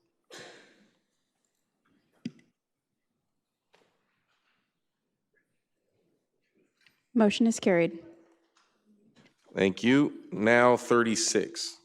Report from Financial Management, recommendation to receive and file an amendment to the contract with General Security Services made pursuant to Chapter 2.69 and 2.85 of the Long Beach Municipal Code and in response to the proclaimed emergencies due to the COVID-19 pandemic and people experiencing homelessness, and authorize City Manager to execute all documents necessary to amend contract with General Security Services for a revised contract amount not to exceed $7.8 million and extend the term of the contract to August 21st, 2024, citywide. Thank you. It's been moved and seconded. I see no public comment. Members, please cast your vote.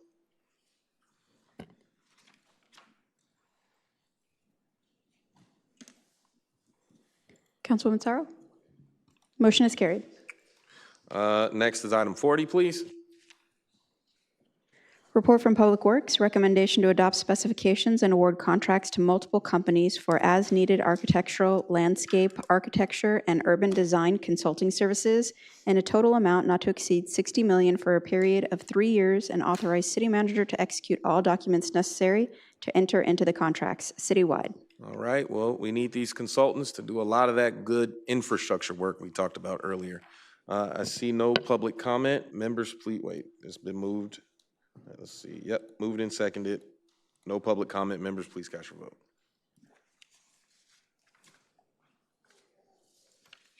Motion is carried. All right, next is 42. Report from City Attorney, recommendation to declare ordinance relating to regulations of the City Council, established advisory boards, commissions, and committees, read the first time and laid over to the next regular meeting of the City Council for final reading. All right, this is a response to the motion that we made back in December to help make our commissions more transparent and accessible. So it's gone through the process with the city clerk's office and city attorney's office, and now it's here for consideration. It's been, it's been moved and seconded. No public comment. Members, please cast your vote. Motion is carried. Thank you. 43. Report from Human Resources, recommendation to adopt a resolution of intention amending the City of Long Beach contract with the CalPERS to include a mandatory employee contribution of 3% of compensation earnable towards the city's required employer contribution to CalPERS, applicable to the Long Beach Firefighter Association Classic Public Safety CalPERS members, and declare ordinance to amend the city's contract with CalPERS to provide the mandatory employee contribution of 3% of compensation earnable towards the city's required employer contribution to CalPERS, read the first time and laid over to the next regular meeting of the City Council for final reading, citywide. All right, it's been moved and seconded. I see no public comment. Members, please cast your vote.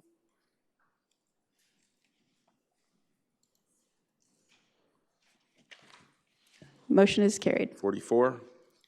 Communication from Councilman Austin, recommendation to increase appropriations in the general fund group in the city manager department by $500, offset by the 8th Council District one-time funds to provide a contribution to the National College Resources Foundation.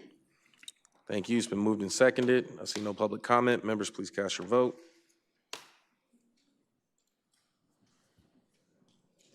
Motion is carried. All right, general public comment number 2.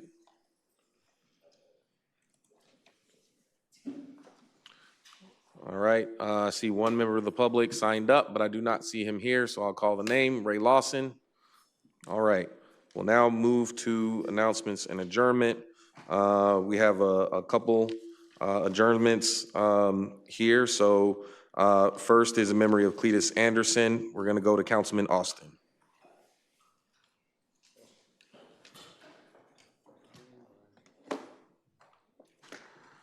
Hey, good evening.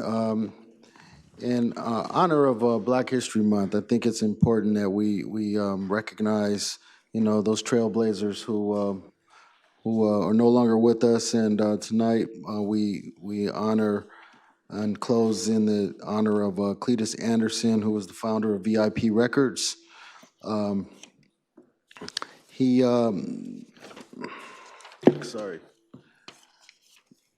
Mr. Anderson passed away at the age of 82 on January 28th. He was recognized recently back in 2017 by Mayor Robert Garcia and former Councilmember Dee Andrews for his contributions to the city. He's played a pivotal role in West Coast rap, with artists like Snoop Dogg and Warren G recording their early music at VIP Records and many other artists. He was described as a father figure, not only to his family, but to many others in the community. His influence extended beyond music. He changed the operations of record stores and helped numerous people enter the recording business. And VIP Records became a hub for music enthusiasts, celebrities, and up-and-coming artists under Mr. Anderson's guidance. He'll be sorely missed.